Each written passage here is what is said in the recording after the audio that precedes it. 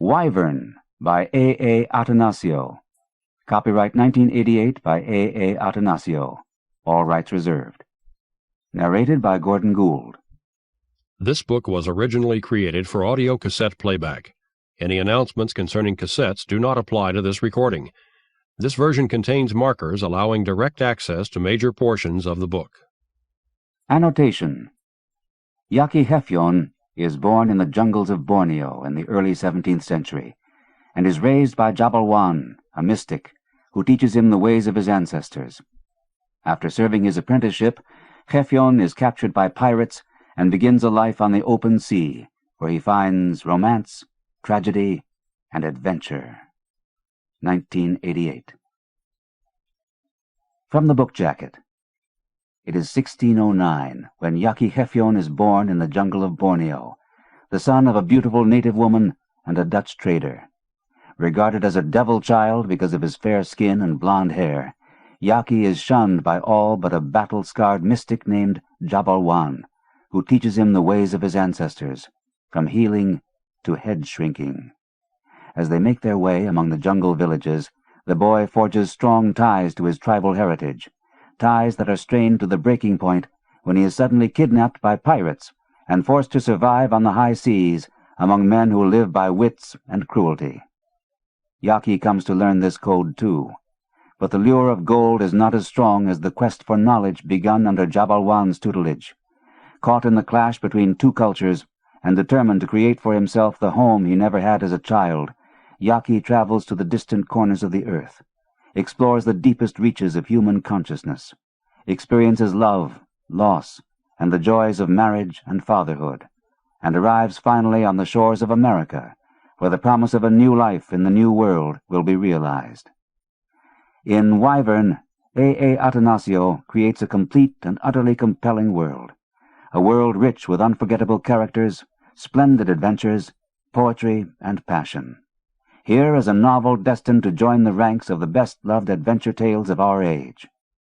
So, return now to a time when navigation was more art than science, when the whole world was considered plunder, and alchemy was in its prime. About the author. A. Attanasio's widely acclaimed first novel, Radix, published in 1981, was a Nebula Award nominee and the winner of France's prestigious Golden Egg Award. While working on Wyvern, Attanasio also wrote several shorter works, including Other Worlds and Arc of the Dream. A. Attanasio lives in Hawaii. For your father and mine, and their journeys exiled in us. When people die, there awaits them what they neither expect nor even imagine. Heraclitus, Fragment 27. Walking with the beast that walks in us. The Lord has said that he would dwell in thick darkness. Solomon. Dawn built a temple of clouds above the jungle. The north wind, tangled with stars, blew west, and the clouds followed into the mountains. A sudden, brief torrent crashed over the peaks, clattering across ledges of black slate and rushing down the rocky slopes toward the forest. On a mountain ledge, where the deluge tattered to silver veils, a narrow figure stood, peering down at an immense maze of crooked chasms. The enormous vista swarmed with vapors, valleys exhaling like graves. The mighty cumuli lifted and vanished in the purpled sky among the last wind-shaken stars, and the slim shadow stepped from the cliff darkness into the dawn light. He was black and angular, wearing only a snakeskin loincloth, the flesh of his chest and shoulders beaded like tar where ritual scars linked their proud stories. Serpent tattoos coiled up his legs, and on his flat head the bristly hair was braided in viper loops. His breath smoked violet in the cold light. The man-snake scanned the terrain below until he spotted the high valley where the giant trees of the forest came to their knees before the stone peaks. There, a day's hike away, a demon dwelled. For 7 years, the man-snake had watched this valley to see that the demon did not escape, and he had entered the glen to bring offerings only when he was certain that he would not be seen. But now the drum songs of the neighboring tribes spoke of sighting the dread creature, and the time had come at last for the man-snake to go down from the cold paths into the hot frenzy of the jungle and confront the demon. The sun climbed the sky as he descended the planet's wall. Ahead, bald outcroppings of rock loomed and twisted pygmy trees squatted among cobbles and boulders. Farther down began the flower fields, knolls and braes drumming with color as the upsailing mists dispersed in the sunlight. Ferns walled the forest where the big trees ended, at the top of the Demon's Valley. The valley was dark. Here and there, where trees had fallen, sunlight lanced the dense canopy and ignited flights of tiny emerald birds and swarms of blue butterflies. Even as the sun mounted to noon, the gloom persisted here, and the talking of frogs teemed in the famished light. On the far side of this dusky valley, naked children, boys of the migrant rain-wanderer tribe, splashed in the amber water of a stream. Their camp lay beyond a grove of thornbark trees. Several days ago, a foraging party had glimpsed the demon that lived in the mountain-shadowed valley. The women who saw it declared that the demon was itself a child, but with poisonous moon-flesh, sunfire hair, and blue eyes bright as stars. The men would not talk about it, so the bravest of the boys had set out to see for themselves. In a clearing at a bend in the stream, they had found a run-off pool free of crocodiles, where they could frolic without fear of being swept away or eaten. Yet no one forgot that this was the demon's pool. The fretful cry of every bird and monkey stalled their games and brought them apprehensively to their feet, ready to dash back to their mothers, foraging for the evening meal along the forest paths. Each time, the eldest child laughed at the fear of the younger ones and pointed to the animal that had cried. Among the rubbery leaves above the stream, the demon watched. He was a young boy, and he seemed to glow in the shadows. His blond hair, bowl-cut and greased with nut paste, shimmered like sun-beaten metal, and his smudged skin leaked light. Only the cast of his bones was visibly tribal. His face had the feline contours of the children he watched, but from under his native brow span, blue eyes stared. The boys in the stream were about his age, and he gazed with fascination at their water play. Their laughs and shouts were a new music. Never before had he seen children playing. For the 7 years of his life, he had lived in the valley alone with Mala, his mother. Only lately had he heard the drum songs of the rain-wanderers and been inspired to defy Mala's warnings and hike the length of the valley to find the music. He had seen the rain-wanderers camp from a distance, and had followed the women as they gathered berries and kindling. Today was the closest he had ever come to the tribesfolk. Now he was certain. They were no different from him. Suddenly, he heard a frightened cry of, "Demon child!" and one of the children pointed to the underbrush. The oldest child rushed forward while the others cringed. A termite-riven log rolled into the mud shoals to the frenzied chant of, "Demon, demon, demon child!" The boy crouching in the brush frowned. He knew they were calling to him. The previous day, when the women had spotted him peering through the draperies of pea vines, they had shrieked, "Matu Brem-Brem! Demon child!" and run away. But Mala called him Jaki. She had told him that his father was a man from a far-distant land, as her father had been, and that they lived apart from the tribes because their father's spirits belonged to other lands. But he could not see now why he should be called a demon. Jaki wanted to explain this to the taunting children, but he had promised Mala that he would not show himself, and reluctantly he stepped back, determined to find out why the spirits of their fathers could find no home in the tribes. As he turned to go, his foot snagged on a root, and he pitched forward. Arms outstretched, he crashed through the screen of leaves and tumbled down the stream bank. Screams jumped from the children in the pool at the sight of the monster flying at them. They fled in panic, clutching at dangling vines to pull themselves up the bank. Only the oldest of the children, the one who had laughed before at the others, stood fast. He was not laughing now. While the others clambered up the embankment, he returned the demon's stare. He saw that the creature was but a boy, wearing a bark loincloth like other boys, but that his flesh, hair, and eyes were born of fog and sunfire. He picked up a river cobble and edged into the stream. "Ferang, come back!" the children called after him. But he advanced, heedless of their cries. Jaw set, white-knuckled fingers clasping the stone, he moved sideways toward the demon and kicked his foot through the water to startle the repugnant child. Jaki did not move. He was confused by their terror. What frightened them? Could they not see that he was no different from them? And who was this one called Ferang, who raised a stone to him as if he were a viper? "Put that rock down," Jaki called out. "I will not harm you. I am a boy just like you." Ferang halted his advance and shook his head. "You cannot fool me. I know who you are, Matu Braim Braim. Begone!" he shouted, and let fly the cobble. It hurtled straight for Jaki, and the golden-haired boy ducked. The stone glanced the side of his head, and his vision flared blindly. The impact knocked him into the mud. Ferang hooted and ran back to the gravel bar for another rock. Jaki's sight jarred back, and he touched the pain. His fingers came away, hot with blood. He staggered to his feet, star points swimming around him, and collapsed. Dizzily he crawled up the mud slope as the emboldened children pelted his back and legs with rocks. On his hands and knees he scampered into the brush, lunged to his feet, and dashed with all his might into the dark valley. Stunned and frightened, Jaki darted like an animal through the pillared gloom. He had never been struck before, and the stoning left him mindless with shock.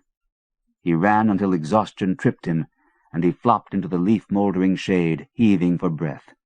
His jumping heart shouted, "Matu Braim Braim, demon child, demon." Pain raged in his head. Above him, a starved-faced monkey laughed derisively. Its cackle twisted in his booming ears to "Matu Braim Braim." Jaki rolled to his feet and ran again, exploiting all the strength left in his child legs. A covey of pink birds flapped up from the sepia darkness, screeching, "Matu Braim Braim!" An opossum leaped away from his reckless flight with a mocking squeal. Fatigue dropped the boy again, this time under the prop roots of a cobwebbed tree. He was alone at last. After catching his breath, he gently explored the wound at his temple and found it to be slight. He rose and walked on, befuddled and angered by the hostility of the children. Was he truly a demon child? Had his mother lied to him then? He hurried through the dank shadows, swiping angrily at vines and saplings in his way, his anguish mounting until the land began to climb and the heat of the jungle began to relent. Mala's whistle chimed from the clearing where they lived. Until he heard her voice, he had thought his pain was taking him to her. Now he realized that he could not face her yet. Jaki continued through the forest, the leaf mulch underfoot becoming rockier, the air cooler and braced with resin scents. By mid-afternoon he had climbed to the back of the valley where the jungle thinned out, and the ferns unfurled their plumes. He stepped out of the forest under the open sky, and winced against the bewilderment of clouds and the sudden sun. Rhododendron fields soared up the steep slopes, groggy with pollen. Beyond the ranges of flowers he was forbidden to go. The broken rock pitch was the domain of spirits. Jaki breathed in. The blossoms mixed their ethereal fragrance with the lonesome, pungent camphor of wind-rubbed rock. The granite slabs above indeed looked haunted. Feldspar veins and amber patches of lichen outlined hideous faces. Always before, those evil stares imprinted in the rocks had kept him away. Now he climbed toward them, heedless of his mother's calls as she shouted after him from their grass house in the glade below. He did not look back until he reached the jumbled slabs. Mala's cries had dimmed away by then, and when he looked down from this height, she was but a grain of color. All around her, the world floated in vast green swells as far as he could see. Blue smoke rose from the rain-wanderers' camp. Egrets winged north over the dense hills, and at the far side of the sky, The sun burned like a white star above a line of lakes. Jaki climbed toward an island of tundra, and that exertion spent the last of his hot emotion. When he sat down on a rock shelf among pink tufts of grass, he was soaked with the peacefulness of fatigue. Who was he that others loathed him as he loathed the Krite? He looked around for the evil faces that had stared back at him as he gazed up from the jungle. Nothing here but loose black rocks, splattered with silver mold. He was the only demon to be found. Jaki put his fingers to his face and outlined the world inside him. The mirroring touch on the dull bones witnessed the love of his parents, the hollows in his cheeks where his father lay down with his mother, and the jut of nose between the eyes where they stood up again. Mala said that he looked like his father. The old sorrow for that golden-haired man lit up as he traced the tall forehead so unlike his mother's narrow brow. His fingers fell away, and he spoke aloud the name of his father. Peter Gefjon. The name was beautiful in the cold, a name made for the wind. He hugged himself against the icy breeze breaking over the rocks, and remembered his mother's story of how his father had caught the wind with sails and voyaged in a big ship across the sea. Because he had never seen the sea, a ship, or the wind stretched out to a voyage, Mala had built a toy boat from a coconut husk and a shred of nipa palm, and they had sailed it on the green pond near their home. Happy thoughts of his mother, the cold rivering from the peaks, and hunger bristling in his stomach, stood him up. He surveyed the confused tangle of ranges and valleys beyond the familiar dale where he lived. He would journey those distances some day, he promised himself, just as his father had. The tribes that believed him a demon he would leave behind, and he would travel with the weather over the horizon until he found his father's people. This determination softened the humiliation of his head wound and bruises, and he began the steep trek home. From above, sheltered by a brash of jagged black granite, the man-snake watched Matubrembrem descend toward the jungle. With a hand flexed to a claw, the sinewy man carved a sigil in the air to protect him from the demon child's invisible radiance.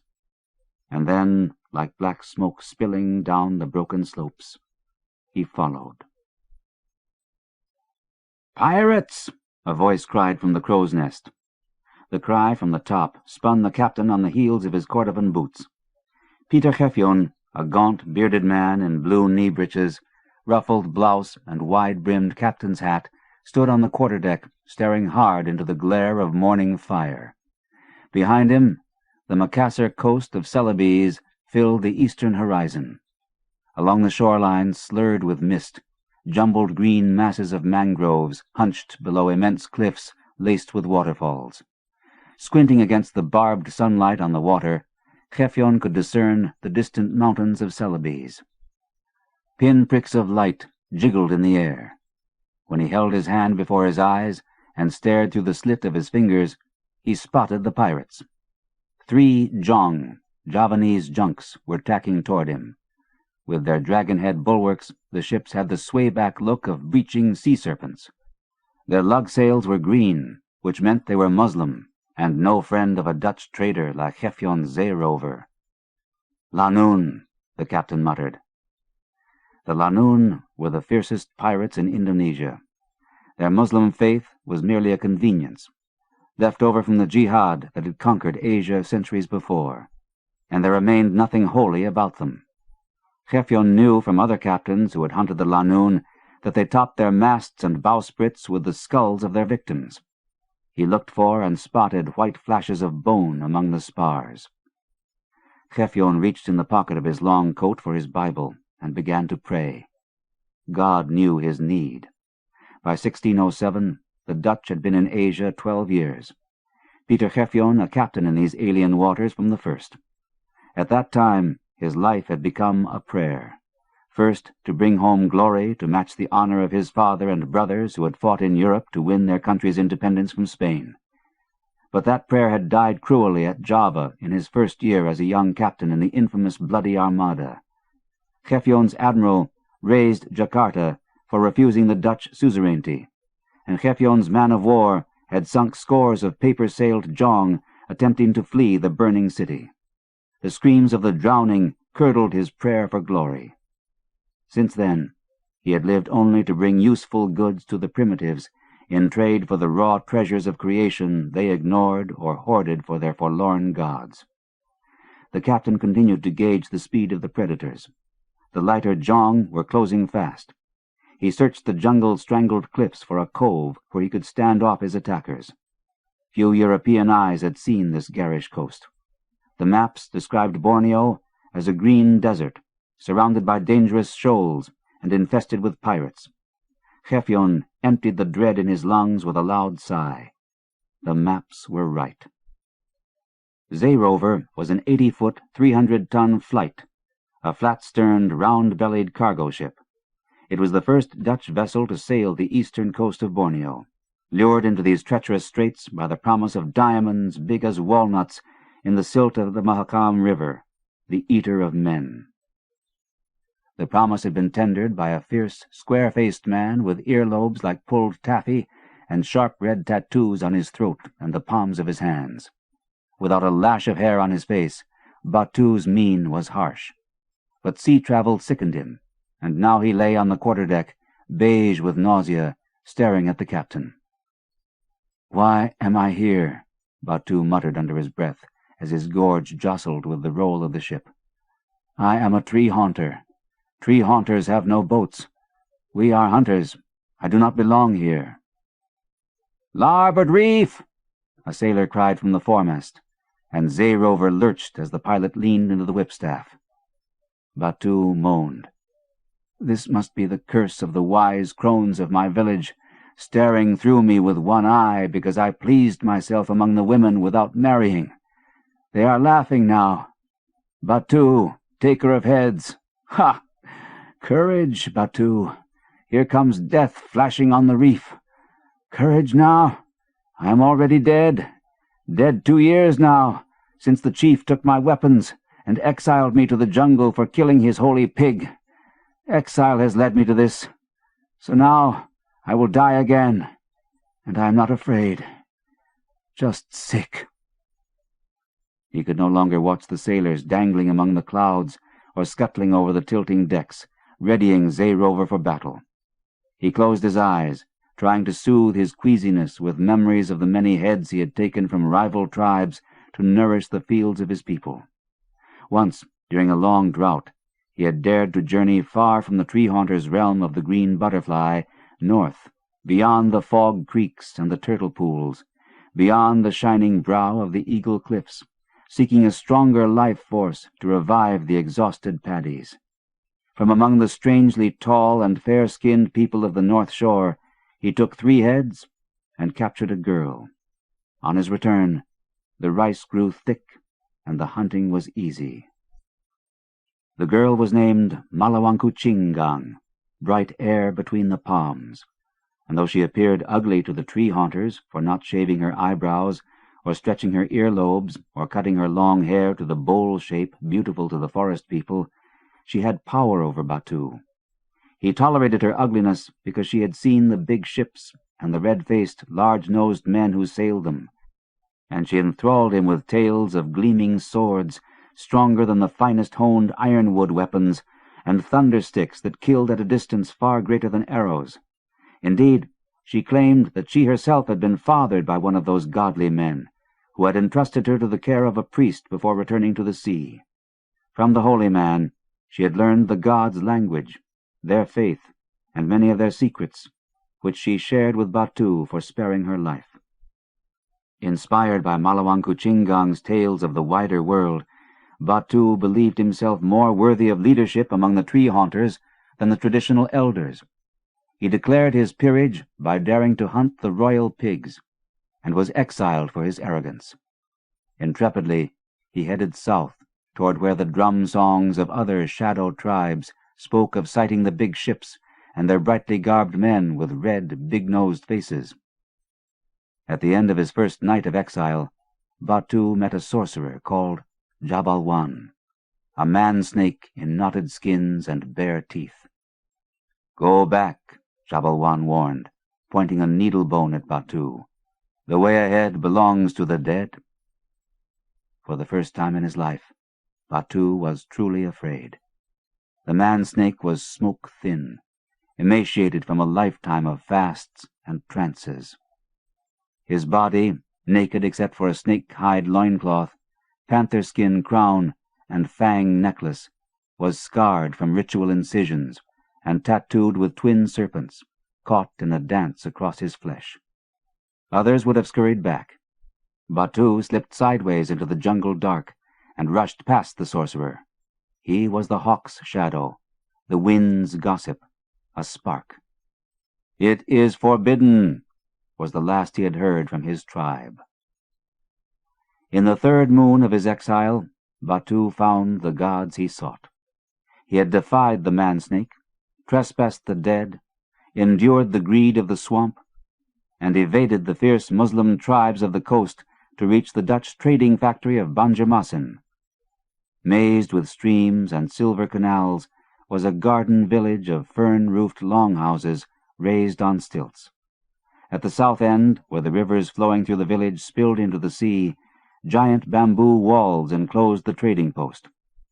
Enormous trees had been lashed together among the mangrove islets to create a wharf, a giant spiderwork of scaffolding and winches among log platforms loaded with bales, barrels, and crates.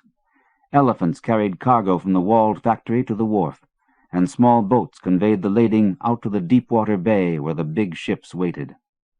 For one day, these bearded, red-faced men were truly the gods in Batu's eyes, and their village the commerce of heaven.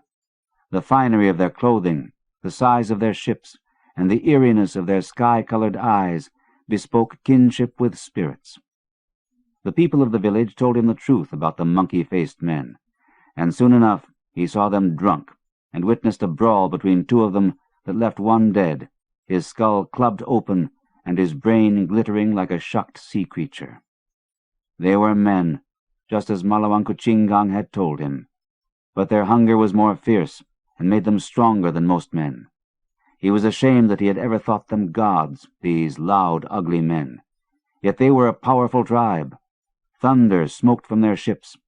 Dutch glass cut sunlight into stars that raised flames from leaf tinder, and the metal of their blades was keener than the best knives that the Muslims traded the tree-hunters for skins. Batu decided to work among the bearded foreigners in the trading factory, in the secret hope of luring them back with him to the kingdom of the green butterfly, where their power would win him supremacy and their golden heads adorn his longhouse. He made no money cleaning boots and fetching water for the commonest of the sailors, but he was given food, and he learned some Dutch from them.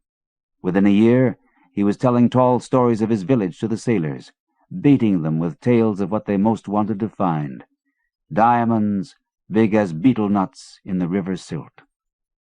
Peter Gefjon was the only captain to take him seriously. The war cries of the pirates jarred Batu loose from his memories. The Dutch soldiers stood at the rails on all sides of the ship, their matchlocks propped on aiming forks, fuse coils smoking. The cannon boomed, knocking Zaire over to one side. Batu pulled himself to his feet to watch. The cannon shot had splashed harmlessly among the spry jong, and the pirates swooped closer, waving their swords and taking aim with their bows. The severe, sun-blackened faces, gleaming with sweat, looked like dark beetles ready to burst into flight. The Dutchmen fired their matchlocks as the Lanoon archers released their shafts. Batu swung to the deck, and an arrow whistled through his shadow.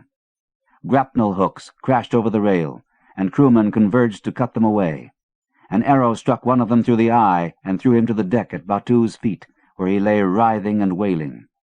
The aborigine crouched over the screaming man, who with one hand gripped the lethal arrow piercing his eye, and with the other tried desperately to free an amulet about his neck. Batu tugged the iron talisman free of the sailor's shirt, and saw it was a cross with a tiny man nailed to it. The wounded crewman kissed it and stiffened. Batu pocketed the dead man's amulet, taking the man's life strength for his own, and tried to stand to join the fight. But nausea stymied him, and he fell back and retched bile over his Dutch clothes. When he looked up, the grapnel lines had been cut away, and the crew were cheering, routing the pirates. Captain Gefjon had taken out his Bible and beat it against his chest while he shouted orders. "Ready cannon to catch them as they flee!" he hollered. An arrow stabbed his side, throwing him against the quarterdeck skylight. Batu reached Gefjon first. He laid the Bible near the captain's hands so he would have something to grip. Then he took the shaft in his blunt fingers and felt through the blood-soaked cloth to where the arrow had cut between the captain's ribs. Relief rose in him as he felt the barbed head snagged on the bones. It had not pierced any organs. If the poison was not too strong, the captain might live. Gruff hands seized the aborigine and heaved him aside. Batu huddled against the gunwale and watched the sailors crowd about their captain and finally carry him off to his cabin. From the pocket of his oversized doublet, he removed the black silver cross with the image of a man in great agony nailed to it. Apparently, this was the monkey-face's strongest god, since they all swore by him, calling his name in times of fear as well as disgust. This was the god of the captain's black book, the very god that Gefjon had spoken of so often. Batu turned the silver cross in the fingers of one hand, feeling the shape of the tortured body, the shape of pain that these devils worshipped. With this amulet, he too could talk with the pain god.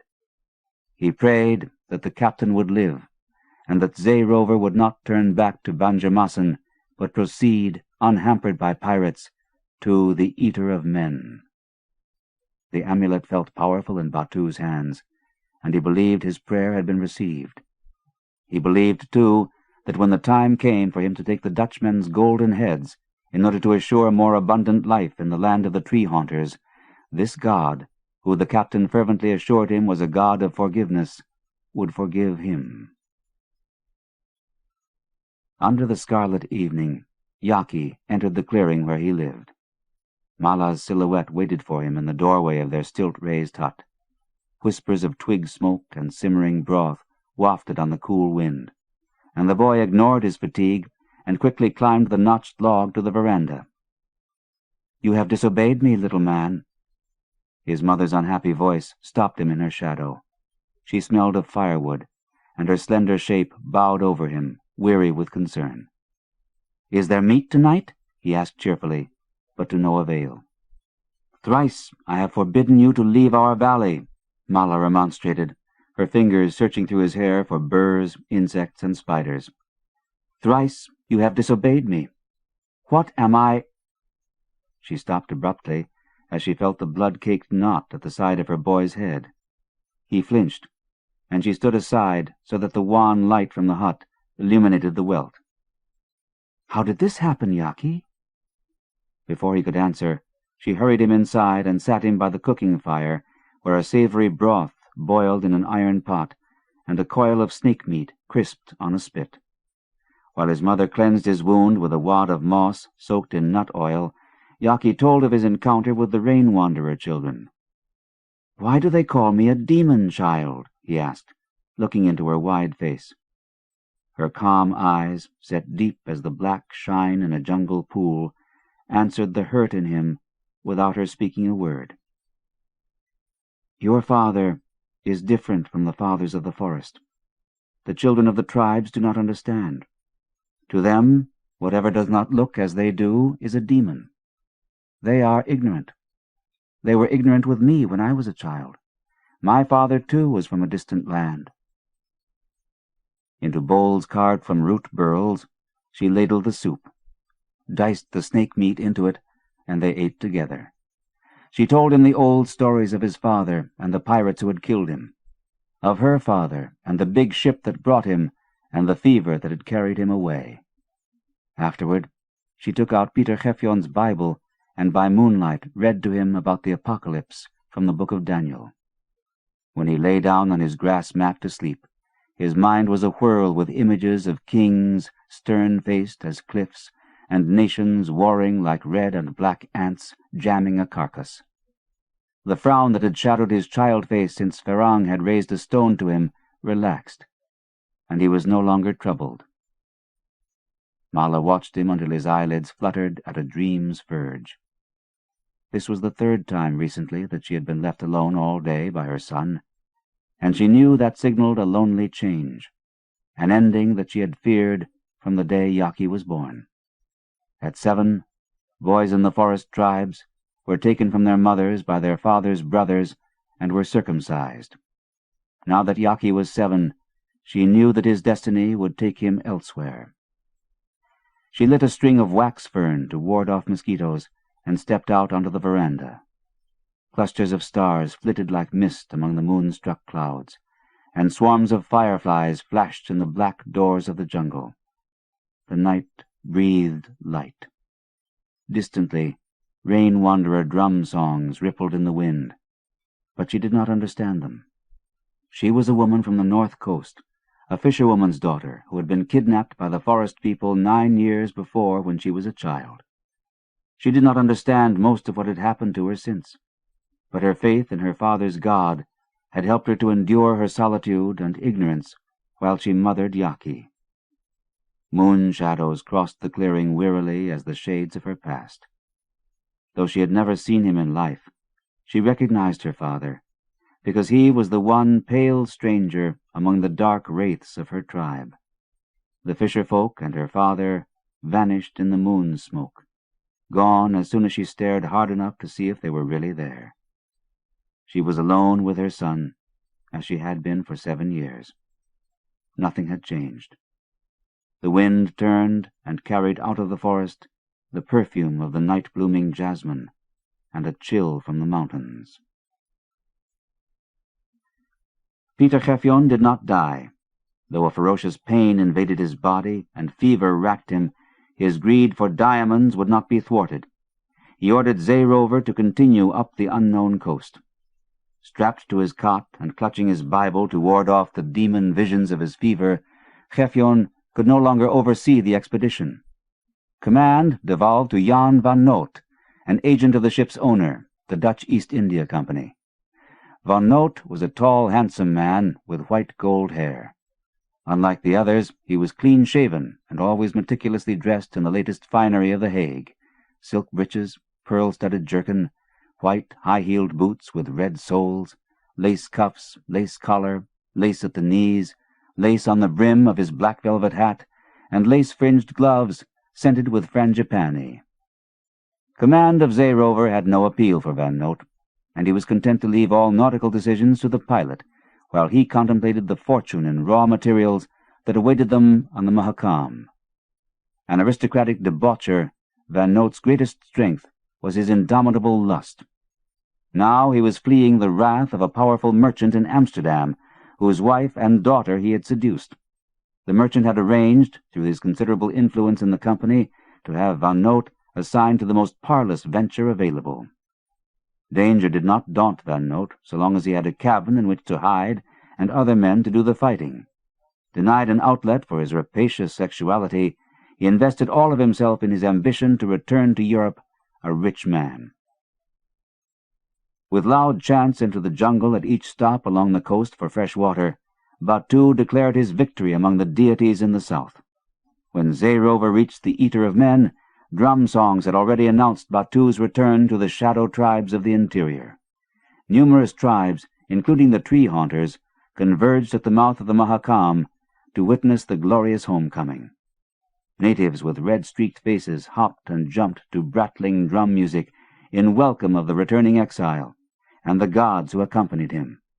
In a fervent display of greeting, men and women, their bodies glossed with nut oil, coupled in the sand. Others pierced their cheeks with long palm needles and danced quill-faced in tranced circles. The Dutchmen, splashing out of the longboat that had carried them to shore, acknowledged the performance with tense, nervous smiles and nods, uncoiled the fuses of their matchlocks, and looked to Batu for reassurance that the aborigines were indeed happy. The first of the tribesfolk to confront the Dutchman and the European-dressed Batu was the man-snake Jabalwan. Jabalwan had traveled among all the tribes of Borneo, and he knew that the monkey-faced gods were truly men. He led Batu and the monkey faces up the beach among the frantic tribespeople to an ironwood throne. There sat the chief, who had exiled Batu 2 years earlier. The chief was a lean-faced man, sleepy-looking now that his time in the world was done, for the return of the ambitious Batu among the gods signaled the end of his reign. As a last defiant act, he had prepared a gift that he knew would gall his usurper. Before the throngs of gathered tribes, the monkey-faced deities were presented with 3 bamboo crates of varying sizes. The smallest contained hammer-dented gold plates. These delighted the Dutchman. The largest crate was jammed with elephant tusks. The middle crate opened to reveal a naked woman. The Dutchman could immediately see that she was not like the other tribal women, who wore their short hair shiny with nut paste above their pendulous ears, and whose dark faces had thick contours. This woman's skin was the tone of ground cloves, and her features fine. Her brown hair fell in waves past her long shoulders to the flat curve of her belly and the dark feathery tuft below. Instantly enamored of her, Van Noot felt his heart dent when he learned from the chief that she was meant as a bride gift to the captain of Zeerover. But his disappointment was tiny beside Batu's dark emotion, for the chief was giving away his own Malawankuchingang, the girl who had first taught him of the monkey faces, the ugly child now grown to a gruesome woman whom the Dutchman obviously found stunning. By right, Malawankuchingang was Batu's property, but one look at her bruised and calloused hands showed that the tree-haunters had put her to work in the fields after his exile. The chief's disposal of her was all the excuse that Batu needed to snatch Van Noot's sword and bound to the throne. The chief rose and met the luminous blade as it cut through the tufts of his monkey fur vest and pierced his heart. Batu grabbed him by the hair beneath his leopard-skin crown and yanked him forward, bending him over the ground. The sword was a lightning stroke in his hand. In silence, he raised the chief's severed head, and a din of blood swirled over the sand. A roar boomed from the massed tribes and collapsed at once into confused yammerings. Tree-haunter warriors, who had been guarding the flanks against the other tribes, pushed toward Batu, knives drawn. Batu swung the head about, shouting, "See me! See me! The gods see me! I have come back and taken what is mine! The gods are my witnesses!" The Dutchmen were appalled, but helpless to do more than stand before Batu, swords drawn, matchlocks primed to defend themselves if the tribes rioted.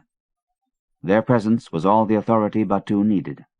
From that moment, he was chief of the tree-haunters. The agitated crowd made way for Jabalwan, who strode up to Batu and stood in the shadow of the sword. "Will you kill the soul-catcher too?" Batu lowered the sword and presented the head to the man-snake. "This is the only blood the gods want, Jabalwan." "Leave the head here," Jabalwan ordered, "and come with me into the forest."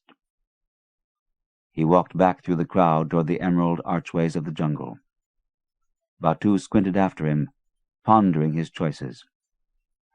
If he went with the soul-catcher alone into the forest, he would have to face down the sorcerer's poisons and tricks, which in an eye-blink could cost his life. Yet if he did not go, all the tribes would witness his cowardice. With authority, Batu ordered the tribes to gather their finest offerings for the gods. To Van Noot he lifted the ornate hilt of the sword. "I will keep this." "And my blessing with it," Van Noot said, grateful to see the tribes calming down and putting aside their weapons, the drum music resuming.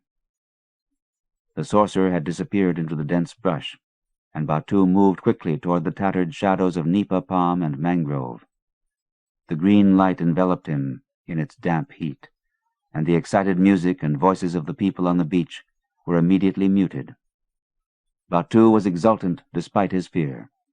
This was his home, and he peered with nostalgia at the great trees, their buttresses draped with pallid tentacles of liverwort, their heights meshing in a sun-shot canopy of dangling lianas and moss veils. The cries of the birds told him in which direction Jabalwan was moving. Batu followed, clambering noiselessly over the soggy hulk of a felled tree.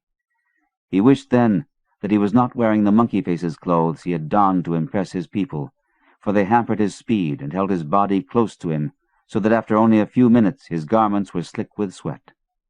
The mosquitoes swarmed, and he longed for the root and mud paste that the tribal peoples used to ward off the biting insects.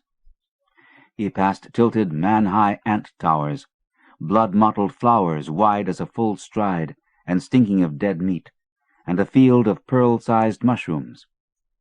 Deep in the jungle, where night lingered in chambers of chilled air, Batu found Jabalwan sitting on the ground in the dark shadow of a massive tree gilled with fungi.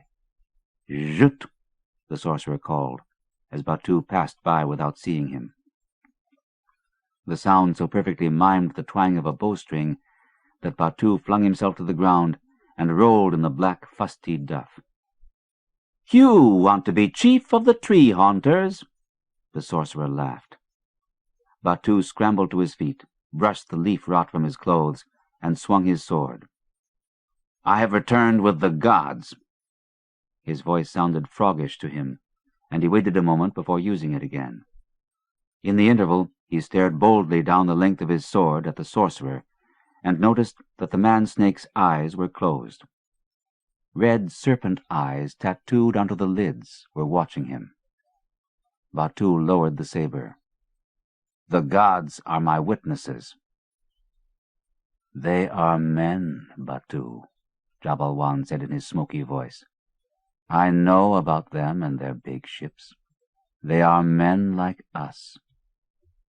"They are different," the sorcerer snorted. "They stink. You have their stink. You smell of something that doesn't like the sun.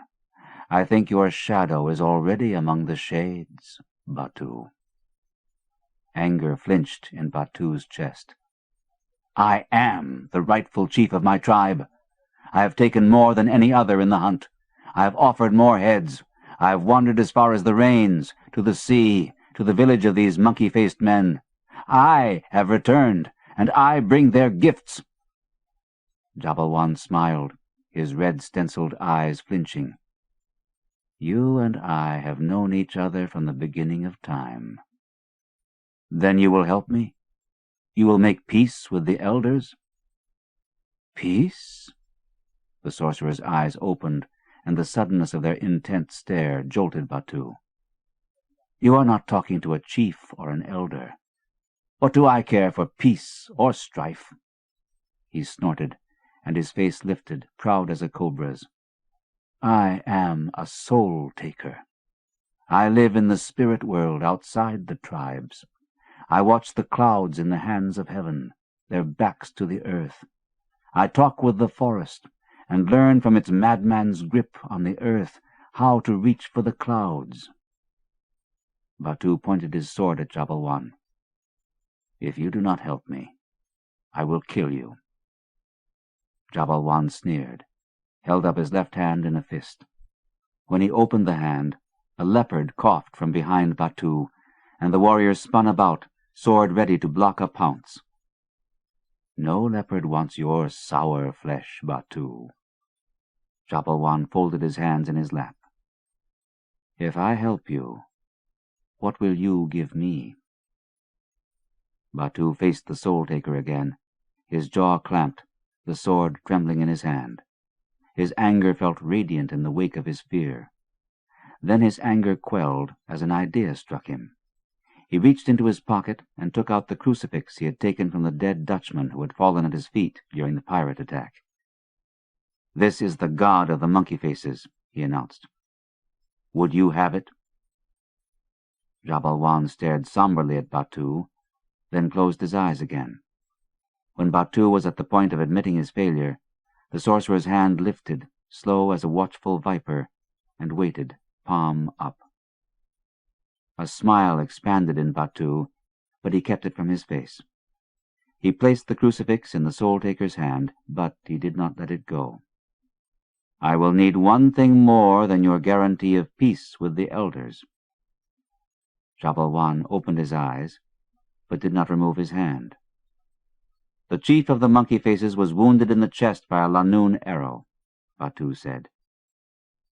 "He was blessed it was Lanoon," Jabalwan answered.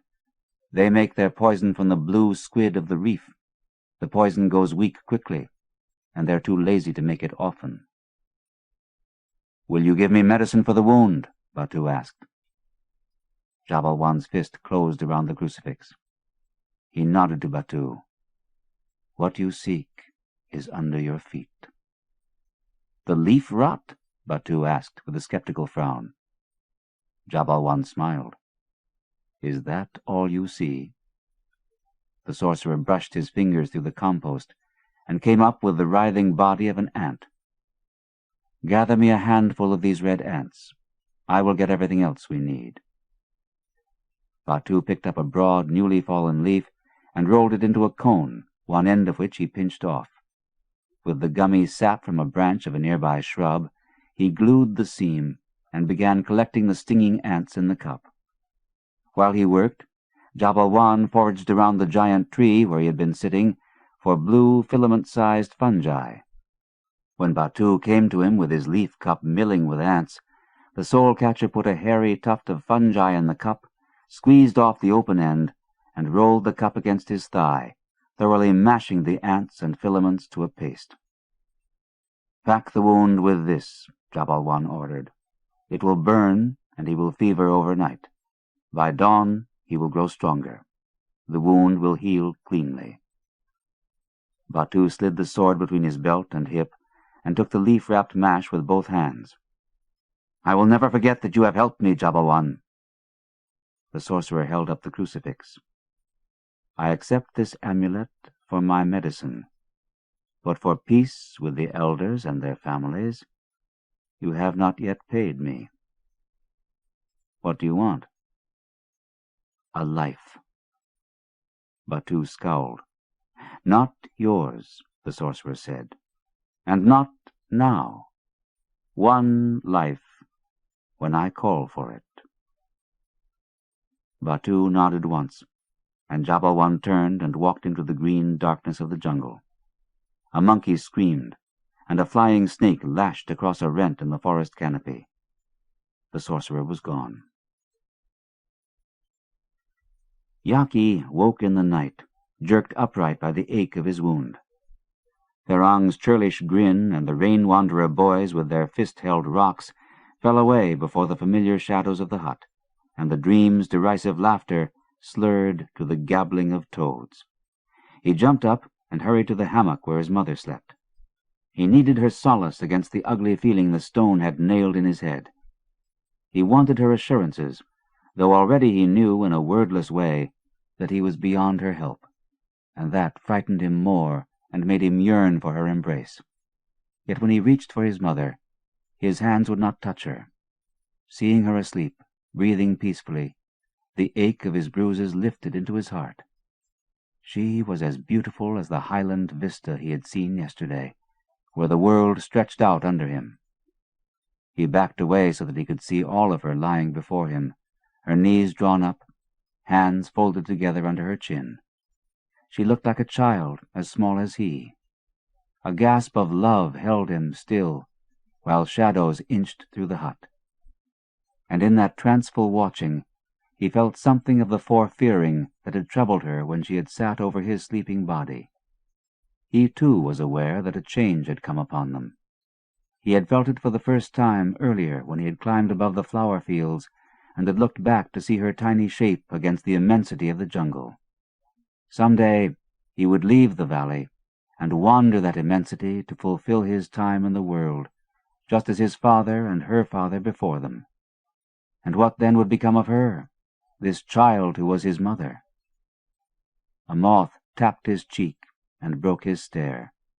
His lungs filled with the dewy chill of night, and lifted him backward into the darkness. By the time Batu emerged from the forest, the Dutchmen had discovered, to their amazement, that Malawankuchingang spoke a language they could understand.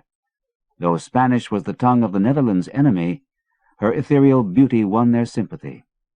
Van Noot could barely keep his hands off her, and had ceremoniously helped her to cover her nakedness with a wrap of broadcloth. Malawankuchingang was happy for Batu's triumphal return, for the tree hunters had mistreated her during his 2-year absence. He was her abductor, yet he had always treated her well out of respect for the knowledge she offered him. Now, when he ordered her to go with the Dutchman aboard their big ship and administer the medicine Jabalwan had given him, she objected, but could not refuse. Batu had seen the adulation in the eyes of the Dutchman, and realized at once how useful this ugly woman from the north could be in the completion of his ambition to own Dutch heads that would assure his authority among all the tribes. He promised Van Noot that she would heal the wounded captain, and that he would in the meantime organize the goods of the tribes for trading. The Dutchmen were leery of the native medicine, but to Van Noot the tall, clove-skinned woman was even more enticing than the gold plates and the ivory, and he ordered her brought aboard, though he had no hope that she could help the ailing captain. In Peter Gefjon's smithering vision, the native girl was ablaze, the air around her head shaggy with golden brilliance. In the 2 days since he had been wounded, the pain had grown stronger and the fever more devastating. "He's very ill," Malawankuchingang told Van Noot in Spanish. She was breathing through her mouth, not to smell the stink of putrid flesh that clogged the cabin. Gefjon stared at her with fevered eyes. "I have medicine for your wound," she said in the language of the enemy, and he knew then that she was the seductive shape of death come to deliver him from his suffering. He squeezed his Bible tighter. She was death, the lioness the Lord had sent to sniff out his soul. Her claws had been in him since the arrow pierced his ribs. Brightening with this revelation, he lifted his face toward her, and the charred pain in his lungs ignited. He flopped back with a strangled cry. Van Noot bent over the captain. "This medicine, it could be poison." "The best medicine." A smile sparked in Gefjon's sweat-runneled beard. "Let the lioness have me." Malawankuchingang opened Gefjon's shirt. Her wonder at the cloudy touch of silk and the oiled colors in the abalone buttons spinning away at the sight of the wound. Its black cauterized lips grimaced around a puckered hole, blood raw with clots and seeping yellow syrup. The young woman looked up at Van Noot. "We may be too late. You must hold him down." She opened the leaf roll, and a slithery stink swirled through the cabin.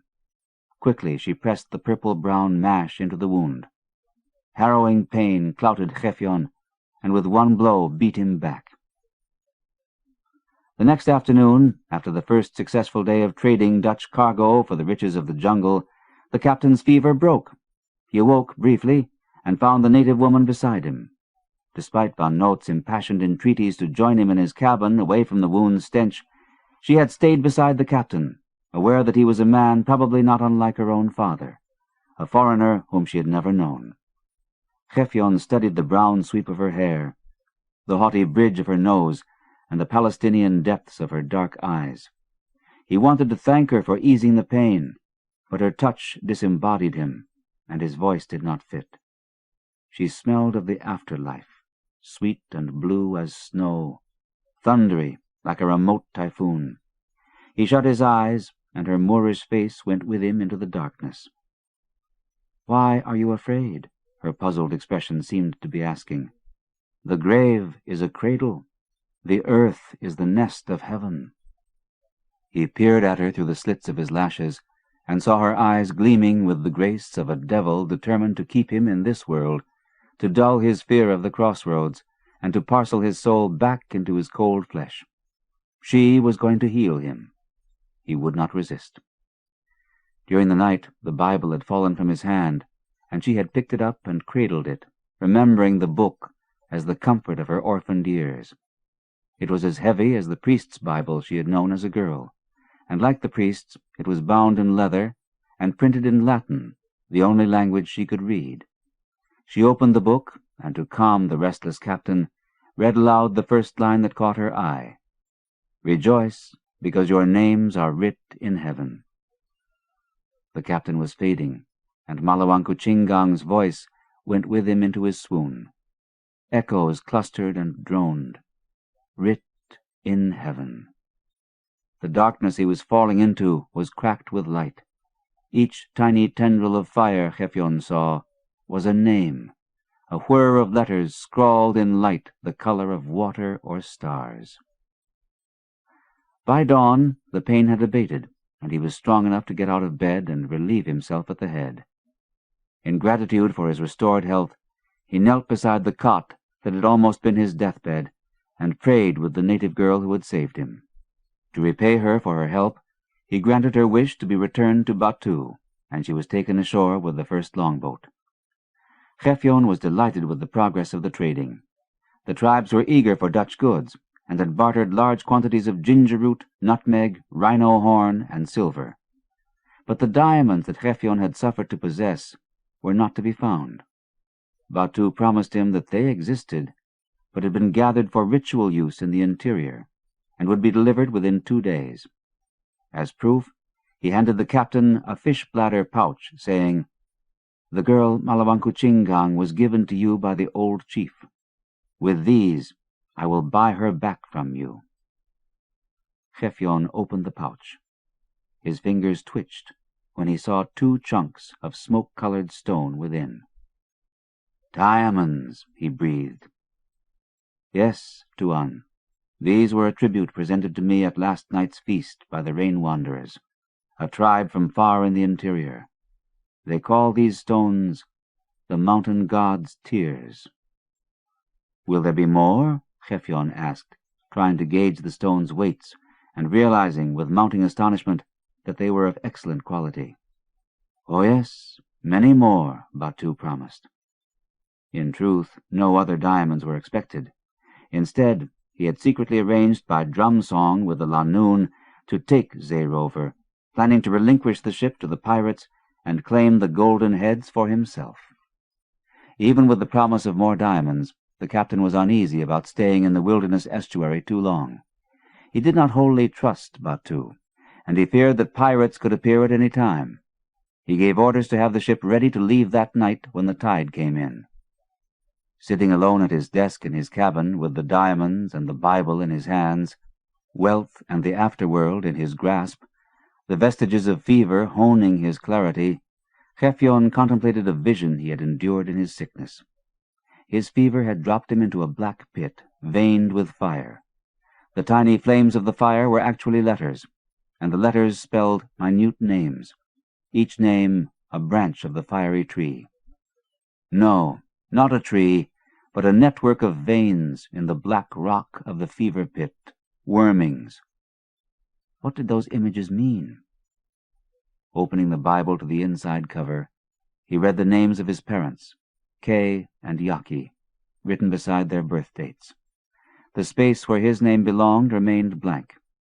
Since he had been given the Bible 20 years before, when he left home for the Naval Academy, he had carried the common superstition that if he wrote down his name in the book before his parents' natural deaths, he would doom himself to an early grave. Now, as he uncapped the desk's inkwell and drew his quill, he realized that the space had been waiting not just for his name, but for his vision. He signed his name and birth date, and below it wrote in Latin, "I have seen the lion of the final moment. It guards the mine of signature." When Batu learned that Zeerover was to depart that evening with the tide, he despaired. The tribes were too awed by the monkey faces to rise up against them and take their heads, and the Lanoon would not arrive to assist him until the following dawn. Only one way remained, to keep his prey in position until his trap was ready. Batu, in his big clothes, his headdress a fountain of bouncing feathers, came striding toward Malawankuchingang, where she sat on the beach apart from the other women. "Bright air between the palms," he said, and she was frightened to hear him use her full name. The last time he had called her that, he had explained to her his need to defy the chief and risk exile. "I need your help." "Whatever I can do for you, my chief, I will." Her fingers touched his chest, and he lay his hands over hers. "What I must ask of you now is difficult for me, Bright Air. His half-moon eyes searched her face. "But if I am to be chief, if the land of the tree-haunters is to be fruitful, I must keep the monkey faces here in the bay another night." "Why, my chief? We have their tools, their cloth, their salt. Now they are trading furniture and trinkets. If they leave now, we lose nothing but ornaments." "I am a hunter. These are my prey. I've brought them here for more than their goods. The people have their goods, but what does the land have?" Malawankuchingang's hands tightened in the lace of Batu's shirt as she comprehended. "Can you do this?" "I can do it, but only if they stay one more night." "Batu, their guns, their cannon. We are all orphaned to the dead, my bright heir. This is not a thing for a woman to understand." Malawankuchingang's nostrils flared. "I am not a tree-haunter woman. I know of the dead. I do not wish to see you among them." She pressed her body closer to him, hoping to fill him with her heat and reason. "The tribes will not defy the monkey faces, Batu. They will flee at the first loud noise. You stand alone." "There are others, fierce warriors. They are coming and will be here with the morning. I must keep the monkey faces here until then. The ship will leave tonight, unless you help me." "But how can I keep the monkey faces here? The captain does not obey me." "There is a way." Batu breathed deeply to clear the dread in his lungs. "The one called Van Noot desires you." Malawankuchingang stepped back from Batu with a horrified gasp. "He is so ugly!" "This is so. That is why I can barely find the breath to ask you to favor him tonight." Malawankuchingang gasped again and hid her face in her hands. Batu stepped closer, and with one arm around her and another easing her hands from her face, explained, "Do not give yourself to him until he convinces the captain to stay till morning. You will know this is so if the big ship does not sail before twilight. By then, the tide will have withdrawn, and the reefs will keep the ship in the bay until morning." "I cannot give myself to him." Batu put his hand under her chin and gazed with yearning at the bold bones of her face. "You have taught me that we can do anything." "Not this, Batu. Do not give me to that ugly man." "I am not giving you to him. You are mine, always. But I can think of no other way to keep them here. I can think of no other way to be sure I will have the power I need to hold the land, for us, for our children." The thought of children by Batu lightened her fear, yet her heart still prickled with cold. "No man but you has ever wanted me." Batu reached into the pocket of his doublet and withdrew a necklace of dragonfly wings, iridescent and more delicate than any tree-haunter jewelry. "From the Rain Wanderers," he told her. "You will have the most beautiful clothes and finery in the tribe. Never again will you have to work the fields." He pulled aside her long brown hair and tied the necklace about her throat. "Tomorrow we will return to Long Apari together. You will be my wife." "You will not hate me for this thing you ask of me?" "I will hate you if you deny me this thing," he said coldly, and then tightened his embrace. "It is important. You will win prestige among the people for this. You alone will have been favored by a god. No one will ever call you ugly again, and you will be the first wife of the chief. Your story will enter the circle songs to be sung long after we have found our way to the afterworld. Will you obey me?" Malawankuchingang looked down at the slender body God had made from the earth's mud. Even among her own people in the north, she was despised for being a half-breed. Batu had spared her a humiliating life by taking her away. God had made her from the mud, made her ugly, and yet given her to Batu, a man of greatness. God had returned Batu with the monkey faces. God was the glory and the power. She was but mud. She was not clever like the boar. She was not strong like the water buffalo. She was not brave like the hawk of Batu's totem. She had no totem, yet she would die as the beasts die. That insight comforted her with the knowledge of how she must live, and she looked up at Batu with the eyes of a free woman. "I will obey." Night's jewelry sprawled above the jungle canopy. The moon was low in the east, and stars, like bead glass, gleamed from the embroidered seams of the sky. The dark itself was shiny as black feathers. Soon dawn would unfold its wings, and night would fly. Jaki sat on a branch in the canopy of the jungle. In the dim light, he turned his face toward the Attap hut in the clearing below him, where his mother slept. Wisps of burnt waxfern rose to meet him. The frosty smell kept insects away, and Mala burned coils of it throughout the night. The fragrance was comforting to Jaki, associated with night and his mother. But tonight, another scent hovered on the jungle's breath. Mala had not noticed it yet. The mountain whisper, the rain echo, the fog smell of the soul-catcher. The scent meant there would be delicacies. Meat, rare nuts, and berries wrapped in offering leaves were right now being placed among the low tree elbows to be found in the morning. Mala said the soul-catcher brought these foods for them because he loved them. He was their guardian, sent by God to protect them from the jungle. Jaki did not believe that God had sent Jabalwan. God sent fruit and nuts to trees and meat to the bones of animals. The sorcerer was a man, though Jaki had never seen him. He had caught only glimpses, hurried motion blurs gliding through the shrub at night, soft breathing in the trees' high places, and once a beetle-wing glint of eyes watching him through the wall of Mala's garden. Tonight the boy had been roused by his bruises, but instead of waking Mala to comfort him, he had lain in the dark thinking about what had happened to him and why. Despite the rain wanderers, he had felt a primal pride in his small life. Mala loved him, and the animals who knew him frolicked and lulled with him every day. He had no need for the rain wanderers, who called him a demon, and he determined never to seek them again. The rock-mist scent of the sorcerer had risen while Jaki was making that resolve, and he had crept out of the hut into the forest's milky darkness, hoping to find this fabulous being whom he could barely imagine. Would the soul-catcher, with all his magical power, have fed him and Mala all these years, if he had thought Jaki a demon? He shimmied into a tree whose branches sprawled far enough for him to follow the scent across the grain of the wind. He scurried silently, pursuing the musty odor into the night. This was the closest he had ever been to the soul-catcher, and his heart pounded with excitement. A burst of wind whooshed past his face as he surprised a bird. The lamp of its cry flew ahead of him, and the rain-weary smell vanished. He swayed with laughter.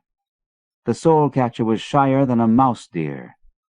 A breeze veered off the forest floor, and a blur of the spoor mingled with leaf-rot and pea-flowers carried from the opposite direction. Jaki turned to pursue, and a brilliant whistle, like a bird's laugh, glittered across the glade. That was Mala. She had caught the soul-catcher's scent, too. Always she called the boy close when the soul-catcher was nearby. Jaki paused, and the sorcerer's storm scent was gone. Briefly, he was tempted to ignore his mother and fly after the sorcerer, just to glimpse this mysterious man who had given them so much. But then he remembered how childlike Mala had looked asleep in the moonlight, and he could not bear to disobey her again. Assailed by a wave of love for her, he skittered out of the tree and dashed for the stilt-raised hut. "She wants you," Batu told Van Noot in Dutch. They were standing at the edge of the forest in sight of the trading beach. Batu had stepped directly up to him and spoken, gesturing to the shy native girl who held back in the shadow of the jungle. "What are you talking about?" Van Noot asked sharply. "Bright air between the palms wants you," Batu said, thinking dire thoughts of the Lanoon to keep himself from bursting into laughter at the joy and disbelief in the Dutchman's face. "She's too shy to speak herself. Afraid you will not want her. She asked me to ask you. Will you have her?" She's a gift to the captain," he finally blurted out. "Tuan has given her freedom," Batu replied. "You did not know?" "No, I hadn't realized. She's free now?" "Not in her heart. Not till you have her." "I must hear this from her," Van Noot insisted, and walked to the girl, bowed demure as a fern. "Mala, is what Batu says true?" he asked her in Spanish. Malawankuchingang faced him placidly. "You must not tell the captain," she replied. "He is a Christian, and will not understand my pagan desire." Breathing deeply to withhold her loathing, she put her hand on Van Noot's sweat-gummed blouse. "Give me a secret night with you here in the forest, and I can return satisfied to Long Apari." Van Noot removed his big hat and wiped the sweat from his brow. "I had no idea." "You do not want me?" A hopeful surge spurted in her, and she withdrew her hand. "Of course I want you," he sputtered, and seized her hand. "But I had thought from the night you refused to come away from the captain, well, frankly, that you considered me repulsive." "I was the captain's wife then, Jan." The sound of his familiar name nipped her tongue like vinegar. "I had no choice. Now I am free again. I have spoken to Batu, my chief, about my desire. He approves." Close up, Jan's skin glowed like a freckled pear, and she turned her face. "My lady, you do not seem very eager for this union." The company man glanced nervously about, but saw no one else in the chapel darkness of the forest. "Such unions are arranged differently in my tribe." Malawankuchingang spoke to the green galleries. A garland of sunlight fluttered, and for a moment she saw a wet gleam among the tendrils of sunny pea vines, the heat of animal eyes. In the glare of a sunshaft, the sorcerer's ape-slanted brow flashed. Malawankuchingang continued speaking as though she had seen nothing. "It is our custom when a woman desires a certain man, for her to put some manioc in his hand. If he desires her as well, he will then come to her mat. If not, he will pretend to sleep." A sea breeze flurried the vines, and the sun shadow she thought was the soul-catcher lifted away with the wind. "A direct meeting like this is uncomfortable for me. Is it not for you?" "Yes, but I am delighted to hear your true feelings. Won't you look at me?" She looked at him with an intensity he thought was passion, and in the amber of her eyes he saw his own face reflected. "I have wanted you from the first, when I saw you as the Lord made you." "Do not speak of the Lord." Jan frowned around a smile. "Certainly what we're feeling has the blessing of the Lord who blessed lepers, harlots, and his own betrayer." Malawankuchingang searched Van Noot's face for his meaning, and was relieved to see his blue eyes shining with desire. "Then you will meet me here tonight?" she asked. "If I can." "You must." She lay her head against the ruff of his chest, tasted the milky aroma of his sweat, and heard the sprint of his heart. From behind the company man, Batu appeared, smiling with satisfaction. Malawankuchingang let the Dutchman go, and turned away quickly to hide her shame. "After the longboats are aboard, we weigh anchor," Captain Gefjon declared when the company man and the pilot presented themselves in his cabin. "We'll put into the strait and spend the night under sail. Van Noot, you'll set aside the company portion of our goods as described in our charter. I'll want the final manifest for the log by sunfall. Pilot—" "Captain," Van Noot interrupted, his tongue flicking over his lips anxiously. "We can't leave now. I assured Batu we would continue trade tomorrow." "Good." The captain stared at the company man, seeing the eagerness in his posture, in the lizard flicks of his tongue, in the whites around his eyes. "It's better for him to believe we are returning. That will forestall any desperate maneuver on his part. Batu is ambitious." "Batu is desperate only for our goods, Captain," Van Noot pressed. "We have yet to barter our brandy. The natives have heard of our spirit water from Batu. He's made it so famous they'll gladly trade gold for it." "The crew needs the brandy more than the potato faces," the first pilot protested.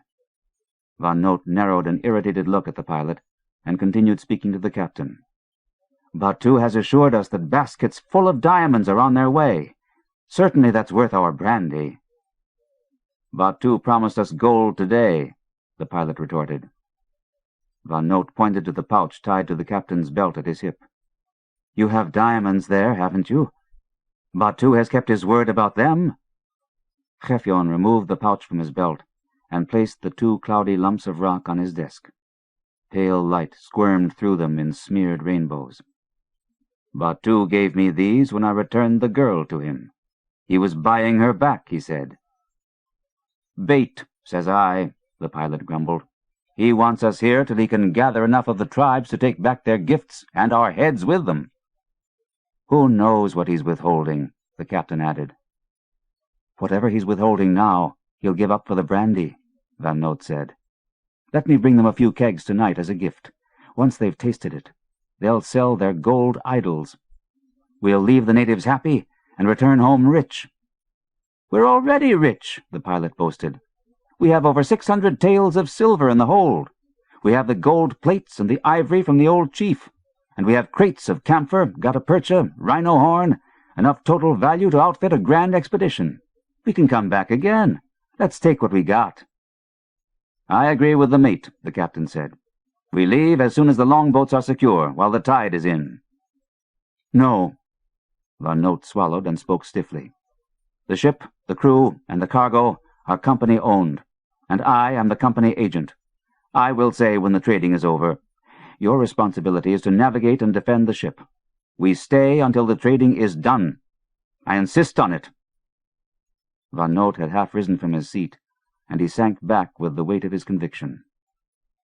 The captain was staring down at the diamonds. The rocks held sunlight in their oily interiors the way his sloppy life held him. Like them, he was incomplete, burdened by too much of himself, waiting to be perfected, gem-cut around his flaws, made more by less. His greatest flaw, in his own estimation, was his appetite for fortune.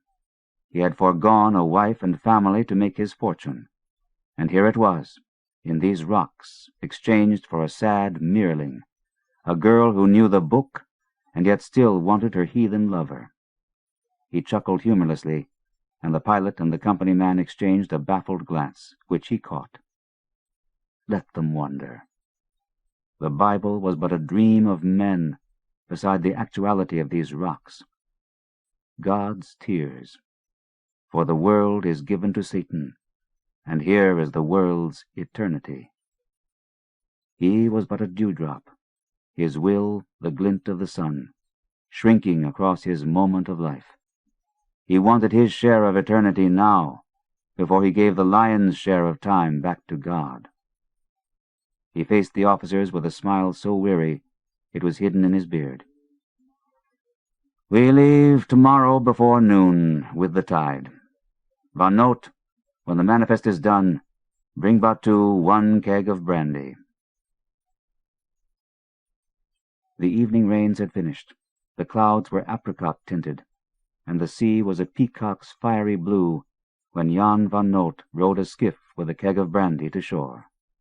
As he approached the fire-dotted beach, his heart was tripping loudly in his chest, more from fear than from the exertion of rowing.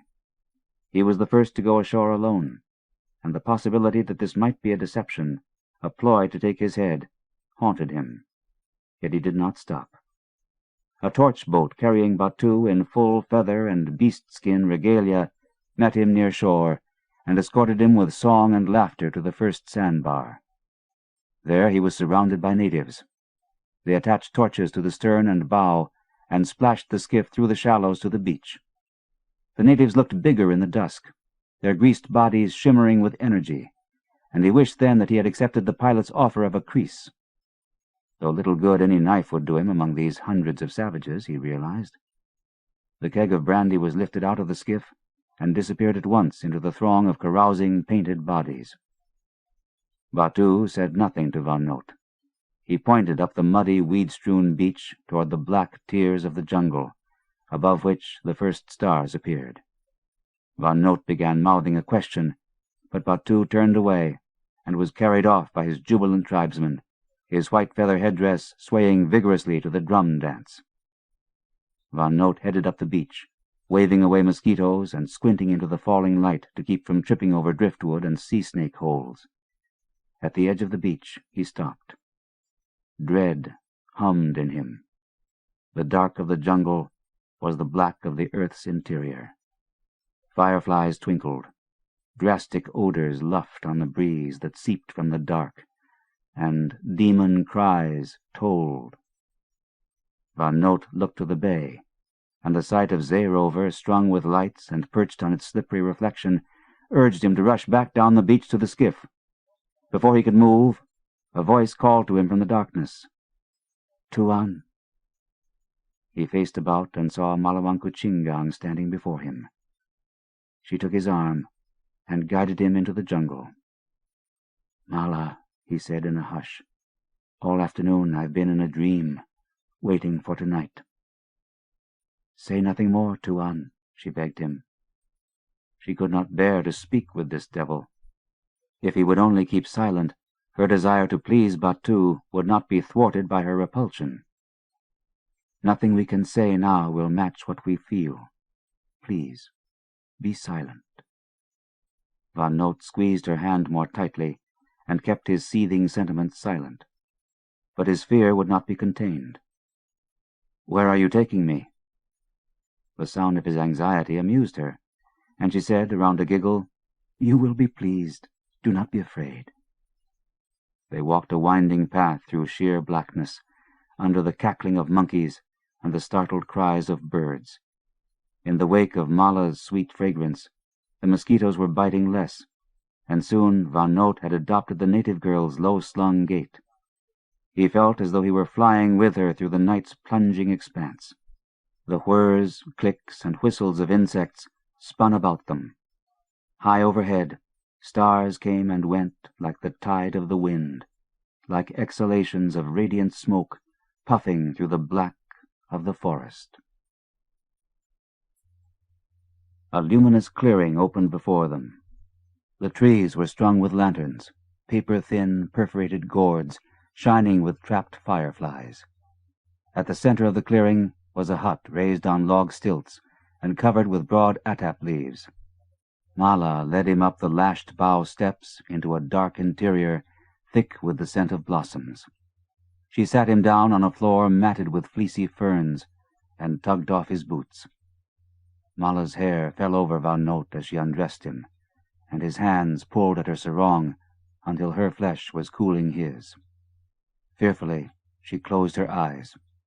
His heat was the joy God's jealousy had denied her with the man she loved. She wanted to offer this monkey face no more than a tuber would, but she had to act passionately, or he would become suspicious, and she would lose Batu as well as her pride. The music of his touch surprised her. His lips sought hers, nip and tuck, and she trembled, her hands flying in the air, weightless. Thicketed in the tangle of her hair, his fingers crawling a design between her legs, his face locked to hers, he slow tugged her toward pleasure. Though she resisted and thought only to pretend, she could not repel the desire his clever touch stirred in her, and soon all pretense collapsed. She surrendered to his smell of dead fire, his stink of under rocks, and the widening joy of her body, and her hands fell like sparks to his back. A mindless ecstasy was stirring in her limbs, blind and insistent. Not love, but love. She felt her bones unlocking, her heart two-timing, her muscles etched with a deep, good feeling. She trembled violently. A cry stung through her, and a stunning blow of passion kicked her legs straight out. Jan lay her back on the fern's wool and entered her. He was a tantrum rising and falling in the black, riding her the way the moon rides the wind, his sweat bright as phosphorus. She was whimpering beneath him. He rode his splinter of eternity hard, lit with her wetness, in full strut, until his hunger burst free of him in a heave of bliss that sprawled him over her. They made love twice more between spent interludes, lying on their backs listening to the sounds of the forest. Then Van Noot slept, exhausted, replete. Malawankuchingang wiped herself with a fern bough, wrapped her sarong over her body, and stepped swiftly into the night. Batu was waiting for her in the starlight. He took her face in his hands and kissed her eyes. That unlocked all her trepidations, and she clutched at him and sobbed. "You have done well, bright air," he said to her with the gentleness of a father. "You have done well indeed. And if you will do for me one more thing, one more brave thing, you will have proven yourself a chief's wife." Malawankuchingang did as Batu told her, and woke Van Noot, and returned with him to Zeerover. She made love to him in the rolling darkness of his cabin, and when he had fallen asleep once again, she put on her sarong and crept up the narrow companionway to the quarter-deck. The watch in the cross-trees and the drowsy man in his hammock at the bowsprit did not see her as she opened the scuttle-butt and filled a bucket with water. Limping with its weight, she found the stairs that led into the hold and lowered the bucket one step at a time, while she followed after, down into the thick stink of the ship. On the gunnery deck she had to pause until the dense darkness relented, and she could discern the slung hammocks of the crewmen. All were asleep, and she slipped past the hulks of cannon to the center of the deck, where Batu had said she would find a large bin. She reached in and felt the metal hoop and wooden circle of a barrel top. The lid of each keg had a cork stopper like a big petrified mushroom. Her hands were barely strong enough to uncork them, and when she had pulled the last one, the muscles in her arms were twitching from the exertion. A scent like cold ash rose from the bin. Grunting, she lifted the bucket and slowly poured the water over the kegs, gritting back the hurt of her tired muscles. Done, she left the bucket inside the bin and closed the lid. Relief opened vividly in her, and she pranced up the companionway to the main deck and the guttering stars. "Mala!" A heavy voice descended, and she stopped in mid-step, her heart squeezing like a caught animal's. "Why are you on board?" the voice asked in Spanish. She looked up and saw the silhouette of the captain. "Tuan!" Dreams of diamonds buzzing with the yellow light of hornets had fidgeted him awake, and he had come topside to calm himself. Diamonds were why he had come to Borneo, but now he realized that the diamond-bright lymph of the Milky Way was what he truly desired. God's grace, not God's tears, no matter how valuable. In the pit of night, sick with loneliness, he had decided he would give the diamonds to his pilot, who had a wife and the hope of a family, and he would return to the Low Countries with his share of the bartered wealth and begin a new life. Diamonds, he had thought, only mime the soul's light. How much more valuable is the soul herself? He had been walking the quarter-deck, breathing the pure light of the spheres, thinking about the gems Batu had paid him for the girl, when he was startled to see her rising from the hold. Malawankuchingang scurried up the stairs to the quarter-deck and stood before the captain. He was hatless, his long hair floating in the steady breeze like seaweed. "I came aboard with the company man," she said, bowing her head, opening her hands innocently before her. "He asked you aboard?" "Yes." "The pilot told me Van Noot was enamored of you, but I did not think you cared for him." Mala said nothing. "Where is he now?" "Asleep. I could not stay there any more. It was too hot." "Then he will not mind if you come with me." She reached out and placed both of her hands on his chest, and dared to raise her eyes. The captain looked solemn and white as a sleepy god. He took her hands in his and removed them from his chest. "I do not want you in that way." Her gaze fell. "You saved my life. The medicine was the sorcerer's, yes, but you were the dread and the rapture that led me from the dead. Come to my cabin. Let me read to you from the book, and tell you what I saw in you when I was with fever." Malawang Kuchingang let herself be led through the captain's dim companionway to his stately cabin. He sat her in a lyre-back chair and opened the windows so that the ocean's breath swept into the corners of the room. On the bedstand, a glass bell the color of wind cupped an elegant flame, and by that light the captain opened his Bible and read to her in Latin the short passage about the names of the living being written in heaven. When he was done, he looked up. "What do you think that means?" "I do not know." He chuckled. "Neither did I, until I was fevered and I saw you." The smile dimmed in his beard, and he was somber with recollection. "I saw you as death. I saw you as a magnificent lion of death. I had good reason then to believe that vision, naturally, for I was dying. That certainty wrenched me free of my most cherished illusion, that God abides our dreams, our ambitions, that through prayer God helps us. I can tell you now, He does not. Through prayer, we help God by learning who we are, by learning our real names, which are written in the darkness from which all things have come." He shut the Bible. "Do you understand? I will be surprised if you do." "I understand that you have seen truth," she answered, her eyes lustrous, her head framed by dawn's fire in the windows.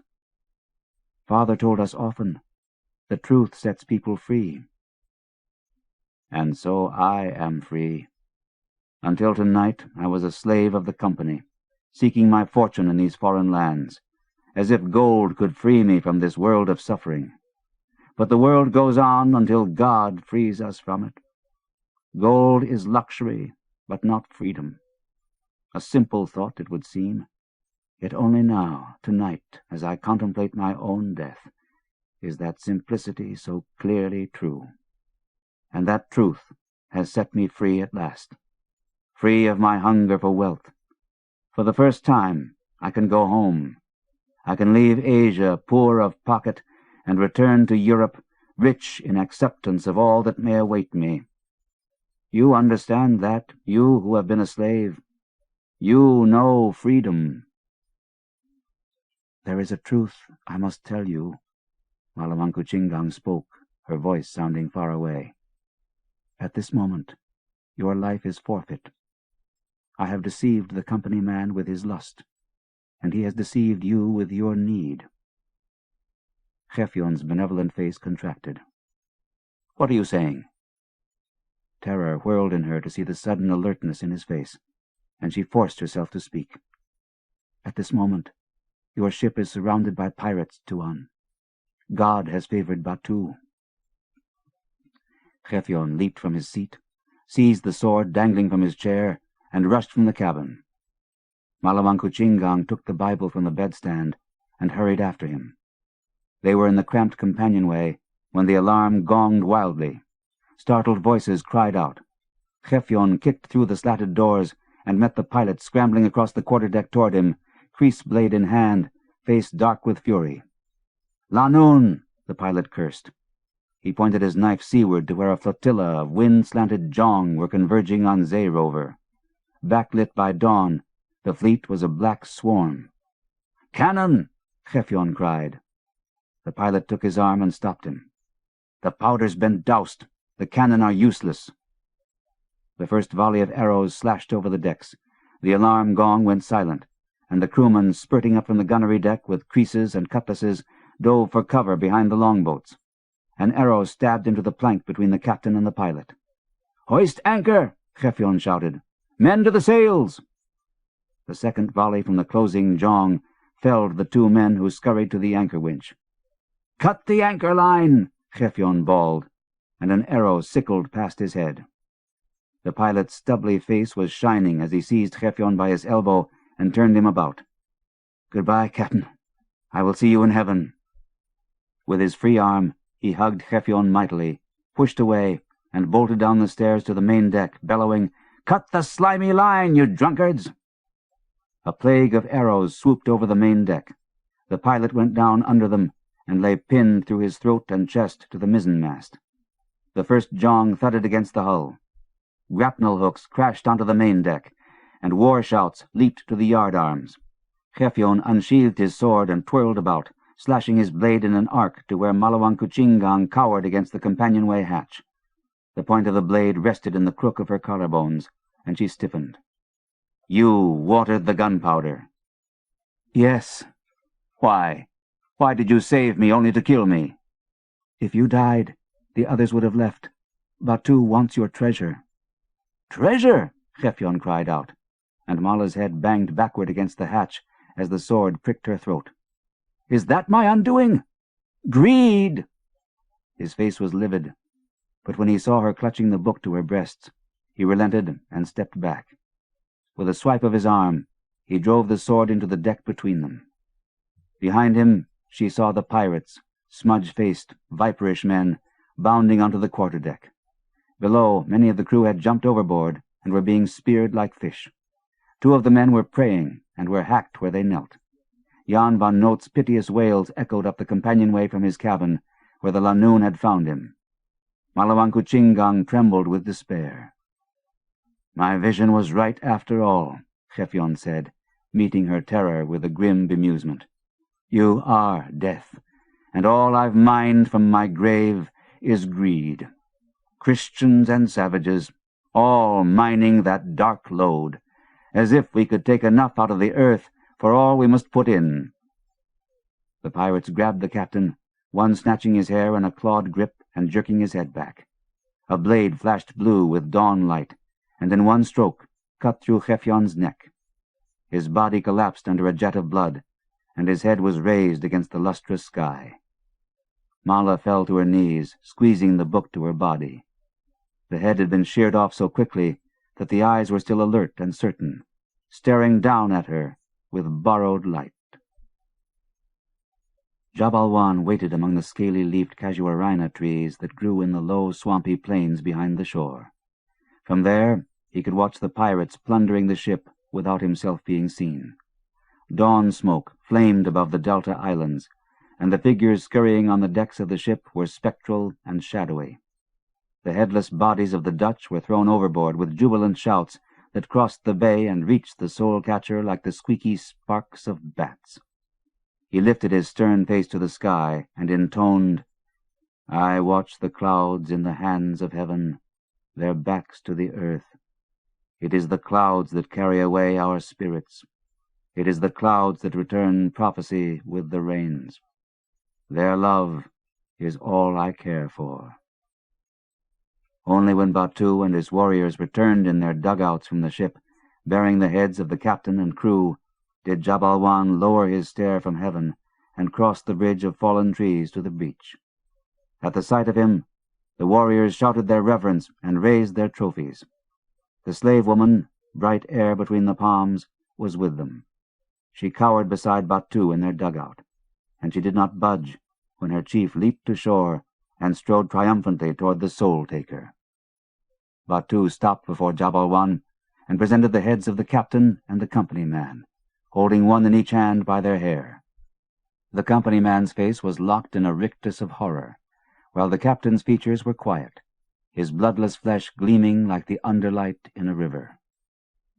Jabalwan took the captain's head and dismissed the tree-haunters with his blessing. Batu was disappointed to lose such a powerful head, bright with glory and bearded like a golden orangutan. But with the other 9 heads and all the forest tribes waiting to see how he would dispense the bounty among them, he did not protest. The tribes were proud of him and eager for his leadership. His legend was already among the drum songs as the bravest of jungle wanderers, trapper of devil gods, slayer of Dajang, the old chief, and ally of the pirates. In fact, he was no ally of the Lanoon. They would have fought him for Zerover's treasure, but he wanted only the heads. He had also demanded the return of Malawankuchingang. Mala's fingers gripping the side of the dugout felt like feathers. Her body was a slip of smoke. She stared hard at Jabalwan and Batu standing among the dunes, not wanting to close her eyes, because behind her lids she still saw the captain's burst look, his whole life in his face. Inflamed as an orchid, the captain's shorn head stared from inside her and would watch her till her last day. Batu could see that Mala was troubled. He believed the land would heal her, and he took her back with him to Long Apari.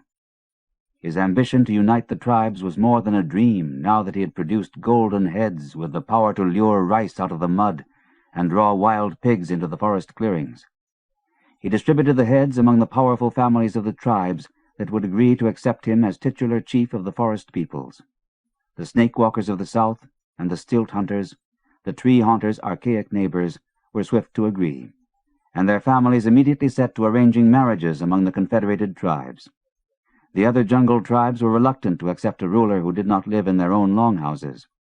They became Batu's obsession, and he spent the first months of his return wooing them to relinquish their autonomy. Eventually, Batu won the fealty of all the surrounding peoples except the most primitive and remote clan, the Rain Wanderers.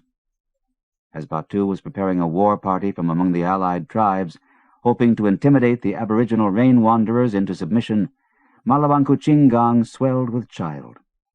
Since their return together to Long Apari, she had been his only wife, not so much out of affection, for she was colder than he remembered, but because his preparations for war had left him no time for his usual lasciviousness. Her impending motherhood infused him with pride. Though Mala was quieter and more withdrawn than when they had first been lovers, he cared for her. She had been his true friend and his teacher, daring him with her counsel of love to be loved. In his language, the word for love meant trickle of water, not the gush of the flood or the loneliness of clouds, those long houses of nothingness carrying their rains far away, but a trickle, enough to refresh. He had never thought of love as more than that nurturing trickle. She had made him see that what was small was great. Alone in the jungle during his exile, alone with the monkey-faced men in their sour-aired wharf city, he had remembered her transcendent, inescapable faith in a life's trickle, and he had found strength. Now she would be the mother of his child. She would give him a son to inherit the kingdom he had carved with his trickle of life. Mala's pregnancy was aswarm with premonitions. Shortly after her belly began to distend, a prodigious horde of dragonflies hatched in the surrounding creeks, and Long Apari flashed and clicked with so many of these iridescent insect-eaters that for the first time in tribal memory meat could be hung from the trees to dry, and not a fly would touch it. The pigs penned nearest Mala's end of the longhouse had litters of 8 to 10 instead of the usual 4 to 6. The paddies facing her veranda grew plush green with rice, even though the land was shaded and unfertilized. The elders wanted to carry Mala through their fields and into their pig pens, but Batu would not allow it. He knew the omens presaged the birth of a mighty spirit, and he would not risk losing his heir to a slip in the mud or a bellicose pig.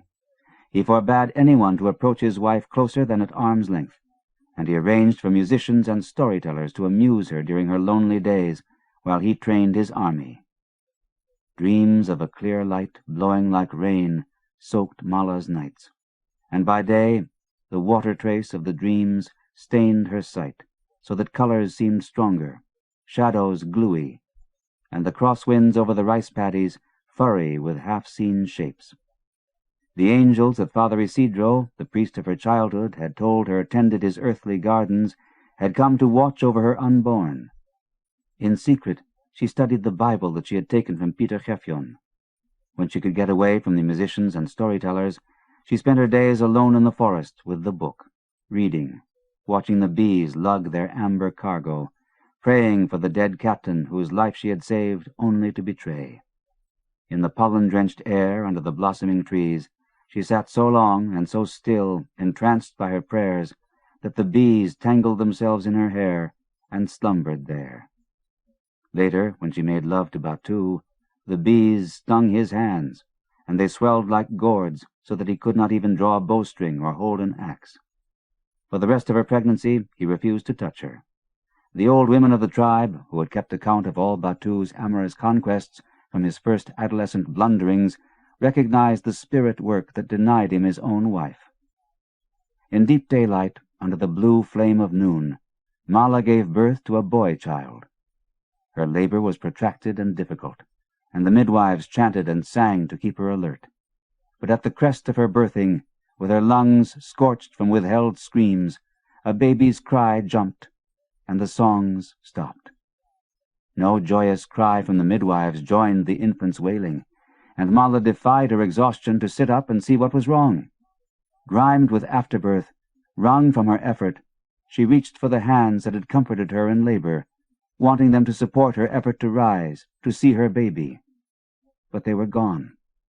The infant was laid at her breast with its cord still uncut, and the midwives who had attended Mala stepped hurriedly from the longhouse, stumbling over each other, their hands over their eyes. Batu, who had been waiting with his brothers on the veranda, was baffled by the midwives' hasty retreat, and commanded them to return and help his wife. No one would obey. When the eldest midwife was safely at the bottom of the notched log that served as a stairway, she looked up at Batu and put her hands under her withered breasts to ward off evil. She grinned a toothless smile with scarlet beetle-stained gums, leering at the great man's misfortune. "The child is a demon," she said, then turned and scurried off. Batu found Mala bleeding and the child suckling. The infant was pale as a grub, its round head matted with pale lichen, its eyes like chipped glass. The cord was wound about the placental sac, and he lifted it and saw that the child was a boy. Mala was pallid with blood loss. Batu shouted for his brothers, but when they saw the mushroom-skinned, white-haired baby, they would not cross the threshold. Batu found the wads of sphagnum moss the midwives had gathered, and he used them to staunch the bleeding. "Bright air, you have given me a son," he told her, and she smiled wanly. "The child is Orang Puteh, a white man," she said in a whisper. "Even so," Batu answered, stroking the sweat-torqued hair from her throat. "He is of your blood, and he will be chief of the forest tribes. Let the people fear him, and his rule will never be questioned." While Batu was swabbing the umbilical cord with rice water, a shadow fell over them from the doorway, and they turned to see Jabalwan standing within the room, his black and red feather headdress brushing the lintel. "I have come to take what is mine," he said in a voice like splintering wood. "You are chief of the tree haunters, as I promised. Now you owe me a life. I will take the mother-child." Batu stood defiantly between the soul-catcher and Mala. "The mother is my wife. The child is my son." "They are mine now," Jabalwan replied with a soft hiss like a flame coming on. "They are one life, and they are mine. Will you defy me?" Batu thought of drawing the sword he had taken from the monkey faces and piercing the sorcerer through his heart, as he had once done to the old chief Dajang. Jabalwan had only his small knife dangling from his hip. Batu's hand twitched, but would not move. The sorcerer's face was dark as a piece of night, his eyes notches of alertness. He stepped forward and put a spidery hand on Batu's thick shoulder. His touch was bright and humming, like a blue link of the wind. "If you deny me, you will lose everything." Batu stood aside, and Jabalwan bent over Mala where she lay naked and blood-smudged on a reed mat. From a bamboo tube that dangled at his side, he sprinkled a grey powder speckled with pink flecks into the burl cup filled with rice water. He lifted her head and made her drink. Immediately her eyes fluttered, and she glided into a plumless sleep. With expert care he lifted the infant from the slumbering woman and inserted a black toe of a root in its mouth. The child, which had begun to cry, calmed. The sorcerer cradled it in one arm, and with his free hand drew his knife and cut the birth cord. "You shall be called "Matu Brem, demon child," he announced. Batu felt short of breath. "Where will you take them?" Jabalwan looked over his shoulder and stared at the chief through his watery hair. "To where the next world meets this one." Mala awoke in the longhouse to find herself cleansed and dressed in a blue silk sarong stenciled with chrysanthemum flowers, and her baby asleep at her breast. A flagon of water and a bowl of fruit was at her side. The crone midwife was squatting beside her, her eyes brilliant with beetle light. "You are the soul-taker's wife now," she gummed, and swallowed her cackle. "Nothing will be too good for you. Ghosts will watch after you and your demon child. Beasts will bring you food, and the clouds themselves will dance for you." Batu came to Mala directly from his training field when he found out she was awake. He was dressed in his battle finery, brown breeches studded along the seams with hexagons of turtle shell, his billowy white blouse quilled at the shoulders with green feathers, his sword clacking behind him like a tail. Mala had slept 2 days and nights, and he expected to find her bleary and disoriented. Instead, she was alert and sitting up, and already aware through the crone of all that had transpired. "I will kill the sorcerer," Batu promised her. "No." Sunlight splashed in her lap, where Matu Brem slept, swaddled in white silk, his skin like porcelain, his hair silvery gold. "No one will murder for us. The old woman says you promised the sorcerer a life for his help. Is this so?" Batu's dark eyes nodded. Mala reached out and touched Batu's broad face. She was resigned to her destiny. The implacable melancholy that had penetrated her with the death of Peter Gefjon stirred in her. "You will have many wives, all of them prettier than I. Among your people, you are losing an ugly wife and a demon child. Be happy." Batu was not happy to lose the one woman who had stirred his blood. That day, Jabalwan appeared again in Long Apari with a troop of huge apes and 2 rain-wanderers. The presence of the rain-wanderers, ghostly, bone-powdered men with adder-red eyes, alarmed the tree-haunters and brought the warriors out with metal axes and knives. The sorcerer removed a needle-long dog-bone from his headdress and held it up to the sky. Whoever he pointed it at would die, and the warriors scattered. The chalk-white rain-wanderers carried on their shoulders a riding platform of bamboo with a nipa palm canopy, and they lowered it to the ground before the longhouse where Mala lived. Jabalwan motioned, and the troop of hulking apes bounded up the nicked log and into Mala's room. The chief's brothers and their wives rushed from the longhouse with shrill screams. Batu, who had been at the latrine creek, came running toward the longhouse with his sword drawn. When he saw Jabalwan, he lowered his blade. Mala was asleep, but the marl smell of the apes alerted her just as the largest of the beasts was lifting her baby from her arms. She screamed, and the ape dropped the baby back into her lap and retreated. When he reached again for her baby, Mala backed away with a horrified hiss. Jabalwan strode into the room, barked at the ape, and sent it rushing outside. "They will not harm you," he assured her.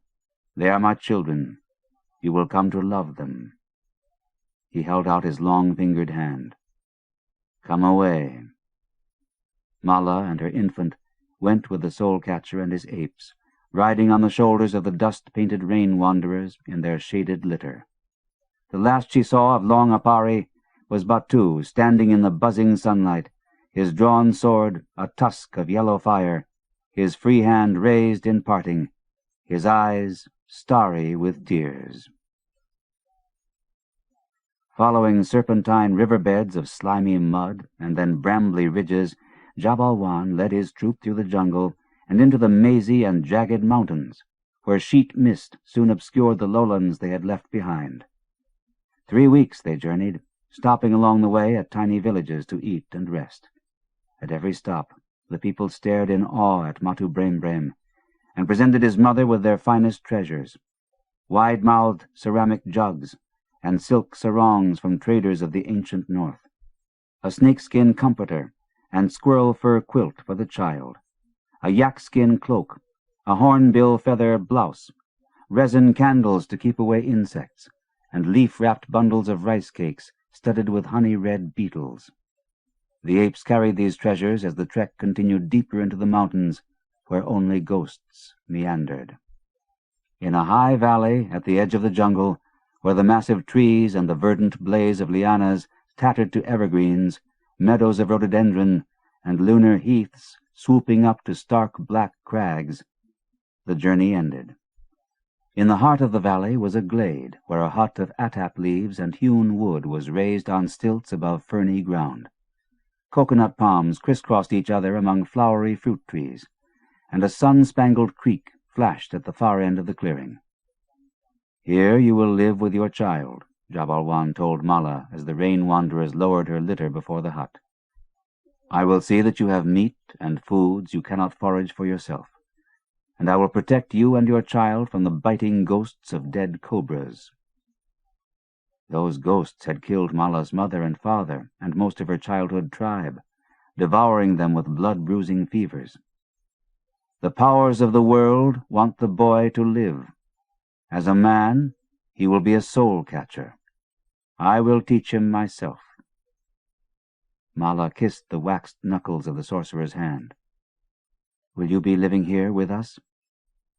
"You will not see me again until the time comes for Matu Brem to leave you and learn from me." Those words chilled her, and her voice shivered when she asked, "When will you come for him, then?" "At the end of his 7th year, his childhood ends. He is not as other children, and he will not be as other men. That is why you will live here at the top of the jungle, far from all other tribes, alone with the spirits that are your child's teachers." Jabalwan escorted Mala up the notched log and into the hut. A scent of cinnamon lingered in the air from the freshly cut wood. The apes had left her possessions and gifts on the reed mats. Among them she was relieved to see her Bible. The sorcerer read her gaze and said, "You will teach your child from this. He will know the language and stories of his fathers." In one corner of the airy room, protected from mosquitoes by a gauzy veil of lake-colored cloth, was a cradle carved from the wood of a tree stump and glazed with hardened pine sap. In the opposite corner was the rattan crate in which she had been presented as a gift for the monkey faces. The soul-catcher opened its lid and removed a small object wrapped in red silk. "When the boy asks about his father, you will show him this and tell him of the man's bravery." Jabalwan lifted aside the red cloth and revealed a tiny head in a nest of blonde hair. Its eyes sloped shut like an unborn child's. At the sight of it, emotions burst like weeds in Mala's heart, and she clutched her child tighter. "It is the head of the White Chief." "Yes." The sorcerer stroked the roisterous beard of the shrunken head. "I prepared him myself. He will be your husband in the other world. Talk to him. He will recognize you." The 7 years that Malawankuchingang spent with her son in the jungle valley at the top of the world were the happiest years of her life.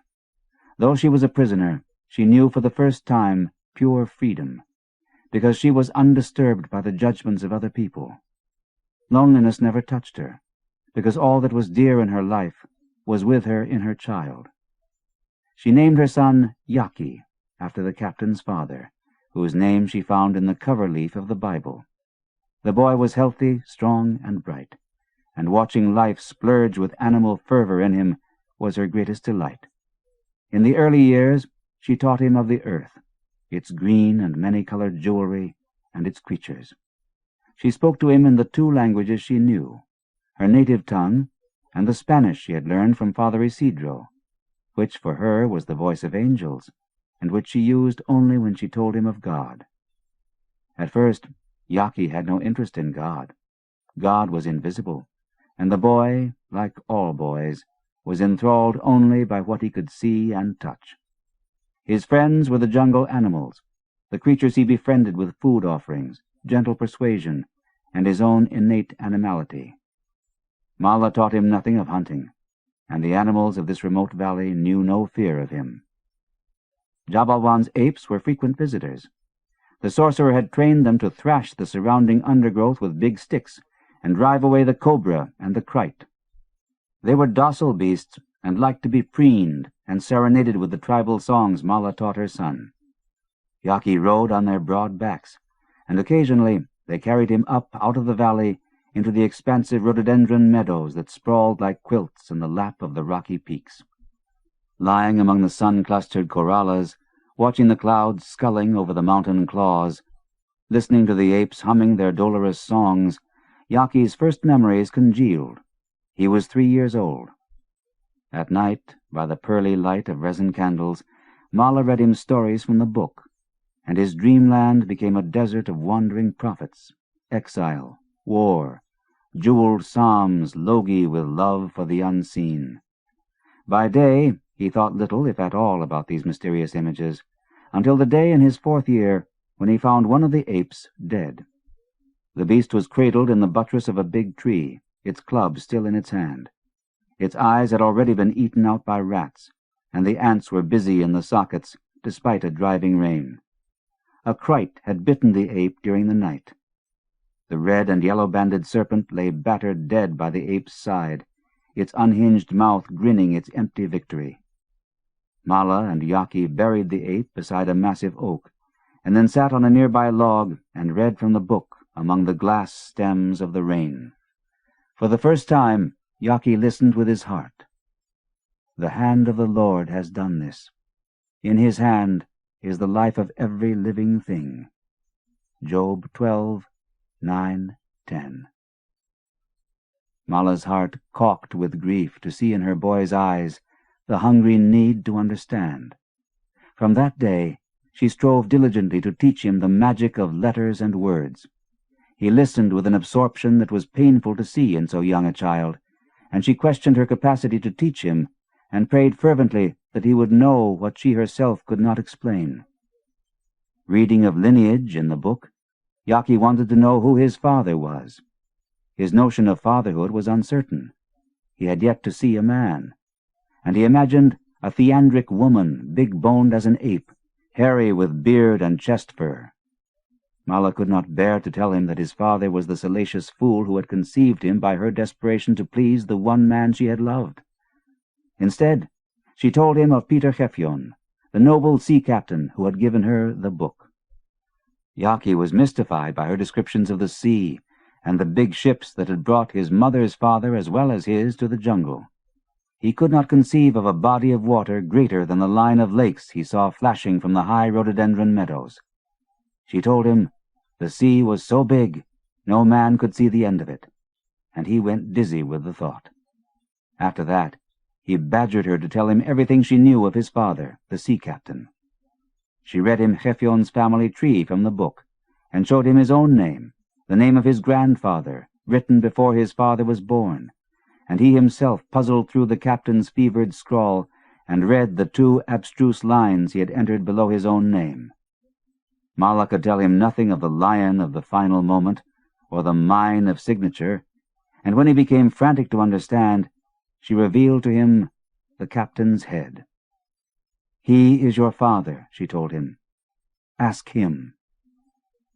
She explained that pirates had killed him, and that Jabalwan, the soul-taker, had preserved his head, so that she would still have a link with her husband, and that her son would know the face of his father. Jaki had thought little about Jabalwan until then. He was merely another of the jungle's mysteries, a scent of cliff dew that came and went during the nights before leaf-wrapped food appeared among the branched tines of the nearby trees. But the sight of the diminutive head, with its placid features that still retained their wind-burnished authority, filled him with respect for the recondite sorcerer. His mother showed him how she spoke with the captain by placing the head before the book, and opening the covers into the mountain wind that sluiced through the trees at twilight. As the pages flurried beneath invisible fingers, Mala dropped a tiny pebble among them. Where the pebble came to rest, she read the captain's message. The first night that Jaki queried his father, the pebble landed in Numbers 31, where God commands Moses to slay the Midianites, and Moses admonishes the officers of the army for not killing all the women and children.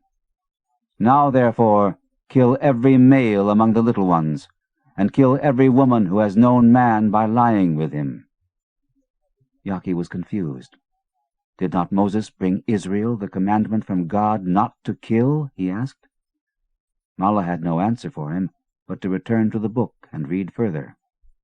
After that, he never queried the book again, though he continued to listen to his mother read the stories of the vengeful God. The stories thrilled him with their enormous weight of grief. The world was the history of grief. The dead ape he had buried beneath the oak, the dead father whose small face would never truly speak, the dead little ones and the dead women killed by command of a God with a heart as empty as the blue desert of the sky.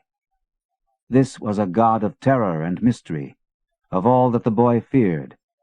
He would ask no questions of this God his mother loved. Even then, in the midst of his 7th year, he knew he was God's enemy. Mala stood in the doorway of the hut.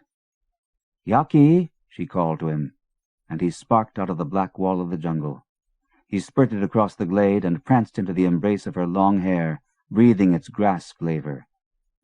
"Why did you leave me alone in the night?" she asked, running her fingers through his hair, feeling for bugs. "Is it night, Mother?" Jaki asked impishly, pointing across the tattered roof of the forest at the first green wisps of dawn. "I thought it was morning." "You thought you could see the soul-catcher." Mala ushered him inside with a scolding click. "I have never smelled the soul-catcher so strongly," Jaki said. "I think he is very close. I want to see him." "He is very close," Mala agreed, and went to the corner of the hut where she kept the rattan chest with all her valuables, her sarongs, the dragonfly wing necklace Batu had given her, the Bible, and Gefjon's head. She took out the Bible and the head, and laid them on the rush-woven floor. The head was no larger than a pomegranate, and in the brightening darkness the great shocks of gold thread hair streaming from the scalp and beard looked like fog. "Mother, why are you taking Father and the book out?" Mala hushed him with a stern glance. Jaki could feel a coldness spilling around her, heavy as a mountain breeze. He was baffled. The sodden fragrance of the soul-catcher wafted stronger on the night air. With the certainty earned from her 7 years as Jabalwan's creature, she knew that he would appear to them for the first time soon, when the knives of dawn glinted over the horizon, moments from now. She had planned for this from the beginning, from the day she had arrived here, when she had last seen the sorcerer. After he had left, she had lain with her child, imagining how she would appeal to him when he returned. The tiny, warm body had inspired her imagination, and she had believed that when the time came, prayerful words would triumph in her. But now that 7 years had lapsed, and the soul-catcher was approaching, the words she had envisioned herself speaking did not come. Only anxiety volunteered itself in her. She knew what she had to do, and she put the Bible in Jaki's hands and laid the head atop it. "These are yours now, my son." "Mother, why?" "You will need Father more than I now, because the time has come for you to leave here." Jaki almost dropped the Bible and the head. "Are you leaving too?" "No." She forced all her attentiveness into her face, trying to hold a smile. "I must stay." Jaki put the book and the head on the ground before his mother. "I don't understand. Why must I leave?" "Only God knows," she answered, placing her hand against his cheek to still the tremor of panic there. "We must trust God, always." "I don't like God." Confusion surged in Jaki, and he reached for his mother. At that moment, A dark smell unraveled on the wind. "Wait here," Mala ordered, and went to the door to peer outside. "No," Jaki insisted, and he grabbed his bamboo spear from beside his sleeping mat. "The soul-catcher is coming for me." Before either of them could move, they heard a heavy scuttling on the log stairway, and the door was suddenly filled with a black, hulking shape. The beast lurched forward into the hut, filling the small space with a pummeling roar. Jaki and Mala collapsed in fear before the frenzied animal. Then it was gone, leaving behind a stink like wood evil with worms. "A bear," Mala thought, remembering Batu's tales of the big beasts that lived in the mountains. She looked about for a way to block the door, and as she was sizing up her rattan chest, a human figure silently appeared in the doorway. "Bright air between the palms. I have come for the boy. Bring him out here." The figure stepped away, swiftly as a swerve of water, so that it seemed to the mother and child as if they might have imagined him. Jaki looked to Mala with alarm. He had never thought of the soul-catcher as dangerous, only as a guardian and provider. "Our time has come, little warrior," his mother said quietly. "We cannot fight it." "I will kill him," Jaki vowed, "and I will kill his beast," he added with less assurance. Mala shook her head, her face dark with concern, yet smiling. "Does not the book say killing is wrong? Unless one kills for God, like Jacob or David or Moses with the Midianites. God does not want you to kill the soul-catcher. He is your guardian, and now your teacher. You will go with him. You will do whatever he tells you to do. Understand? You told me he would come for me when I was to be a man. Am I a man now?" Mala stroked his hair. "If you are brave enough to leave me and go with him to learn all you must learn, then you are a man." The muscles in Jaki's small face twitched with thoughts. "Mala, I don't think I am that brave yet." "Yes, you are." She hugged him and turned him to look at Gefjon's head on the Bible. "Your father will be with you. He will watch you as he always has from the spirit world. Whenever you wonder if you are brave enough, remember him. He has gone ahead of you. He has already suffered everything you will ever endure.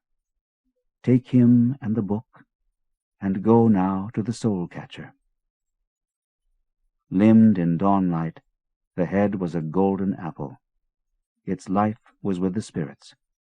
But Mala was here, warm, familiar as sleep. He reached for her, and she seized his hands. Sternly she said, "You are a man now. Take your father and the book and go." Her abruptness squashed the boy's will, and he shriveled into sobs. She released his hands, stood up, and turned away. If she stayed with him a moment longer, she would succumb herself to the anguish of their parting.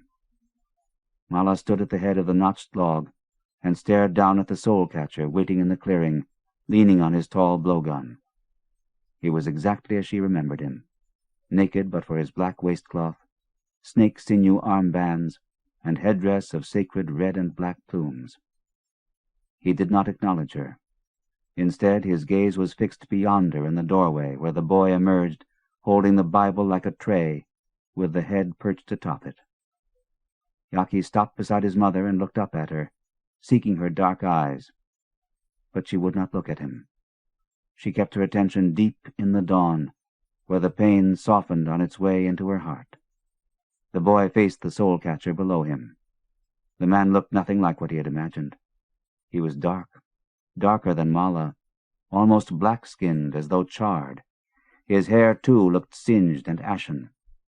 The boy saw the twining serpent tattoos coiled about his legs, and the puckered, glossy ridges of ritual scars on his chest and shoulders. "Come closer, boy," the soul-catcher said in his strong voice. Jaki stopped before him and looked back at his mother on the platform of the hut. The first ray of sunlight had lit the peak of the house like an offering flame. As he looked away, the soul-catcher stepped closer and snatched the Bible and the head from the boy's grasp. "These are mine now," the gaunt man said, "as you are mine." His fierce, ugly face seemed soaked with a shadow that would eat noonlight. "Go to the kapok tree where you searched for me before your mother called you. Wait there." The tone of command in the sorcerer's voice was impossible to ignore, and Jaki scurried across the clearing to the giant tree. From there, he watched the soul-catcher climb the steps to the hut. Malawankuchingang did not step back when Jabalwan approached her. Instead, she bowed her head and waited until he called her name. "Bright air between the palms," he said in a voice that surprised her with its gentleness. "You have done well. The boy is healthy and alert. He will be a soul-catcher." Mala raised her head and met the benevolent smile of the sorcerer. In one hand he held the Bible and Gefjon's head. In the other he offered a deer antler vial. "Drink this," he said, tenderly as a father, "and you will know peace." Mala accepted the vial. "Will I see my son again?" Jabalwan shook his head so narrowly it barely moved.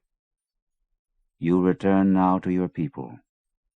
You are going to where we all go, but you are blessed for being the mother of a soul-catcher, and you will know no pain. Some day we will all gather again where there is no pain, but not all of us shall arrive without suffering." "Then I am to die," Mala said with resignation. "For all the love I have given, you are killing me." "The heart does not die when we think it does," Jabalwan replied, and nodded to the vial in her hand.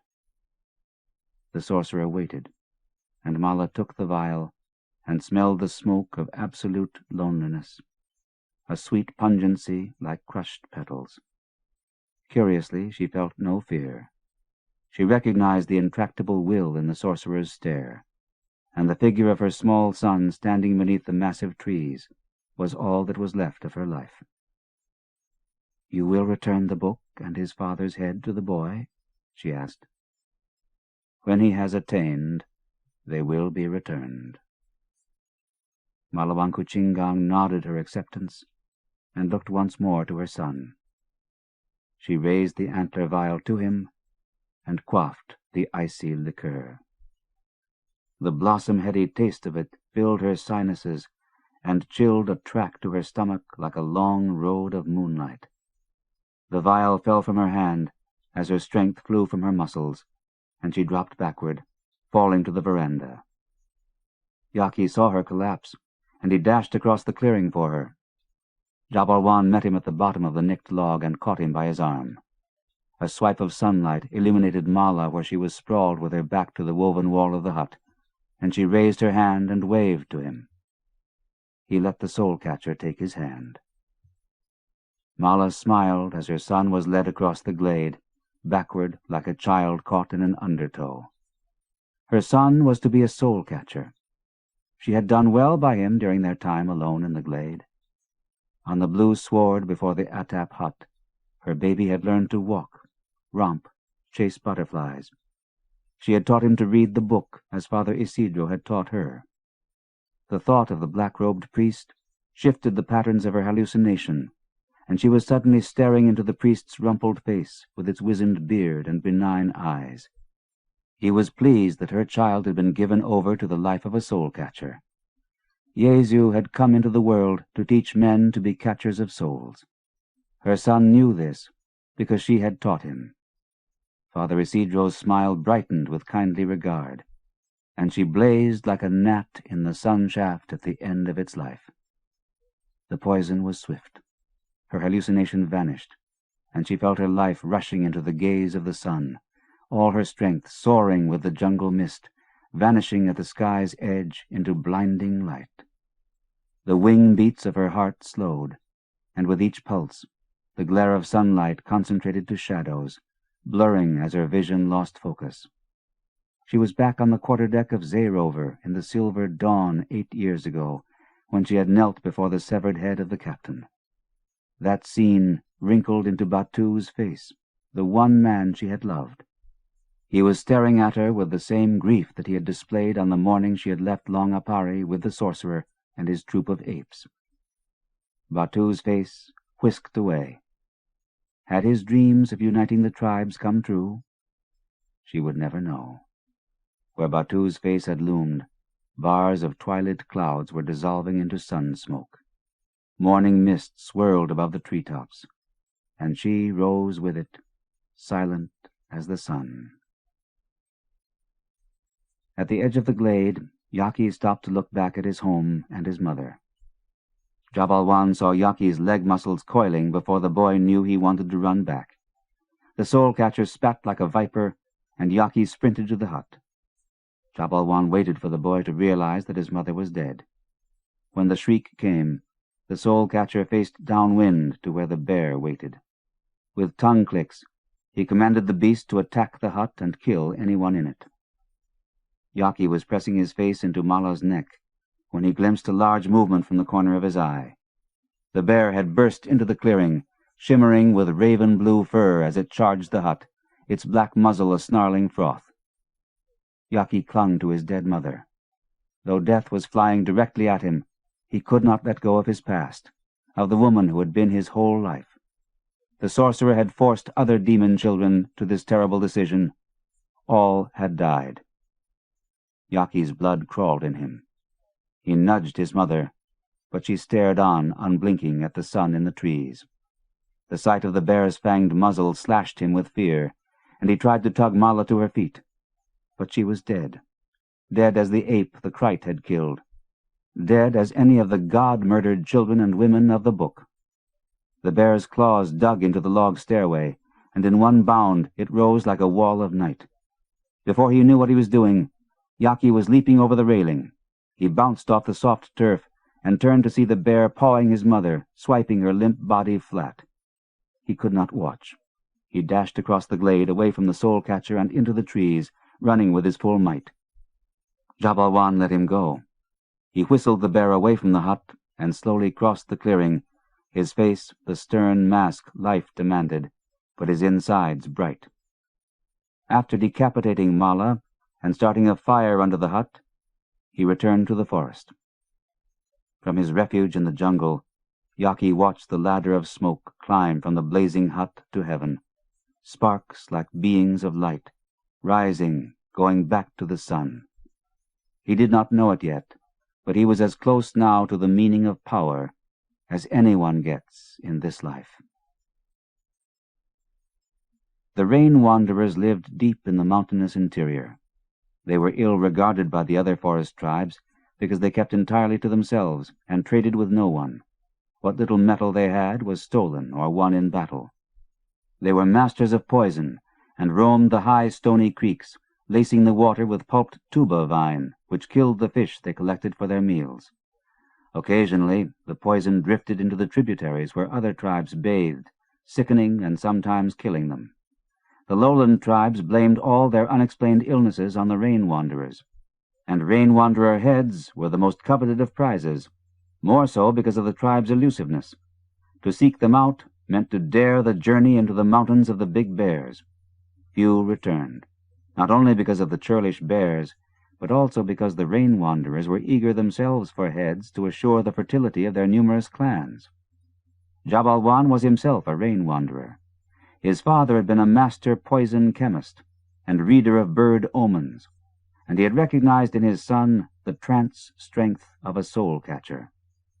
At Yaki's age, after he had learned all his father could teach him, he had been given to a sorcerer, a clench-faced man who stabbed the boy with poisoned thorns whenever he made a mistake. The brutal poisons had tormented him, racking his brain and opening his head to the wind. By the time he attained manhood, Jabalwan was a twisted cypress, grown strong on pain, tied by his roots' mad vibrations to the earth, and shaped by the invisible. Instructed by Jabalwan, the rain wanderers had sent a party of hunters into the forest. Within minutes they found the golden-haired demon child hiding under a pepper shrub and carried him back to their village, trussed like a tapir. His head would have been an important contribution to the land's wealth, but the soul-catcher had forbidden that. Instead, the boy was thrown in a pigsty, a low logwood structure with tight vine mesh to protect the pigs from panthers. Jaki curled into a corner, fended off the pigs with kicks until they left him alone, and sank back into his grief. The villagers had gathered to study him, and for several hours faces came and went, gazing with disbelief. The strange faces only thickened the sorrow in him.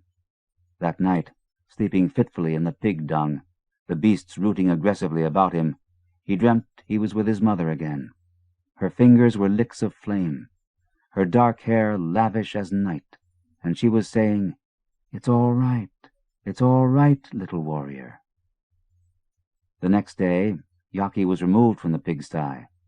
His blue silk waistcloth was taken away, and he was bathed in a stream of chilly mountain water. Jabalwan had informed the tribe that Matu Brain was to live as a slave among them, and after they had replaced his waistcloth with a crude loincloth of rough gray fabric, he was taken out to the paddy field and taught the menial work of weeding and spacing rice plants in the mud. Twice that first day he tried to flee. The first time that he was captured, he was punished with a blow to the back of his head that set his vision fluttering like a branch of yellow leaves. The second time, he was beaten, then leashed and tied to a rock. At nightfall, he was fed rice gruel and locked in a squat pen with a captured gibbon. The animal was destined for the village stew pot, but it had not been killed yet because it was pregnant. That night, it birthed 2 young. One it ate immediately. Jaki swooped up the second and kept the mad mother at bay with angry shouts and kicks. In the morning, he shared his rice milk with the infant. The animal was pink and small as his hand, and he named it Wawa, after his mother's dialect for gibbon. That day in the field, the tiny creature clung to the back of his neck under his long blonde hair, while he crawled through the mud doing his work. The villagers were amused, and when he returned to the pen that night, he found a small bowl of rice milk beside his gruel. The mother had gone to her fate. The rain wanderers quickly became accustomed to their new slave, and soon took no special notice of him, although the children were intrigued by the devil child, and tried to outdo each other in their brave attempts to harass him. The worst of them was Ferang, the boy who had stoned him at the stream on his last day with his mother. He was a son of the village's fiercest warrior, a sinewy youth, older than Jaki, with stringy black hair and eyes like drops of mischief. While the other boys pelted Jaki with pebbles and insults, Ferang dared to touch him, tripping him into the mud while he worked, holding his head under water when he bent to drink at the river, smearing his leash rock with pig dung, so the flies gathered and pestered him. Jaki had no sense of how to defend himself, and the warrior's son laughed at his futile efforts to strike back. Bruised and wearied by day's end, Jaki lay on his back in the pen with his baby gibbon under his arm, staring up into the sky and praying as his mother had taught him. The cadence of his prayers would lull him to sleep, and invariably to dreams of the Atap hut, the bee-knitted glade, and the air full of the flowery wind from the mountains. Of the faces that came to stare at him, one smiled without malice or mockery. It was that of a young girl, with hair unstrung by the wind and eyes just rubbed free of sleep. When no one was looking, she brought him pieces of cooked meat wrapped in rice.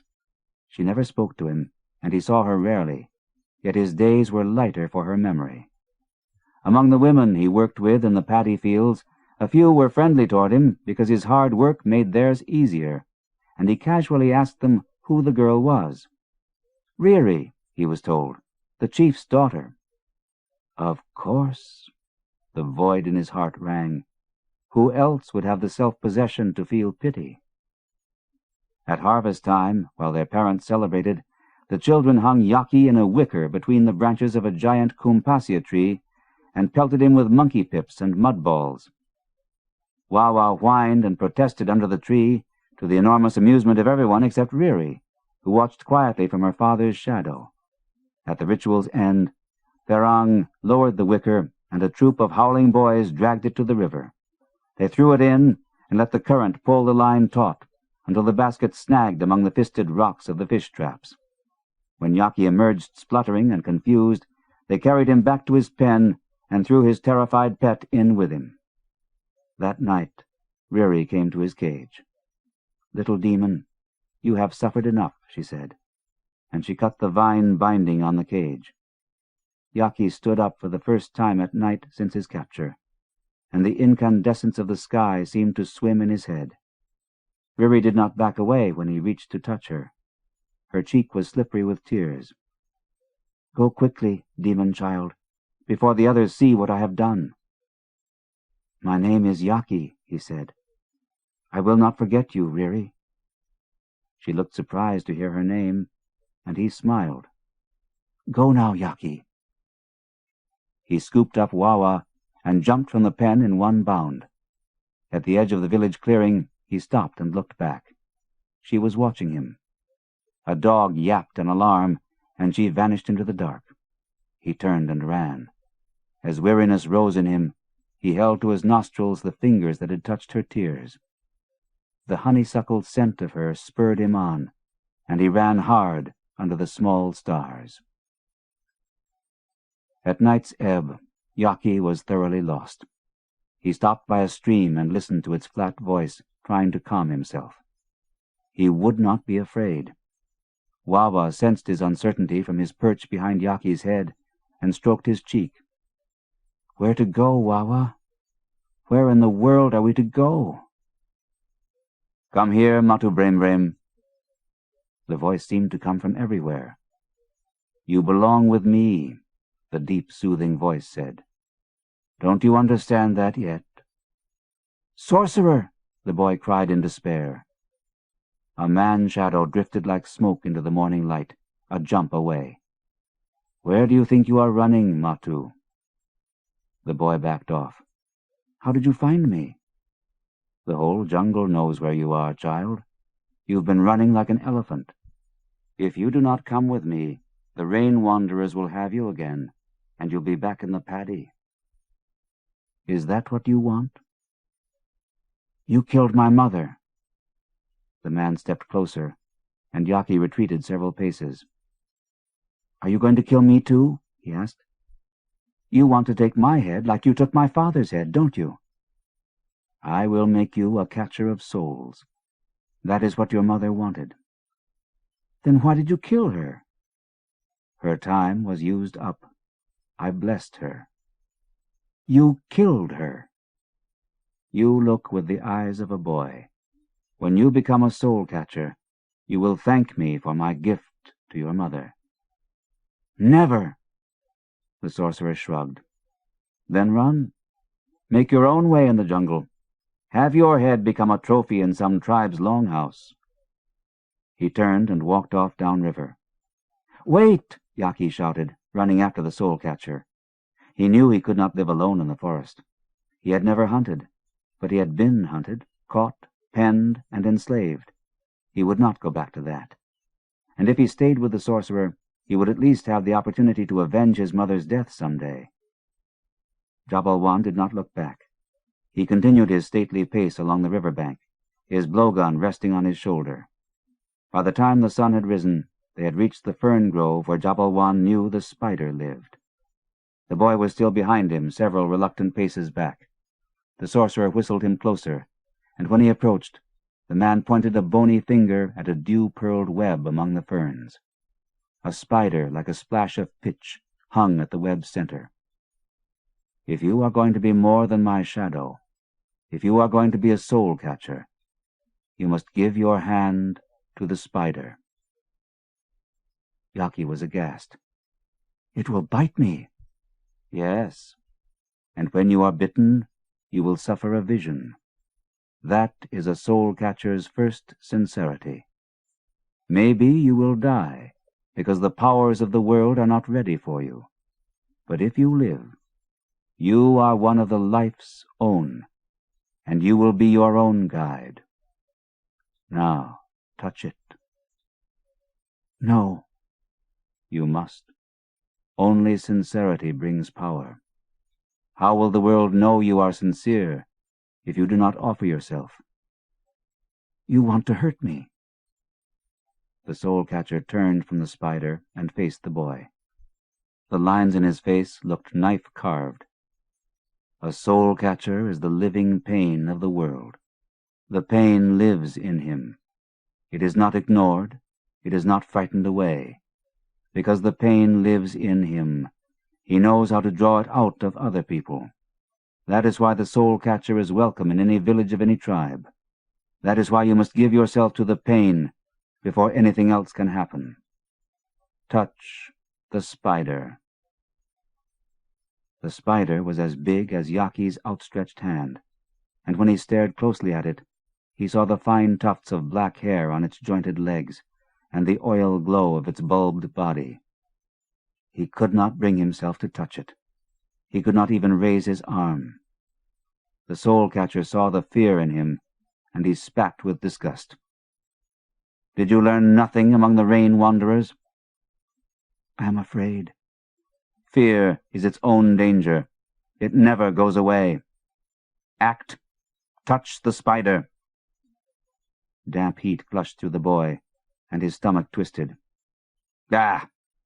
The soul-catcher spun away and returned to the mud-bank. He stopped there and looked back at the boy, still rigid with fright. "Matu Brem," he called, and the boy jumped. "Walk away from it. This is not the time for that. Come, I will show you the life. Then you will see how small a thing fear is. Come." The gentle tone of the soul-taker's voice lured Jaki away, and he followed Jabalwan into the river's blue mist. Everything we see around us knows just what to do, Jabalwan taught Jaki. But we can't remember enough, so we must watch. Always we must watch. Always. Journeying under the sun-basted canopy of the jungle, the sorcerer showed Jaki how to observe with all his senses. Some days the soul-catcher stoppered the boy's ears with wasp wax, and they wandered in silence until colors sharpened and shadows grew in depth. Other days Jaki was blindfolded and led through the tunnels of the forest by a baffled Wawa and Jabalwan's rare sounds. The forest spoke, and Jaki learned its laws, the animals' hungers, the spoor of their meals, the hooks of their sex. He was bedazzled by the jungle's straightforwardness. Simply by watching, he was learning the world's secrets. The book his mother had taught him to read was a dim dream compared to the vivid clarity of just watching. One day, a new scent appeared in the air, a moist, meaty smell. "A stilt-hunter village is a day's walk away," Jabalwan informed him. "They call me to heal their sick." "How do you hear them, teacher?" Jabalwan touched his flat, flared nose, a gesture that meant, "Watch." At dawn, when the wind turns and comes up the mountain with the day's first heat, I sit in the highest tree I can find, and I listen. The drum music comes then, in scraps, but enough for me to understand what the villagers are saying down below. You will learn this, but it takes time and comes later. He cuffed the boy affectionately behind the ear. In the weeks since leaving the rain-wanderers, Jaki's ire had dulled, and he had come to a truce with the soul-catcher. The man had shown him how to find food, and how to avoid becoming food for the ravenous beasts that lurked everywhere. That trust mitigated his fear of the sorcerer. But the boy still cherished the hope of one day avenging his mother's death. How he would attain his hope, he had no idea. But he knew that with each new day of knowledge, he came closer to his day of vengeance. On the way to the stilt-hunter's village, Jaki caught a scent of bear. A tongue of wind licked him from a brake of feather cane, carrying the greasy scent of a big beast. He clutched at Jabalwan's arm as he was about to stroll on the mud bar beside the cane. "Teacher, wait! Beast ahead!" Jabalwan nodded and smiled with satisfaction. "Very good, Matu. Your watchfulness will lengthen your life." The sorcerer clicked, and the brake burst apart around a giant black-furred bear. Wawa screamed, and Jaki flew backward and splashed into the stream, sprawling to his back with shock. Jabalwan laughed aloud, and the big bear lumbered to his side and nuzzled the nape of his neck. "This is Papan, my guardian. Like your Wawa, she has been my companion since her birth. She knows all my tricks. She stays downwind of those I don't want to see her. But I have called her here today so that you may meet her." Jaki rose from the river, and Wawa followed him timidly to the mud bank. "She is the bear that attacked me at the hut." "Yes, and she would have killed you then if you had not fled." "Why?" "You need to ask." Jabalwan shook his head with bemusement. "Unless your life meant more to you than your bond with your mother, you could never become a soul-catcher. For you, it would be better to be dead than to live motherless and alone in the jungle. It was the only merciful thing to do." Jabalwan showed Jaki how Papan could imitate sounds.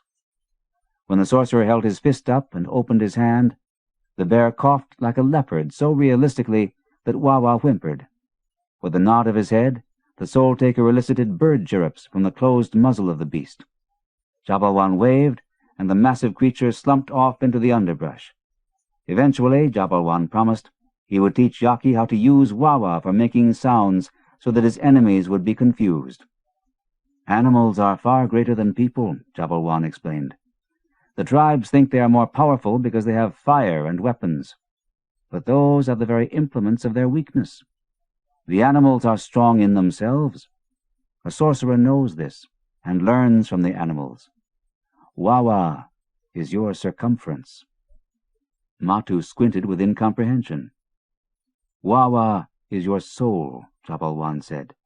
"He encompasses you. You are inside his circle of wandering, and he will touch the world around you deeper than you can." "Is not my soul inside me?" Matu asked. Jabalwan scowled. "Inside you, like blood and bones? No. The soul belongs to the world, not to you. Wawa is not your pet. You must let him go into the forest, to wander his own life. He will return when you need him. That is the strength of our animal souls. They hear our needs, and they walk with us among all that does not need us." Built directly over the river on vine-lashed piles, the Stilt-Hunter village was accessible only by raft. As they approached it, the tribespeople gawked at Jaki, reminding him of his slavery among the rain-wanderers. Walking the planks up to the wide veranda of the circular longhouse, he tried to stay in Jabalwan's shadow, but they were quickly surrounded. The Stilt-Hunters bedecked the sorcerer with flower necklaces and sprinkled him with blossom water. The murmur, "Matu Brem Brem," rippled through the crowd, and people hanging from the wide windows pointed at him. Those closer reached out to touch his sun-colored hair. The clotted smells of so many people and penned animals disturbed Jaki, and he was ready to leave the village even before Jabalwan had begun his healing rounds. Even so, Jaki watched carefully as the sorcerer treated those afflicted with fevers, snake bites, and animal wounds. His touch alone brought relief to many of the sick, and his root powders, plant resins, bark teas, and mud packs sufficed to alleviate most of the ills they encountered. Yet some were beyond help, and these he spoke to softly and with caring. The boy stuck close to his side and heard Jabalwan's words, "Rest. The wind knows your name now. You are part of the song it sings to the stars. Rest." For several days the pair traveled downriver from village to village. At each settlement the soul-catcher healed the sick, comforted the dying, and shared a meal with the clans. After they had visited several longhouses, news of Jabalwan's eerie companion traveled ahead of them. In the hill and lowland villages of the snake-walkers, the people brought their infants and young children to the demon child, that he might touch them, and bestow on them the favor of the solar spirits of which he was believed to be an avatar. At the feast that followed the healing rounds, Jaki would be favored with the choicest cuts of meat, after the sorcerer. Wawa, because he hid in Matu Brem Brem's sun-yellow hair, and so was obviously a familiar, was given food usually reserved for human guests. One day in the rainforest lowlands, Jabalwan signed for Papan to cry a high, whining song. The wind wafted a scent the boy did not recognize. Yaki's apprehensions mounted, and he stepped behind the sorcerer and gripped his black waistcloth. A giant horned beast, gray as a boulder, broke out of the jungle and shambled toward them. "Don't be afraid, Matu," Jabalwan reassured him. "Like Wawa, like Papan, this is another of our friends. She is a rhinoceros I call Emang. She will carry us to our next destination." Emang bowed her massively horned head before the sorcerer, and he grabbed one of her ears and mounted, then held out a hand to Yaki. The soul-taker turned the beast back into the jungle, and they set off down a boar run with a speed that rushed the surrounding undergrowth to a glassy green. The rhinos slowed at the edge of the jungle, where the enormous trees fell away to blue shrubs, man-high grass, and swampy plains. Over the next several days, the flatlands unraveled their beautiful surprises. Herds of elephants trumpeting their affections, hordes of wild pigs following trails of fallen fruit among oases of mango thickets. At night, fireflies sifted the darkness, and the sky was a ghostly riverbed cobbled with star clusters. One night, in a coppice of moss-shawled trees, they encountered a spectre, a tall, lightning-shaped giant sheathed in blue-white flame and seeming to breathe with the wind. It was a fire tree, Jabalwan explained, a place where the spirits communed with earth. All night the sorcerer sat before it, chewing roots and speaking with the spirits. Yaki fell into a trance as the soul-catcher's strange words snicked like raindrops in dust. The luminous vigil ended at first light, when the spectre dulled into the graying dawn and became a termite-hollowed tree-trunk. Yaki rubbed the sleep from his eyes and timidly followed the sorcerer up to the possessed tree. The dead wood was sodden with hair-thin fungi, which, in the cupped shadow of Jabalwan's hands, emitted a frosty, billowy glow. He collected several handfuls and put the spongy stuff in a bamboo tube, which he slipped into the leather medicine bag he always carried slung over his shoulder. Emang crossed the coppice in a day, and took them to a grass plain as wide as a desert. Far-off mountains slept in their purple haze under the great clouds. Crossing the plain, Jabalwan explained to Yaki about the 3 degrees of sorcery. "My father read bird omens. That is the beginning of sorcery, and already I have taught you as much as he knew." That was true.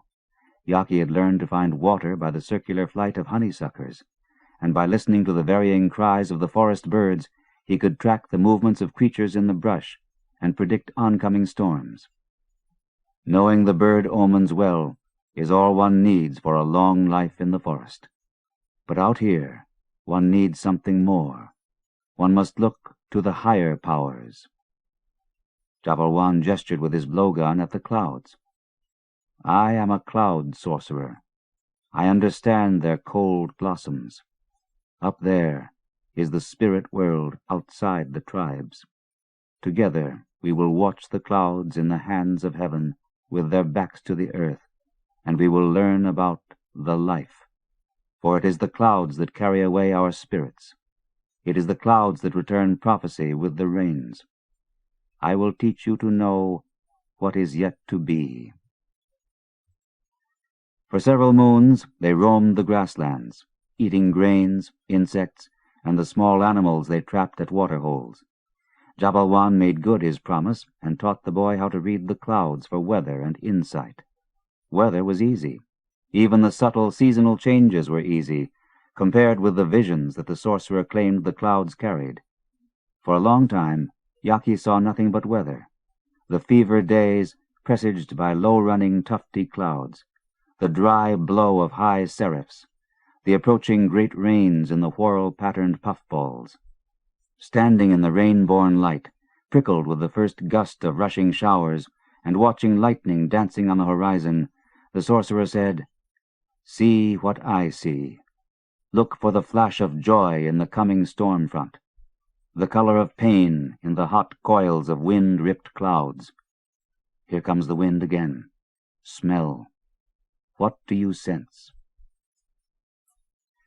Tapir, about 30 of them, to the southeast, 3 hours' walk.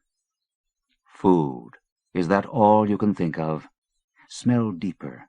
Breathe the light. Smell past the blood. What is there? Jaki was confused. He knew he was right about the tapir.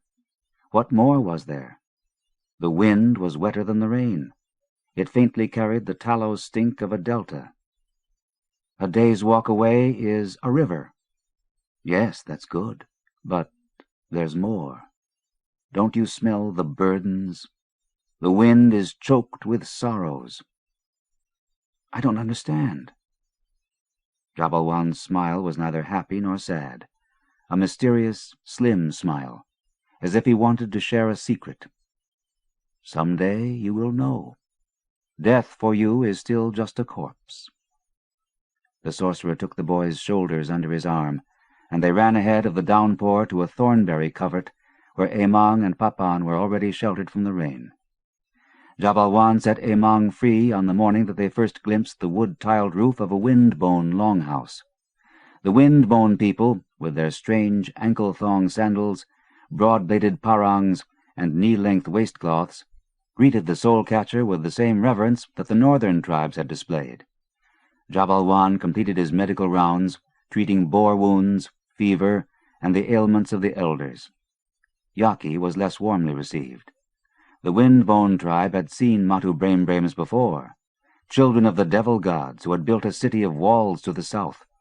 They had no respect for these demon children, because when they appeared, the devil gods themselves were near, and with them came the Star and Moon tribes, fire spears, and war.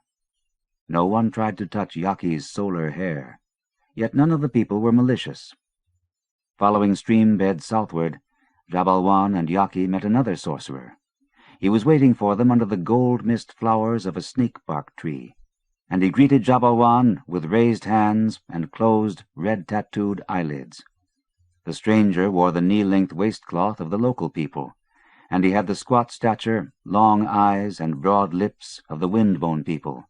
Yet his legs, like Jabalwan's, were tattooed with twining red serpents, and his naked torso, too, was raised in glossy bumps in an intricate pattern that Jabalwan had said depicted the wanderings of the moon and the sun in their endless romance across the sky. The sorcerer's name was Dano. He had heard that they were in his forest, and he wanted Jabalwan's assistance. Dano led them to a fig grove laden with purple leaves and an atmosphere of pollen languor.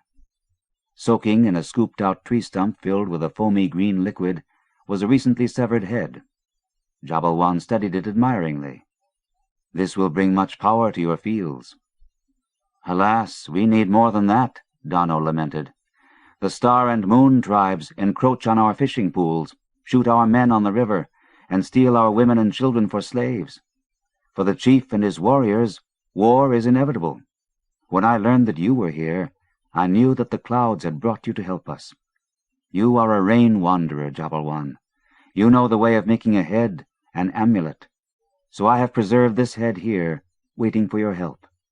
Will you make a war amulet for us?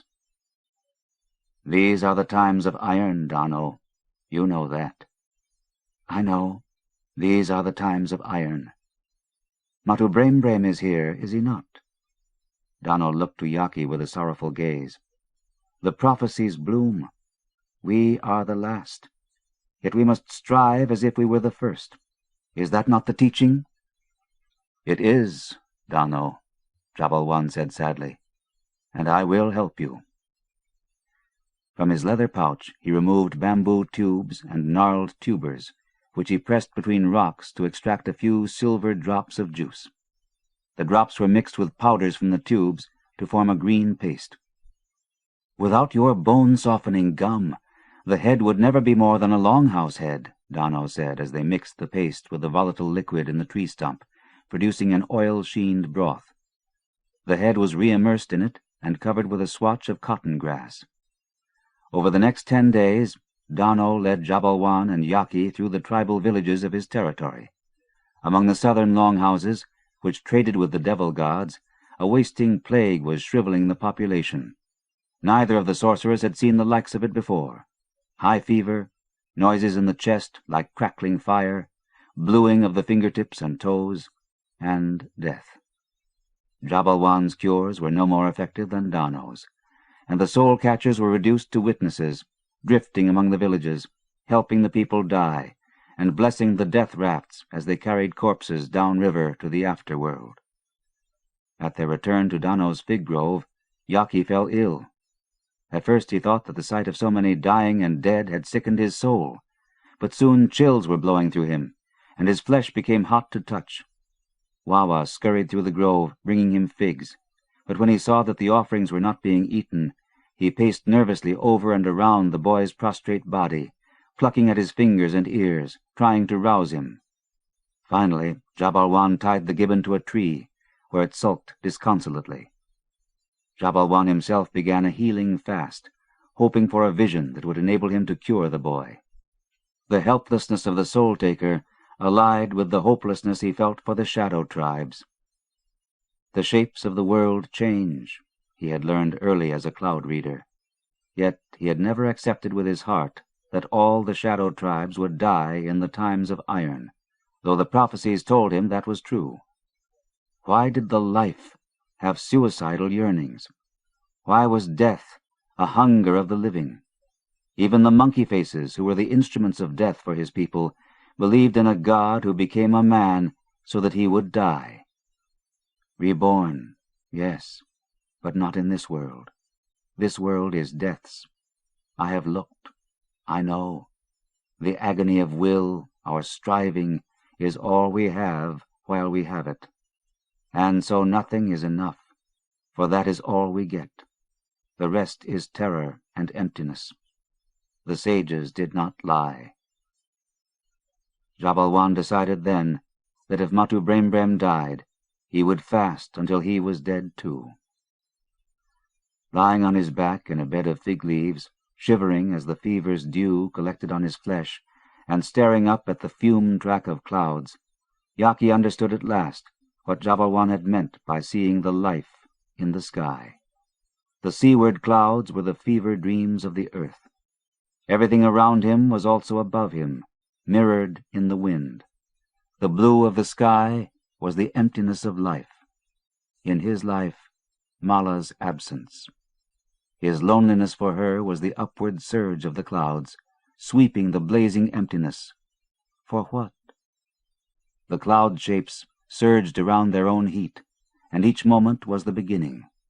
There was sadness, where the high wind sheared the tops of the clouds, and the vapors shredded and thinned away. There was hope in the magisterial billowing, faces and animals in the streamers, visions in the sliding brightness.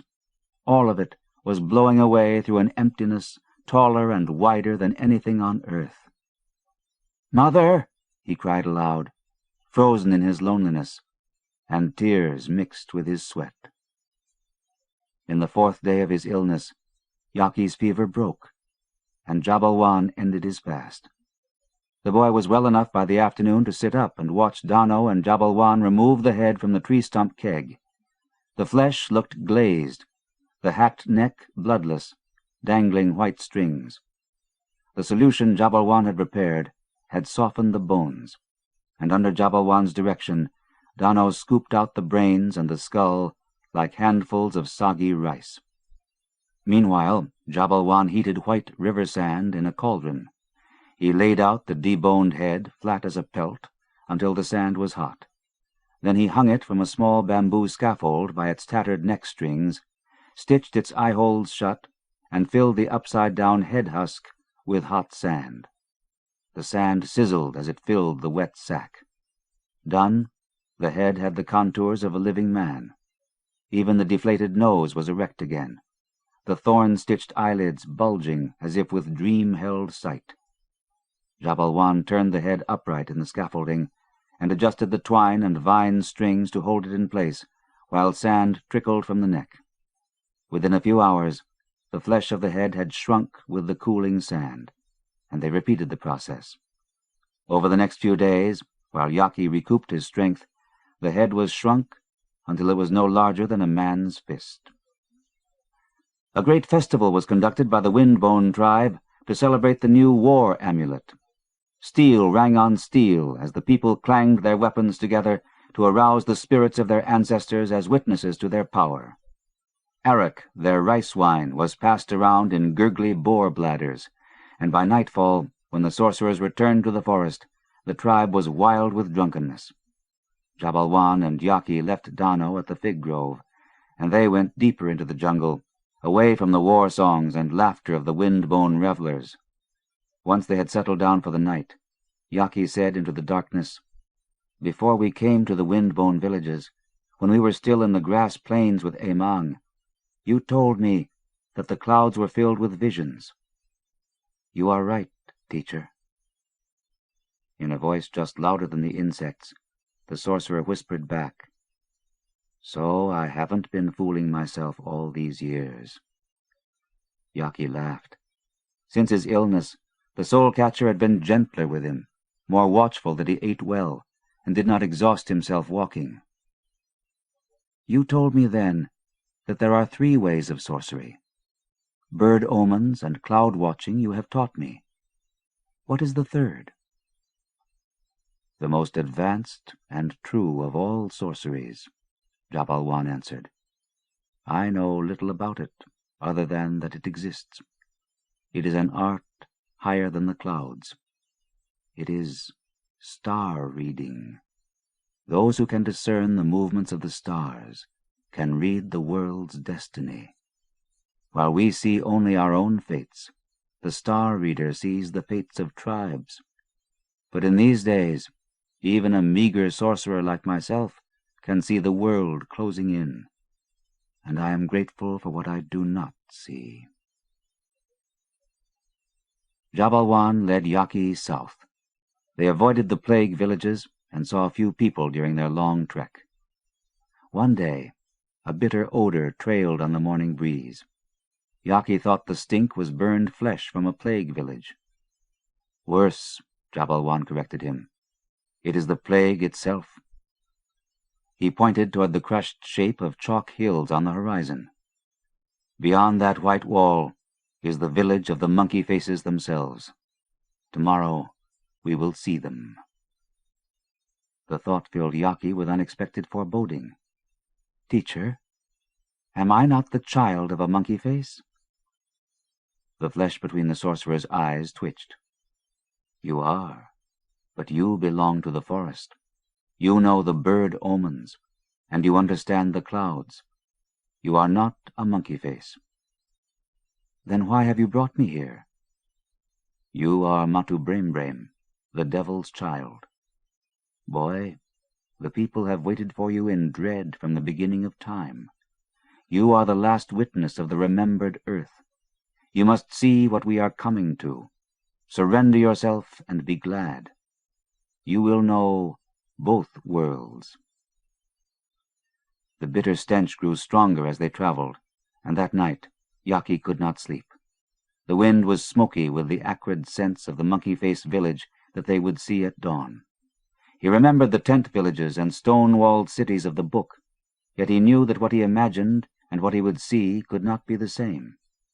He thought of asking Jabalwan for the book, but though he had come to respect and even cherish the man, he was still wary of discussing his earliest childhood and Mala's teachings with him. While healing the sick, the sorcerer often reached into his medicine bag and left it open while administering his cures, and Jaki had peeked in from time to time and seen the icon of Yezu nailed to his cross. He was impressed that the god of his mother and of the monkey faces had a place in the medicine bag of the sorcerer, but they had not talked about it. At first light, from the crest of a chalk ridge, Jabalwan and Jaki stared down at Banjarmasin. Dawn glowed over the paddies and shone in the serpent coils of river streams that untangled across the delta to the sea. The clusters of stilt-raised longhouses were as frail-looking as dead leaves. At the far end of the delta, nearest the sea, giant walls made of lashed-together trees surrounded a city of domes and spires, minarets and battlements. Just discernible in the shadow of the great walls were elephants ridden by men whose turbans were sparks in the brightening air. The elephants, laden with crates, were marching toward the sea. As it grew lighter, Jaki could see the ocean, a barren expanse, blue as the sky, ruffling near the shore into waves like clouds. Several big ships were anchored just offshore, and their spider-webbed shapes emerged from the dark like immense baskets trimmed in gold. His father had captained such a ship, Mala had told him. He strained to see people on the decks, but could barely follow the elephants as they trudged to the loading docks. The stink was coming from there. Fires flapped beneath cauldrons along the shore, uncoiling wind trails of gray smoke. "Tar," the sorcerer said. "The monkey faces heat the trees until they bleed their black blood. They use the tar to seal their big ships. The air stinks with it, and the land is scarred." He pointed to the swatches of jungle that had been cleared on the far banks of the river. "Their own land must have no more trees, else why would they come so far to take ours?" Jaki wanted to go closer, but Jabalwan refused. "The monkey faces are allied with the Star and Moon tribes. If we go to them, they will kill us, or worse, make us slaves. This is as close as we will go, so look carefully. And remember." The sun had risen, and the river plain had found its colors. Jabalwan whistled softly and walked away, and the boy dipped his gaze toward the sea for one last look at the big ships. They were his father. They had defied the depths and crossed the distances to be here, to make him. He raised his hand to the monkey faces, to the stories his mother had told him, stories that had always seemed more real than life. And then he turned away and loped back toward the jungle. The stink of melting trees came and went like a bad memory as Jabalwan and Jaki headed toward the villages of the Claw tribe, just north of Banjarmasin. Many of these people made the short journey to work in the paddy fields around the walled city. Some had returned with parangs, turbans, and sandals, and lived like chiefs, making and enforcing their own laws in their old villages. They defied the elders and hunted only for themselves. Jabalwan avoided them and ministered to the people who kept the old ways. He ignored the insults that the men in turbans and sandals cast at him and his devil's son, and he never met their gaze. Jaki was troubled. "We must leave here," he told Jabalwan. "You can smell the evil." "Evil," Jabalwan said with disdain. "When you give your hand to the spider, you will see there is no evil, only fear." "I am afraid." The boy had grown since leaving the Rain Wanderers, and his lanky white frame was as tall as the sorcerer's. Even so, his face was still that of a child. "You are right to be afraid, little devil," Jabalwan said, squinting lazily as a turtle. "These people are rotting on the inside. They have forgotten themselves. We must be careful." "But why do we stay?" "You are Matu Brem Brem," Jabalwan answered with a pang of disquiet. "You must see what is coming." "Why?" "The spider will tell you when you give it your hand." The plague had killed many of the Claw people, and those who survived lived precariously by foraging and hunting or by working in the paddies of the new lords. Only a few of the families continued to plant their own rice, and most of it was stolen by the lawless gangs from the south. Jabalwan sought out these families and urged them to move deeper into the forest. But the Claw people would not leave their fishing pools and their salt spring. Still, they honored the sorcerer, for though he was strange to them, he healed their sick, spoke their language with a dreamy cadence, and knew the old stories. They fed him and his devil, though they barely had food for themselves. One late afternoon, the sorcerer held the tribe spellbound with a tale of the world's creation. He described how the hawk, the predatory night itself, jealous of the sun, had tried to swallow heaven's light. But the sun was faster than the nighthawk, and ran around it and shattered its skull with one blow from behind, spilling the world. "That is why the sun runs across the sky each day," the sorcerer said. "The sun is spinning a victory dance over the fallen body of its enemy, the night. He gestured at the silver rib of moon shining above the trees. The moon and the stars are the broken pieces of the hawk's skull. The ocean is its blood, and its feathery corpse is the land and its forests. Our breath is the hawk's death cry, echoing down the generations, dimmer and dimmer. At that moment, the dark hollows of the forest shimmered with movement, and a war party of 20 men stepped into the clearing. They wore turbans and headcloths, and some even had tar-stained breeches. Their soot-streaked faces seemed sunken from years of anger and despair. The claw headman, who had been entertaining the soul-catcher, stood up and demanded the intruder's leave. Instead, they strode to the longhouse, their gazes not wavering from the sorcerer. "Come down here, snake man," one of them called. His rat eyes met the soul-taker's, and he showed chipped and rotten teeth. "You tell the people to leave here," he said in a broodful voice. "You tell them to go deeper into the forest. But if they go, who will work our fields?" "Each tribe works its own fields," Jabalwan responded tautly. "You speak of tribes, snake man," the leader cried out. "This is not your tribe. You are not a claw." "I have invited him," the headman called down from the veranda. "He has healed the sick among us. He has told the old stories. He is more a claw than you." The gang hooted derisively, and their leaders scuttled up the notched log and stood toe-to-toe with the headman. "My father was a hunter," he said vehemently. "My mother worked the fields. I am Claw. But I do not believe any more in sorcerers. I do not believe in headmen. I have been south.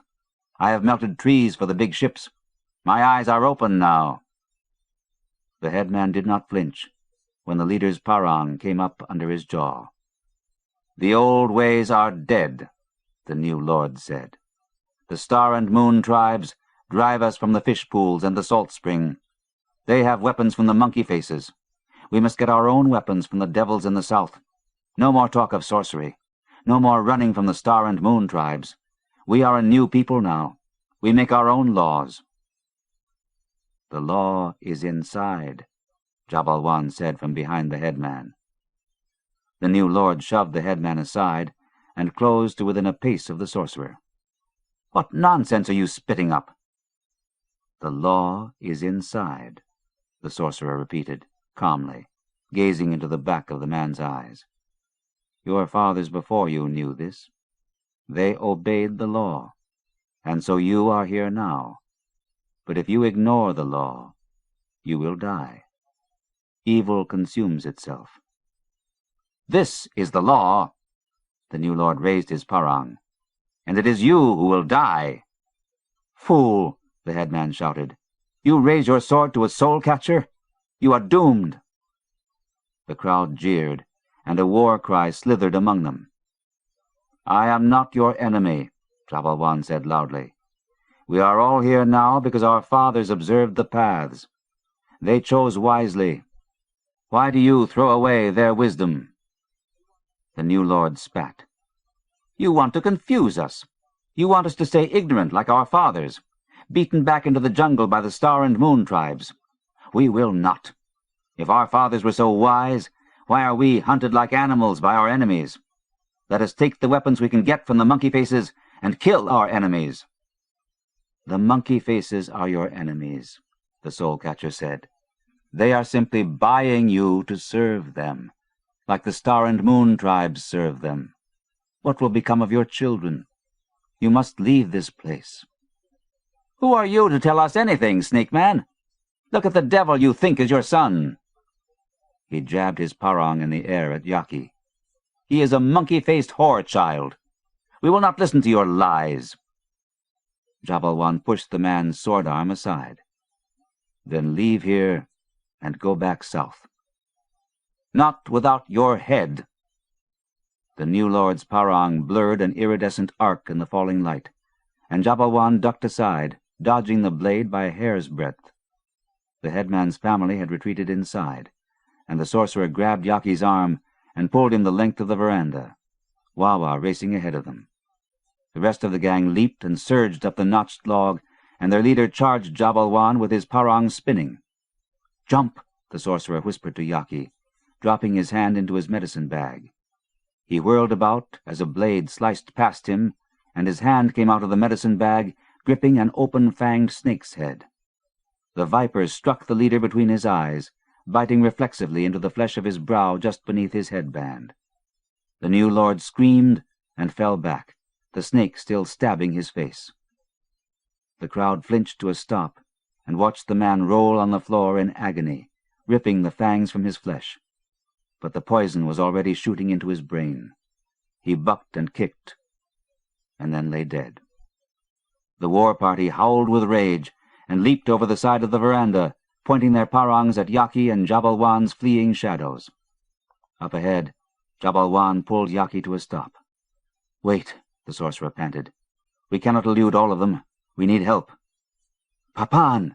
"No, it is too dangerous for him this far south. I sent him back." Jabalwan opened the stopper on a bamboo tube and shook out the shaggy bark dust of the fire tree. The fungi had thrived and multiplied in the tube, and the blue light in Jabalwan's hand rang like a crystal. "Rub this in your hair. Be swift." As Jaki did so, Jabalwan removed his headdress and shook the tube over his own head. From the headdress he removed long black splinters and buried several in the ground, their points slanted to pierce. He stuck a scarlet feather in the ground as a warning. The war party came flying toward them as Jabalwan stood up. When they saw the sorcerer and the devil child lit with blue fire, they slammed into each other in their eagerness to stop. The sorcerer pointed at the scarlet feather on the trail, shook his hand in a warding sign, turned with his arm around the boy, and strolled silently away. Jaki could hear the men arguing whether to pursue or retreat, and then feet scuffling through the damp duff in pursuit. His legs tightened to run, but the sorcerer restrained him with a heavy arm across his shoulders. The next instant a scream was heard, and the chase ended in a confusion of alarmed voices. Jabalwan swiftly led Jaki off the path and into a tangled darkness of waxy leaves and pliant branches. Arrows flew blindly through the forest avenue where they had been walking, and again Jaki flinched to run. "Relax, little devil," the soul-taker advised. "The chase is over. One of those who pursued us is wounded and in great pain. The others will not leave him. Remember this night. Remember not to kill your pursuers. The dead can be left behind. The wounded demand care and slow the chase."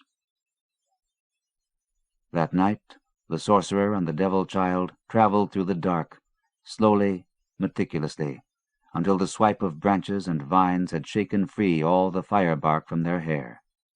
Only then did they crawl into a root cove and curl up. "Remember this night, little devil," Jabalwan whispered. "You have seen real demons. You have seen men who have lost their tribe, men who have lost their souls. Remember." "I have no tribe," Jaki said to his teacher the day after their escape. "Where is my soul?"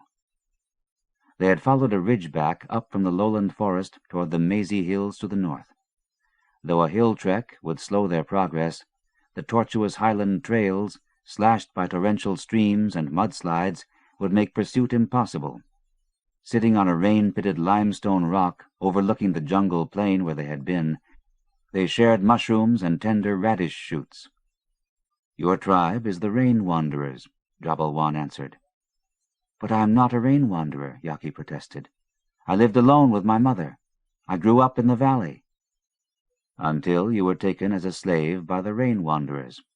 They hold your soul now. You belong to them." "I escaped from them." "You were set free by the Princess Riri, and for that offense she was made to sit with the pigs a day and a night."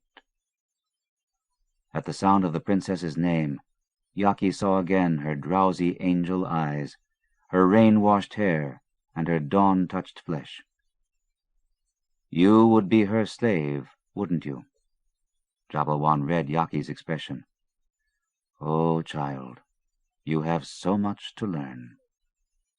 I am a child, Jaki snapped, but I am no slave. Laughter fell away from the soul-catcher's face. You are a slave until you free yourself and become a sorcerer. Teacher, I have followed you everywhere. I have learned the birds' omens, and I have seen the floating truth of the clouds. I am learning. You can learn all your life, and you will still not be a sorcerer. Learning is the way of all people. The sorcerer does more than learn. The sorcerer seeks sincerity. Only through sincerity does one acquire power. How do I find sincerity? Have you forgotten already? The food Jaki was chewing felt suddenly rubbery. The spider. Yes. Jabalwan's slanted eyes flared with heat. Will you give your hand to the spider? In the many moons since he had last faced the spider, Jaki had changed. The journey with the soul-catcher had changed him. All that his mother had taught him through the book had come to pass with this strong man. He hath torn that he may heal us, Hosea had promised. What the boy had seen of death and suffering on this tour of the tribes had revealed the gentleness of his mother's death. That she had to die at all was still confusing to him, yet he had no doubt now that the soul-catcher had eased her passage to the afterworld. And the Psalms had said, The Lord is our guide even unto death. The more Jaki knew of the sorcerer, the more he respected the man, enough at last to forgive what he could not yet understand. Had not Isaiah and Micah written, He will teach us of his ways? Teacher, I have no real understanding of the birds or the clouds. I know only what you have told me. I am just a child, as you say. But I will not be a slave. I love the freedom you have shown me. Jaki forced himself to go on. I will give my hand to the spider. Jabalwan smiled without mirth. Between them was all the terror of the world. Could he bring Jaki deeper into that terror, to the collective memory of suffering that made pain magical? Jabalwan wondered if he had that power with this child. Sometimes he could not even bear to meet the boy's gaze. His blue eyes seemed the declension of the sky, the blue breath of heaven peering through the mask of a human head. Jabalwan had to continually remind himself that this was still just a boy, though his eyes were frightening and his words often unnerving. He was secretly glad when Matu misstepped in the hunt, or wept at night remembering his mother. He was human. He needed care. Like all beings of this temporary earth who strove to be more, he needed care. The journey north to seek the spider was less playful than the southern trek. Emang carried them quickly across the flat plains, eager to return to the jungle before the big rains came. When they did, Jabalwan let the beast go, and he and the devil-child continued their journey on foot. Sometimes the downpour was a blinding silver wind, and they crouched under whatever shelter they could find. Hunched under a stunt tree or a tabard of clustered shrubs, they told each other stories. At last, Jaki began to speak of the religion he had learned as a child, and when he told the story of the flood, the sorcerer was fascinated.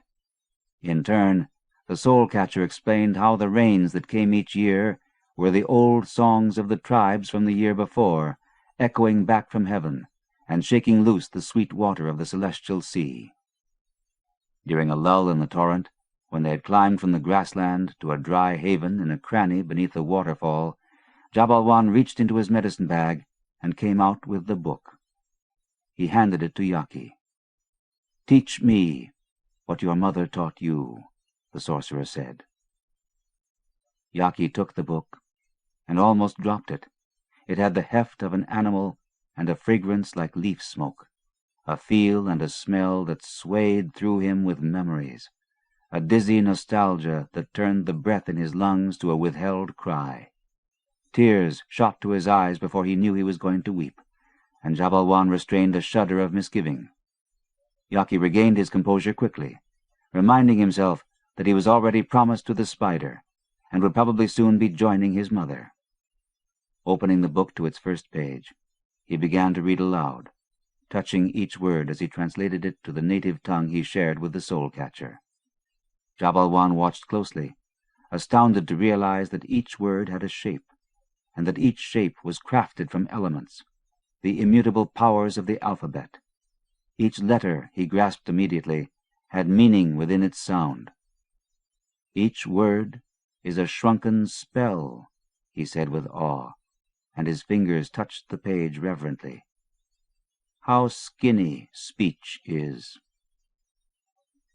Jaki was surprised by the sorcerer's fluency, by how quickly he learned the alphabet, and by the intensity with which he listened to the boy's favorite stories.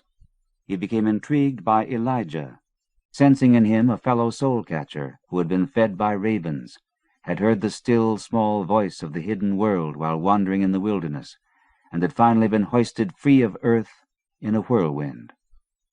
Hoping to inspire the youth with the written language of his own tradition, Jabalwan taught Jaki how to read the jungle scrim that other sorcerers left as messages. What before had seemed merely a black creek became a page where a casually bent weed stalk was a passer-by's name, and the scattered weave of a fallen nest a sentence describing the route to the nearest fish pool. This language was harder to learn because it faded so quickly. The vanishing is part of the script, Jabalwan explained. How long ago it was written often tells more than the message.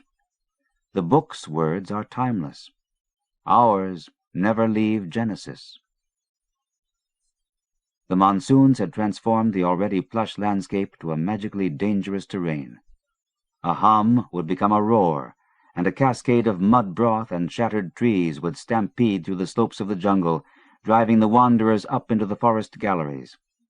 Wawa was keenest at detecting these abrupt floods, and became their leader as they wended north among rainbow arcs and floats of tiny red-winged butterflies.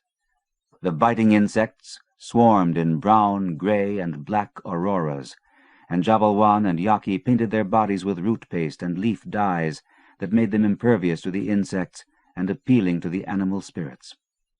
Hunting was easier as Jaki became expert with the blowgun, and they had more time to sit among the spreading tree limbs, high up where the light was radiant, and read the book.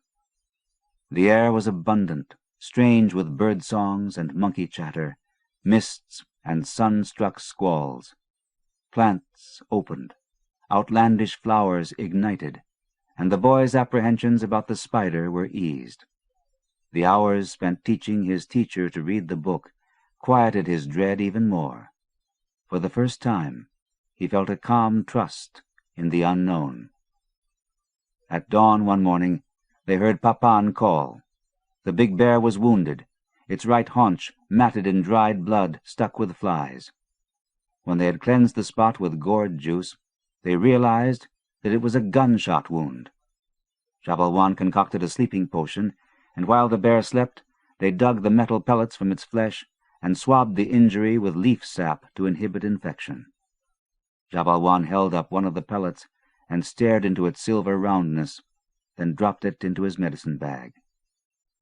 The Star and Moon tribes are close, the sorcerer said. They are reaching deeper into the forest. For 5 days they waited for Papan's wound to heal, always listening for enemies. When he was able to walk without pain, they continued their journey. Soon they came to a river bend jammed with death rafts. The stink of the corpses was lost almost wholly in the jungle steam, and the bodies were mostly bone, the flesh given up days before. Blue and yellow birds scattered as the soul-catcher began his chant for the dead, shoving the death rafts free. When they had all drifted downstream out of sight, he waded back to shore. "Those are rain-wanderer dead," he told Jaki. "They were killed with fire spears." "I cannot believe the Star and Moon tribes have come this deeply into the forest, especially now that the rains are here," Jaki said in a voice muted with respect. "I have listened for drum songs warning of the enemy, and I have heard nothing." "That means something terrible," Jabalwan agreed. "The rain-wanderers are not using their drums, because their enemy understands their songs." The sorcerer's face was grim with realization. They have been attacked by another forest tribe. Jaki was stunned. Except in the south, where the tribes were crazed by plague, war with the star and moon intruders, and the domination of the monkey faces, all the forest people were benign. Headhunting flourished among them, but a war seemed unthinkable. The fierceness of the rain wanderers had always dissuaded other tribes from attempting more than rare forays for heads. Jaki preferred to believe that somehow a star and moon war party had endured the rain-veiled trails, because the idea of all tribes stalking each other with fire spears was nightmarish. Yet the nightmare was true, as he and the sorcerer learned when they finally found the rain wanderers in a mountain valley far from their customary fish pools. The long house was quickly constructed, and the rice fields bare, since anyone old enough to carry a weapon had been dispatched to guard the trails against the approach of the enemy. "Who?" Jabalwan asked the chief. "The tree haunters," the chief answered. He and his men were decked in war regalia, white body mud, claw strokes under their eyes, black feathers splashing at their ankles. "They surprised us at our salt spring. We fended them off as best we could, but they had new weapons, sorcerer. Weapons no one has ever seen. Short blowguns that shoot lightning clouds and stab our warriors with metal rain. Look!" He opened an amulet sack dangling from his neck and poured out a handful of gunshot. "Call all your warriors in," the soul-catcher ordered. "Begin the rice planting. Continue the hunt." "But, sorcerer, the tree haunters destroyed our old fields." The chief's eyes glowed with angry tears. "That is why we are here. We have lost our fish pools. We have yet to find a new brine spring. Unless we accept the rule of the tree haunter chief and trade with him, he will hunt us and destroy whatever we build." Jabalwan pointed to the rice fields. "Plant the rice. Continue the hunt. I will show you another brine spring not far from here. We will build new fish pools." "But, sorcerer, the tree haunters—" The soul-catcher silenced the chief with a frown. "I will visit them. I will face their great warrior Batu, and make him understand that the rain wanderers are not to be molested." The chief embraced Jabalwan with relief, and the two walked together to the longhouse to plan the new settlement. Jaki followed, quivering with excitement to be back among the first people he had known as a tribe. Familiar faces hovered in the crowd, faces that he had last seen scrawled with mockery, derisive and harsh. Now those faces were dull, numb with grief and uncertainty. He observed the rude clearing that was their new home, noting the overgrown tangles of flower vines among the vegetable patches, the few scrawny pigs tied to a stake, the fire pit clogged with half-charred logs and palm-leaf litter from flames quickly doused. The signs of a people living in fear. Among the women and children who had gathered on the veranda, a pretty face floated that tripped his heart and sent his blood surging. Riri was no longer a girl, but a young woman. She studied him with dark, quiet eyes, the wind blowing strands of her long hair across her face. A man blocked Jaki's way so abruptly that the boy slammed into him and almost toppled backward. The warrior was resolute as a tree and did not budge. "Ferang!"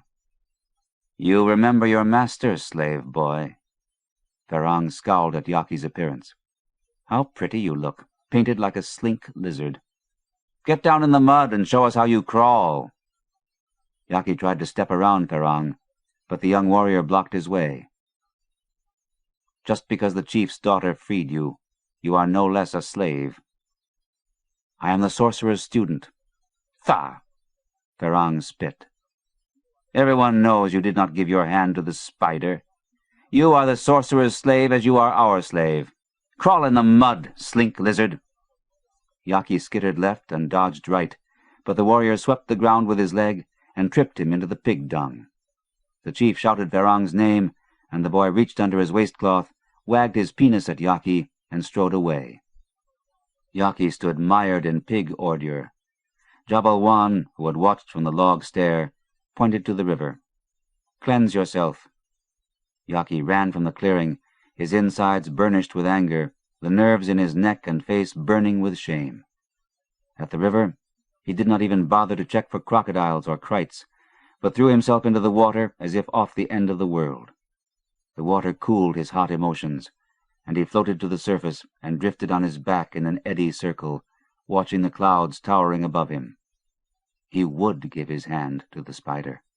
He would die before he would let Farang humiliate him again.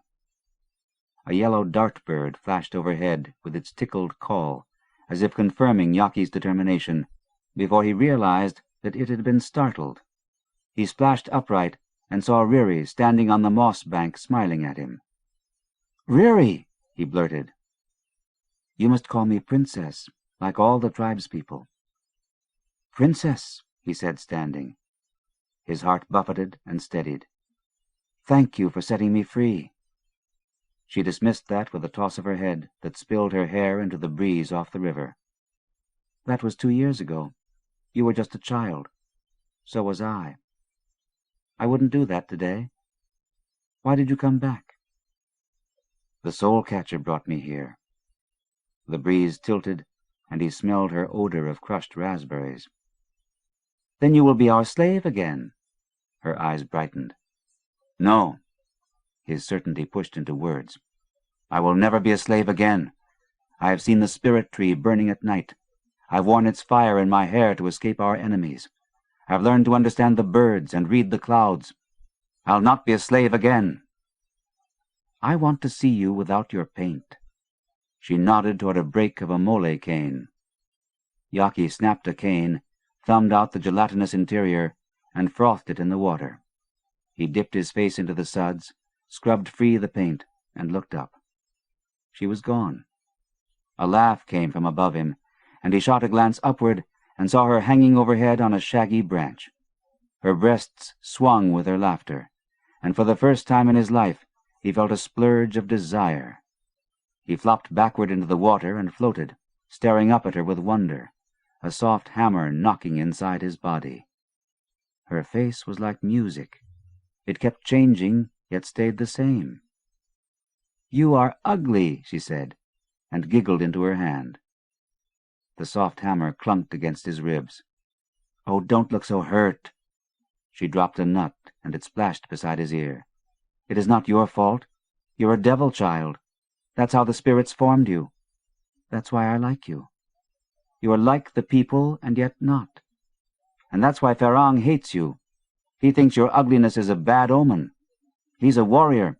Everything's an omen to him. He doesn't see you're just a person, too." Yaki sloshed out of the river and whistled for Wawa, who flew out of a blossom-tufted tree and tumbled to his side. "Come back!" Riri shouted, scrambling down from her perch as he moved off into the woods. Yaki kept walking until the girl ran up to him and seized his arm. Her touch stopped him, and silence rose in him like joy, quieting his hurt feelings. Her pretty face muted all sounds except her voice. "You can't walk away from me. You're a slave." "I am Matu Brem Brem," he said, his words coming from the stillness her touch had opened in him. "That is why I am ugly, and that is why I am free." He stroked her cheek as he had the night she had helped him to escape, and the quiet in him alloyed with a warmth that pooled in his belly. Her hair was hoarding light. Her lips shimmered on the brim of a smile, and her hand reached up and fingered his wet blonde hair where it touched the pale curve of his shoulder. "My father made me sit for a night with the pigs after I let you go," she told him. "But I'm glad I let you go. You look more like a sorcerer than a slave." "Riri!" a woman's voice shrilled from the camp, and the girl dropped her hand and skipped backward with a laugh. "My mother," she said, and dashed off. Yaki stood staring at the spot where she vanished into the brush, until Papan's cough startled him. Jabalwan emerged from the cane brake where he had been watching. "She likes you," he said. "She says I'm ugly." "She's right, but she still likes you." Jabalwan put his arm across Yaki's shoulders. "You're lucky we're leaving immediately. She'd have you slaving in the fields again before sunfall." They walked to a grove a short distance downriver. Yaki knew the place. This was not the same fern holt where he had first faced the spider, and yet it was timelessly the same. "Teacher," he croaked, and swallowed hard to clear his throat. "Ferang says I am a slave until I give my hand to the spider. How does he know that I haven't?" "He should know," the soul-catcher said. "Before you, he had selected himself to be a soul-catcher. He faced the spider once, and backed away." "Why? He is a warrior." "It is easier to face men than to face the spider." The sorcerer's gaze fell on Jaki. Ferang's older brother was to be a catcher of souls, and the spider killed him. If you had given your hand to the spider, the watchful rain wanderers would have seen, and the drum songs would have announced a new sorcerer. Jabalwan signaled the boy to wait, and he stepped softly over the clumped grass and through the fronds. Jaki listened to the flashings of bird and monkey calls, followed the swirl of wispy clouds like flimsy thoughts in the sky's mind, tried and tried to steady his piling anxiety, and still jumped when Jabalwan whistled for him. The sorcerer had found a large bright web, studded with dew, and hung with a red-splotched black spider. The air around it gleamed softly. "You know what to do." Jabalwan stepped back. Wawa hung from a branch above, his round black face in its corolla of silver fur, watching with bafflement. Jaki approached the spider, extended his left hand, and fear paralyzed it. Clamping his jaw and pushing his arm forward with the strength from his legs, he touched the dew-silvered web. Wawa shouted a warning cry. The spider jigged swiftly at him, and he snapped back his hand, leaving the web shivering. Jabalwan was stunned. He had never seen a movement that swift, and he stepped a pace closer. Jaki looked at him with woeful eyes, and thrust his hand back into the web. Again the spider attacked, and again he whipped his hand away with amazing speed as the black legs closed on his shadow.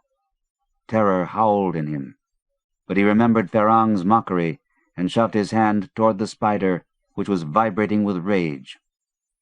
Jabalwan had already begun to rush forward to stop the boy. The furious spider would certainly inject more of its lethal poison than even a grown man could survive. As he reached Yaki's side, he saw the spider flailing its mad legs over the hand, and the boy holding it there even though his muscles were clearly strumming with pain. Jabalwan's bamboo knife blurred and struck the spider away. The fang marks were a red welt in the meat between the thumb and forefinger, and already the flesh had begun to swell. The sorcerer hid his alarm and gently pushed the boy down. "Lie here quietly," he instructed. "Do not move. I will be back at once." "Did I do well, teacher?" Jaki asked, afraid that his reluctance had botched the initiation. "You did very well, young sorcerer." The sound of his new title dispelled all the boy's apprehensions, and a glow of satisfaction suffused his chest. "Now wait quietly. I must gather plants to help with your vision." The soul-catcher was gone, and Jaki waited, the pain in his hand throbbing darkly. Wawa swung down from the branches and sat beside him, one long-fingered black hand on his forehead.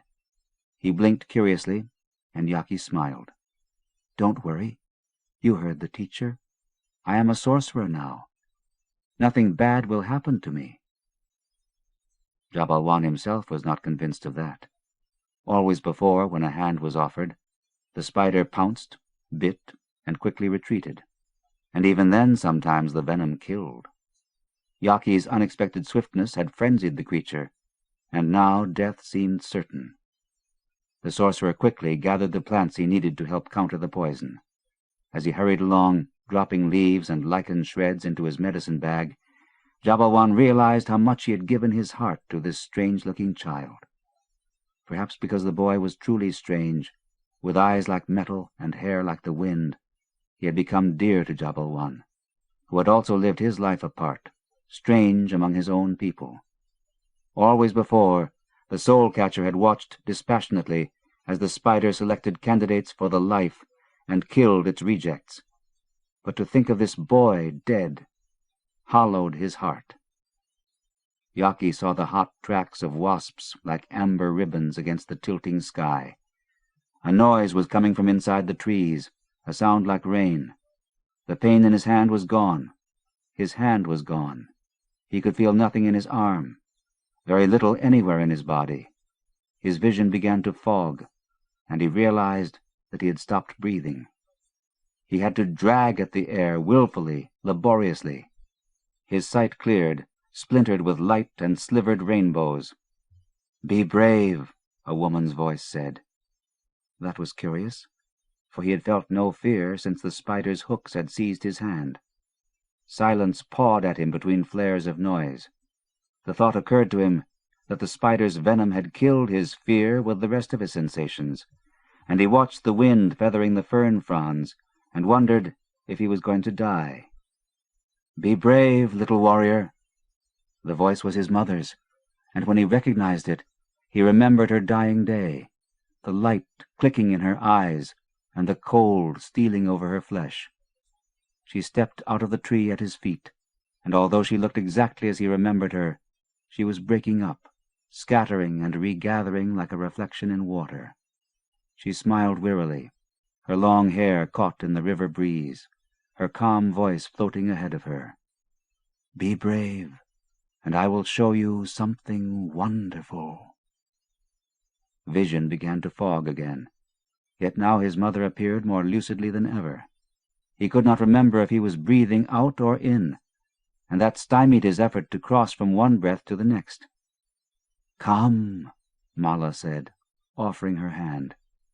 He reached for her, drawn by the star-flakes of her eyes.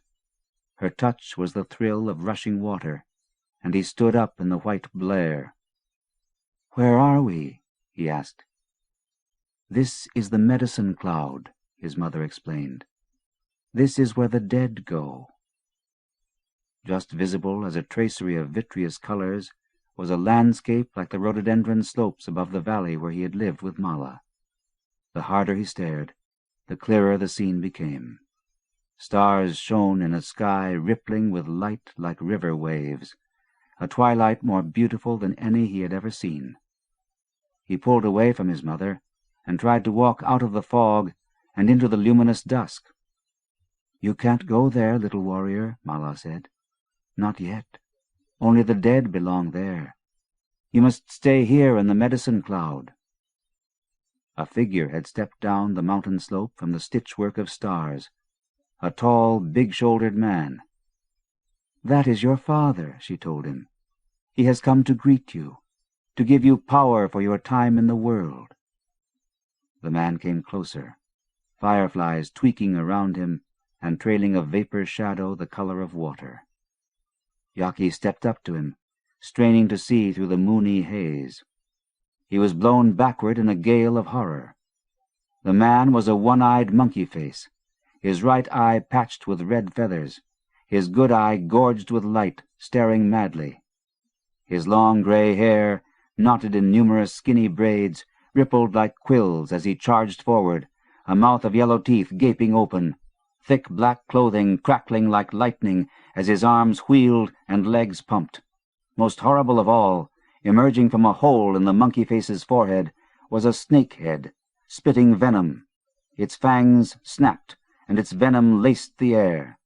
A cry shook, a booming war cry leaping from the gulf of hell, and Jaki's heart quapped as if stabbed. He turned and ran. "Mother!" he cried, but could find her nowhere. Behind him the hell thing was hurrying, hot to seize him, its wild scream smothering his call for help. He squandered all his strength running through the endless erasure of the fog, its weight slowing him to within a pace of the pursuing monster. Globules of venom flicked past him, grazing his cheek like hot, stinging sand. Ahead, the fog shredded about a shadow. "Mother!" he called, his breath slamming through his body. "Matu!" he heard distantly in Mala's frightened voice. She had never called him that before, and the sound of it almost stopped him except that the snake acid was burning the backs of his legs. The shadow ahead was an immense tree, bigger than any he had ever seen. Closer, he saw a root tunnel big as a cave. Twig shoots like mighty boughs swayed in an unfelt wind, their leaves charred black and glinting. With the monkey face bellowing like a boar and sharp claw fingers plucking at his back, Jaki rushed toward the tree, only to realize that the leaves were mouths with needle teeth chewing at the air. That instant, a roar louder than thunder hit the boy and stopped his desperate run. A giant lizard, white as a grub, crawled from the tree on pincered legs. Its head was transparent, and Jaki could see a tiny blue flame, no bigger than his hand, floating in the core of the lizard's skull. The white lizard hurled itself at the one-eyed man and seized him in its jaws. "Matu!" Mala's voice echoed from the root tunnel. The leaves, like mouths, gnawed frantically as Jaki dashed beneath them and into the cave. "Mother!" he yelled, and the echoes came back in Mala's sing-song, "Matu, Matu, Matu-tu." The darkness was too thick for him to run farther, and he crept forward, arms outstretched, his feet like hands, feeling for direction, calling again and again for his mother. Each time his echoes came back as Mala's call for the devil child. Jaki sensed that the darkness around him was not empty. There were presences here. He could feel their body heat, smell their foreign scents. A wink of light flashed ahead of him, and the lumbering shadows withdrew. Moments later, another flicker lured him deeper. "Who are you?" he whispered, and the echo rolled back, "We are you." He stared with aching intensity into the black and saw gray shapes, hulking forms, scattering into particles. The particles were people, he realized then, the great hulks, crowds. He was seeing tribes wandering in great throngs across the blowing ash of time. The horde of people were dropping their possessions behind them, cookpots, hunting bows, headdresses, salt bags, pelts. Children were left straggling, their bellies swollen, eyes sunken. They were leaving everything behind and wandering into a desert horizon, blowing forward into the wasteland like so much dust. Behind them, gathering their droppings, picking over their fallen weapons and furs, were the monkey faces in their bulky clothes.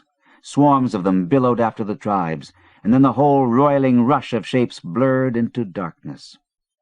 Relieved to be free of that sickening vision, Jaki listened closely for the dark presences, and was glad not to feel them. "Matu!" his mother cried, and he hurried forward into the blindness. The licks of white fire came more frequently as he continued, sighing like heat lightning until the cave was flickering with its silent music. The sparks whittled away the blackness, and he saw that he was in a bowel of the earth. The walls glistened, reflecting the sparks' heat. At first he thought the sudden flame tips were glowworms because they writhed briefly while they burned their cold light. But when he bent down and stared hard at the pin-scrawl phosphorescence under his feet, what he saw stood him upright. Each squeak of light was not a worm, but a word. He bent again, and this time saw that the words were names, written in the same language as the book. The elegant swirls and serifs spelled out endless names. Old Crow, Watermelon Pit Eyes, Baboon Head, Walk on Thin Ice, Crazy Horse, Bloodbeard, Iron Thighs, White Maiden.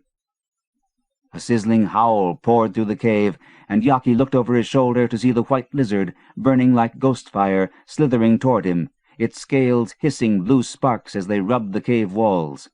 Jaki bolted, running by the light of the fiery names. "Matu, hurry!" his mother called from ahead. He ran with all his might. Ahead, the cave walls vanished in a wash of pure white light. The radiance lustered like fire, white-hot fire eating all shadow, all shape. He was blinded by the brilliance of the names. The lizard crackled louder, and the boy bounded with all his terrified strength into the glare. Suddenly, then, the blaze curdled to shadows, and Mala was leaning over him, pressing air into his lungs. Blue sky swooped overhead, and his mother's hair lifted in the wind, her smile dazzling. Matu, her voice croaked, and her image teetered and became Jabalwan's panther crouch. Jaki sat up in pursuit of his vision and fell back in a sweel of dizziness. The spell of love that had guided him out of the terror of the medicine cloud was gone. In its place was the man who had killed his mother, the man who had been his only real father. The clash of love and hate almost overwhelmed him, and he lay back, shaking with tears. Jabalwan rolled off Jaki and lay on the leaf mulch, staring up through the trees. All yesterday and all night he had squatted over the boy, breathing for him by pressing on his chest. During the night, the sorcerer's body had gone beyond fatigue into trance, and he had become the sky itself, pressing breath into the earth. The boy would live now, because the sky had come down to save him. Gratitude and pride mixed in the soul-catcher, and he listened to the youth's sobs with satisfaction. Wawa, who had scurried from the trees to Jaki all day and night, frantic with helplessness, squealed and flipped backward somersaults over and over. The gibbon's racket penetrated Jaki's confusion, and in mid-sob the last grey smoke of the medicine cloud cleared from his soul. His tears bleared away, and a stupendous clarity rang through him. It was as though the world were a bell that had been struck by his return. He blinked. The core of hate he had felt for the sorcerer who had poisoned his mother was gone. No, not gone. The core of hate had become so heavy it had dropped out of his body and into the earth. He belonged to the world now, not to his grief or his anger or his fear or even his life. His life was the life of the world, the slipstream of being that belonged to no one. That was why his mother had told him to be brave. She had introduced him to the world. "Yes, Mother, I will be brave," he said to the faraway medicine cloud that had dropped him like dewfall into this world. And he thought the truth, but could not find words for it. Love, the love he had learned about from the book, was so much bigger than he. It was everything that did not need him. He was streaming now. He was gushing with the life. Matu, his mother had called him. He understood. Jaki was his closed self. Matu was the life that wore Jaki like a mask. Jaki was a corpse feeding on memories and dreams, eating even the worm-dirt glow of the words in the book. Matu was adamant with being, not memories. He read the clouds in the wild sky. Even now he could hear the trees drinking rain, could see wasps crisscrossing on their roadless wandering under the cloud path. Wawa blinked at him almost audibly, the life lifting the bristles of the gibbon's silver fur in the wind's shift, lustrous strings of remembering twining in his perfectly round black eyes. "You cannot hold it all, young sorcerer." The soul-catcher's low, steady voice grazed his ear. "You hear, you feel, you see, and you smell the life all around you. But as you get stronger, the life will fit more snugly. Already your senses are returning to their holes.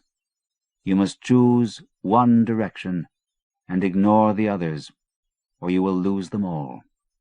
Choose now, while the power is strong with you." Matu looked up through the trees. He saw, as never before, he saw the balm of clouds soothing the sky's open wound. That was his wound, the vast emptiness of being, the lack of handhold, the lack in him of everything but what was there in the gust of the moment. He knew that what he saw in the clouds was what was seeing through him. That's what Jabalwan had meant all along. There was more than weather in the wind. Heavenward, the dreams of the life were stepping from the dust that shaped him. The dreams were rocking with the wind, shriven of his small hungers and memories. Up there, the clouds were the shapes of the looker's reach. He reached out from the life ascending in him and he saw gullies of heath grass, and the tribes roaming deeper into their exile, dropping their weapons, their sacred garments, their children.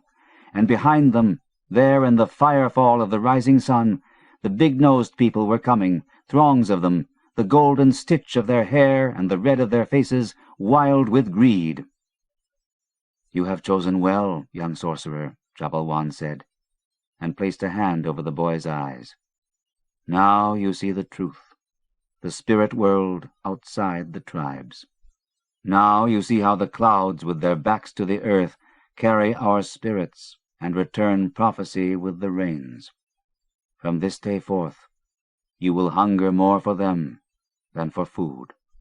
You will fast, and you will wound yourself to be near them. All your suffering will be their long calling, all your needs their necessity. The clouds are the weight of your life and the shapes of your destiny. Whenever you rise to them, in prayer and in pain, they will carry you. For now, you are a sorcerer." Jabalwan let his words drift into the boy before speaking again. "I will always be your teacher. I carry the weight of more days. Other than that, and that is very little now, we are equals. We are both sorcerers. We are both given to the life." Matu looked at Jabalwan floating above him, his sinewy face dusted with morning light, and tried to grasp what the man was saying. His words were sweet and tense, and gone even as he spoke them, like threads of wind whistling through a hollow bone. "I have listened to you read the book," the soul-catcher went on. "I have come to understand something of the vision in the book, which is so different from the life here in the forest. I understand the rage you must feel toward me for blessing your mother with an easy death." Matu sat up, wanting to share with Jabalwan his insight about the world's hate, but his tongue was still asleep. The soul-taker reached among the feathers of his headdress and removed a needle thorn long as a finger. "I have soaked this thorn in a red toad's sweat. One stab will kill a man.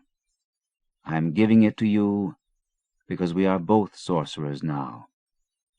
If the life instructs you to kill me, use this." He handed the thorn to Matu, who took it only because Jabalwan's dark face insisted.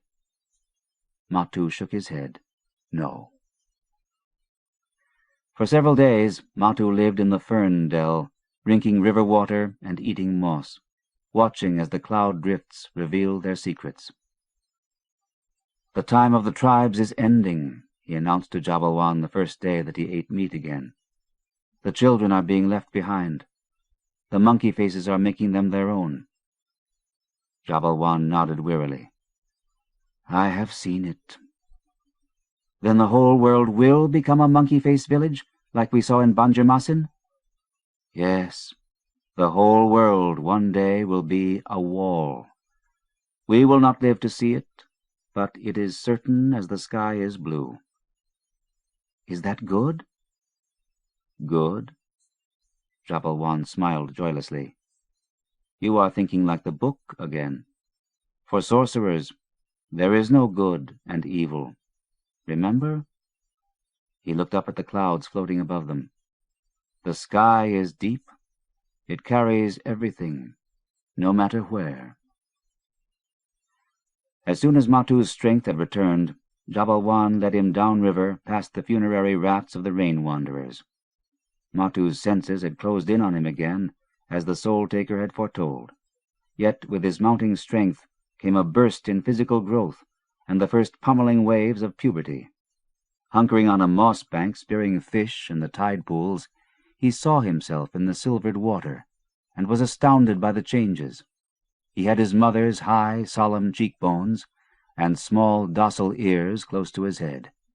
With horror, he observed that his nose was long and straight, the big nose of a swamp monkey, and not the flat, broad, and beautiful nose of the forest people. "You will never eat if you are waiting to spear your nose," Jabalwan chided, coming out of the forest behind him. "I am becoming truly ugly, teacher," Matu groaned. "The uglier the sorcerer, the greater his power.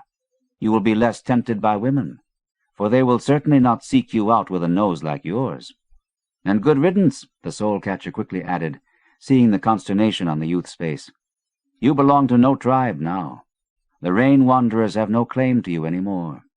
You are a sorcerer, and so you are married to yourself.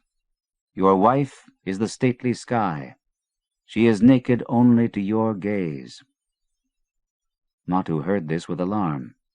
In the weeks since his initiation by the spider, he had endured his first emergencies of lust.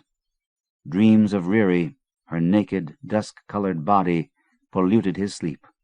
He would wake fevered, laminated in cold sweat, and could return to sleep only after touching himself where the heat of her body still gripped him, though he was awake. Orgasm only deepened the dreams. Alone in the forest, while Jabalwan sewed feather fins to his cane arrows, or sat chewing roots, entranced by the sky's tapestry, Matu thought of Riri, and stroked himself until his seed flew from him, and a peace soft as the inside of a cloud filled his limbs. "Only the sky will be my wife?" he asked Jabalwan. "I will never have a woman?" "You are a sorcerer," the soul-catcher said in a gust of laughter. "What woman would want a sorcerer? We have no tribe. Our life is endless wandering without roof or garden. Who would protect our wives and children while we hunt? We would have to build long houses and pig pens and paddies. There would be no time for cloud reading or healing those who need us." "But what about desire?" Matu asked, churning with uneasiness. "Don't you have desire?" "Everyone has desire. But when a man thinks too much about desire, a stink of death becomes apparent in his movements. He becomes hesitant. He whines for pleasure, and his mind is not in the wind, but in his memory. Even the future becomes a memory. He is already dead, but thinks he aches with life. He aches with the madness of the insatiable dead. Desire is not the life, but the life is desire." "Is there a root or leaf I can chew that will blunt the desire?" Jabalwan smiled. "No, young sorcerer. Your desire is your endless prayer. It is the plaint of your life, the wish of your soul for what is unfinished, for what the stars are finishing." "Is that why my desire is so strong at night?" "Yes. All our hungers are the echoes of the hawk's cry before the sun killed the hawk and scattered its skull into stars and moon. When the sun's back is turned in the circle dance, the cry is loudest.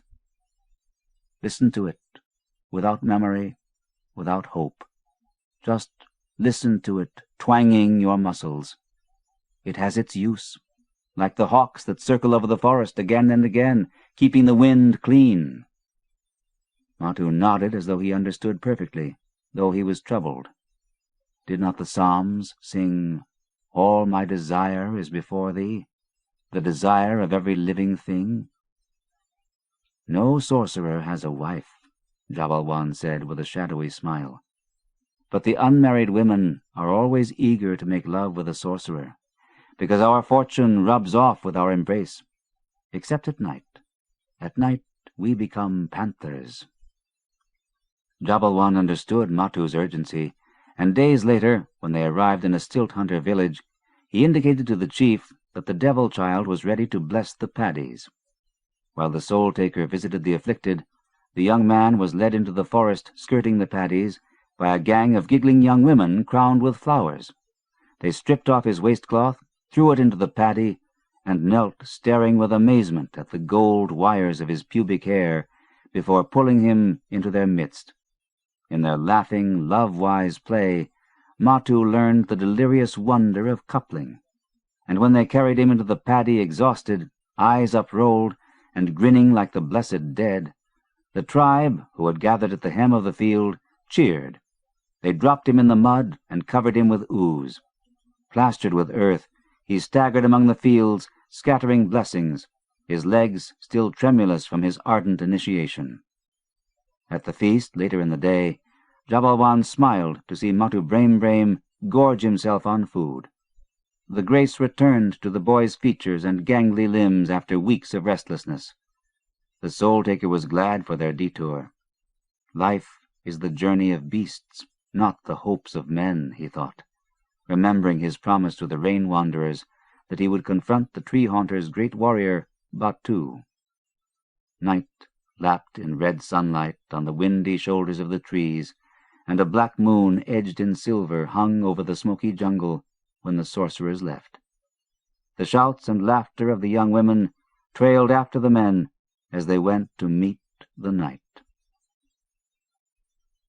Matu's spider vision haunted him. Some nights he woke torn by howling fear. The nightmare was always the same.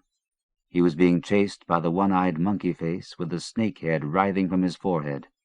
The one-eyed man chased him deeper into the cave, but this time there were no wriggling lights, no reassuring call from his mother, only the monkey face's breathing and the spit of his snake as Matu bolted headlong into the darkness. Lying awake then, he would hear the monkey faces whisper in the wind, calling him, "Jaki! Jaki Gefjon!" "He is death," Jabalwan explained. "Death is always more plausible than life, in song, in story, even in act. What more can your dream offer? He is one-eyed because death is not ambivalent. There, before the single vision of death, is what goes deeper.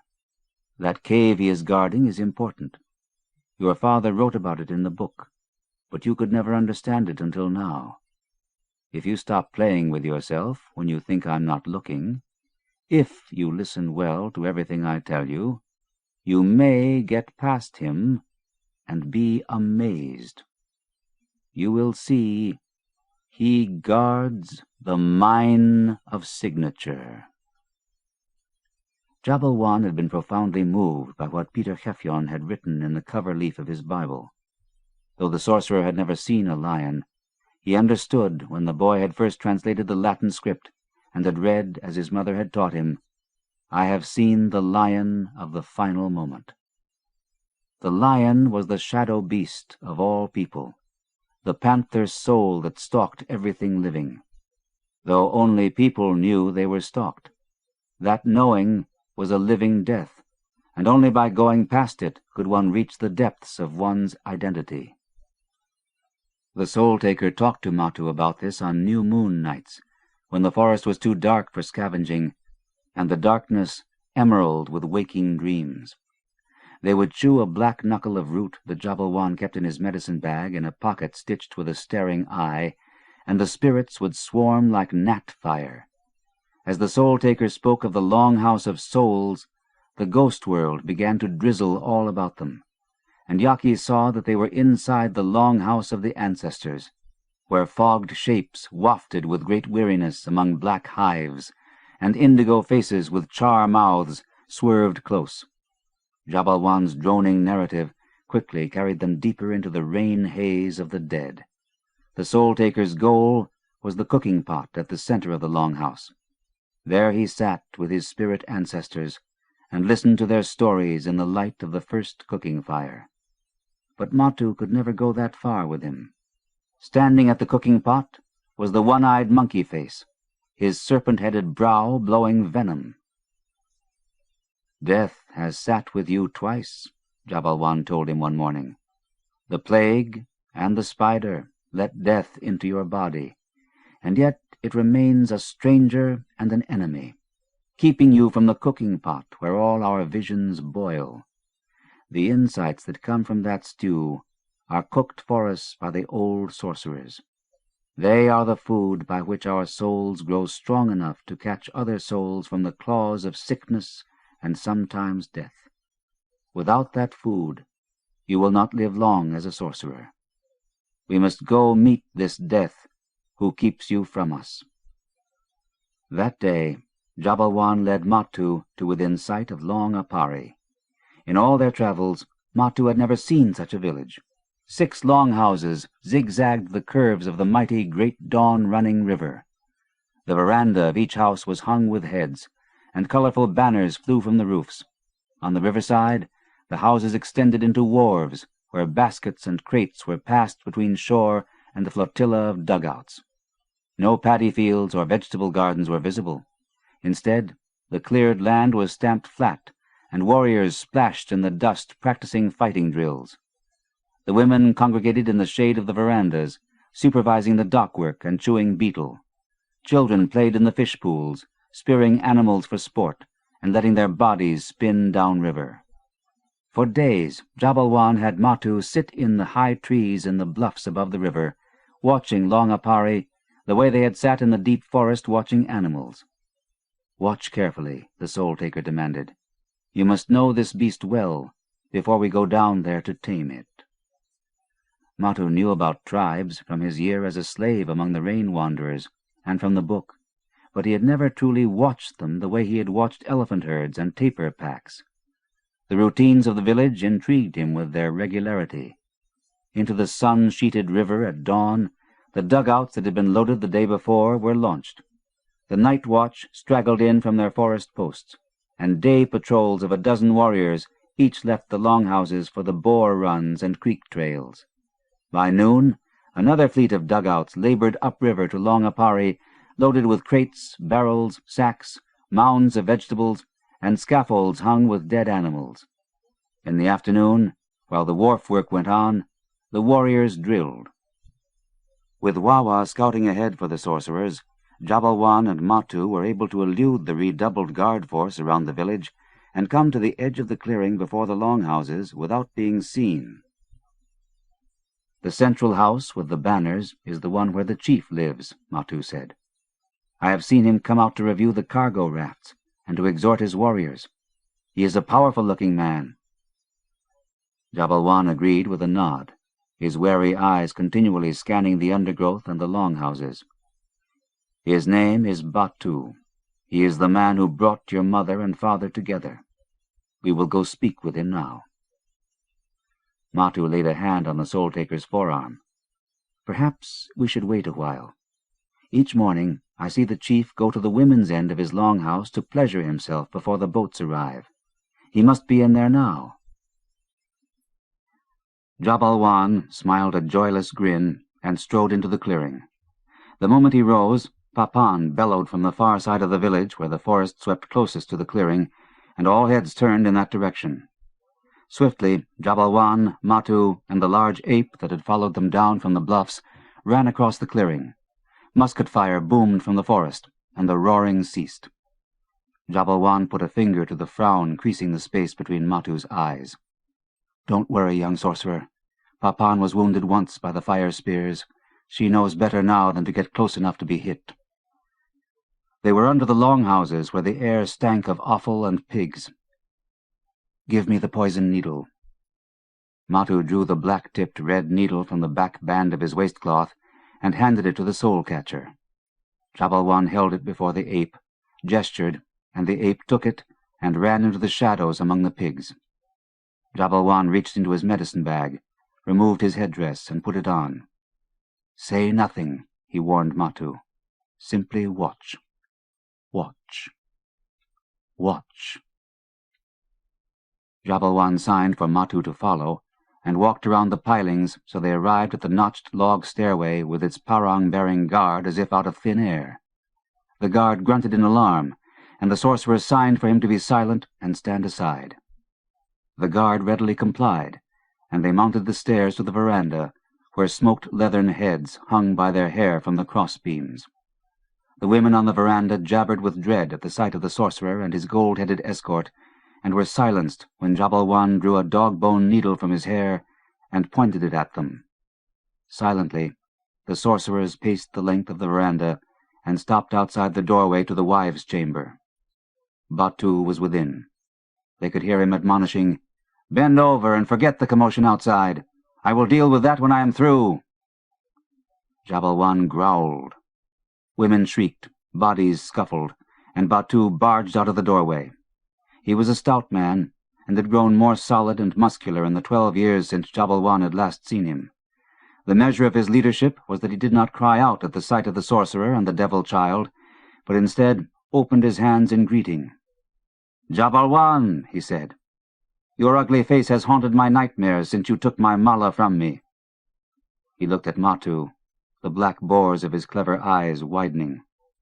"And this is her bastard son, fathered by a monkey face in a flash of lust." He saw eyes he hated and feared in the bone shape of the one woman he had loved. "Even a child is known by his doings," he said in a tone of memory to what he saw of Mala. Matu was uneasy, yet a response sparked in him, and he looked to Jabalwan for permission to speak. The soul-taker nodded. "Instead of fathers, children will rule." The claw of a grin lifted one corner of Batu's mouth. "Yes, your mother told me that once, too. She read it to me from the book. I believed her, and defied my fathers. I even defied you, Jabalwan." He swung a harsh look at the soul-catcher, and held his lazy stare. "Do you remember meeting an exiled hunter moving downriver to the land of the dead? Do you remember warning me that it was forbidden?" His laugh showed yellowed teeth filed to points. "Come with me where we are not a spectacle for the whole village," he said, stepping back inside. Matu trailed after Jabalwan and Batu into the longhouse, through the muscadine shadows of the wives' quarters to the central chamber. Heads, with time-charred flesh and black-curled lips, hung in a cluster from the main pillar. One of the heads had hanks of blonde hair dangling past its mouth-hole and the yellow butterfly of a vertebra. "Your father," Batu announced, gesturing with mock deference to the skull-staring head. "You lie," Matu blurted, and Jabalwan touched his arm and clicked like a cricket. Batu came at Matu. "You call me a liar? I who gave your mother to this man?" From the doorways, women were peeking in. Jabalwan clicked again and risked a glimpse at the boy. His face was pale as soft gold, and his eyes said that his brain was moving like a swollen river lost in itself. "The boy's father is the squall," Jabalwan said loudly. "The clouds with their backs to the earth. This boy is a sorcerer. The spider has bitten him, and he lives." Batu's face shriveled as if smelling a stink. "The clouds piss on you no differently than on any of us." A murmur passed through the women at the doors, and Jabalwan spoke sternly. "You will curse the whole village if you speak ill of the spirits, Batu. What kind of chief are you who cares so little for your own people?" A vein beat on Batu's brow, and he stepped close and spoke in a whisper. "Have you come to destroy me, sorcerer?" A twisted smile showed the points of his teeth. "You already did that when you took Mala from me. She was my weapon. She was the one woman I loved. Now I am the dead you taught us to fear. Fear me, Jabalwan. Only my care for the tree haunters keeps me from killing you and this monkey child now." "Batu, we have not come to destroy you, or your head would already be free of its body." Jabalwan stared past the chief to the women and the few warriors who had dared mingle with them. "Matu Braim and I have come to bless the tree haunters. The healers I meet in the forest speak well of the people. They say you are so strong you need not grow your own rice or hunt your own meat. The other tribes pay you tribute for mediating with the monkey faces. You have grown wealthy. The other tribes are in awe of you. I have come to acknowledge that awe, to bless you with the wisdom of the ancestors, that you will remain strong." Batu stomped an angry circle through the wide room, chasing off the onlookers. Alone with the sorcerers, he peered at them with his adder eyes.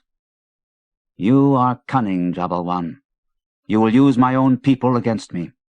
Though I've given them freedom from famine, heads from every tribe, and the wealth of the monkey faces, they would still defy me to honor you.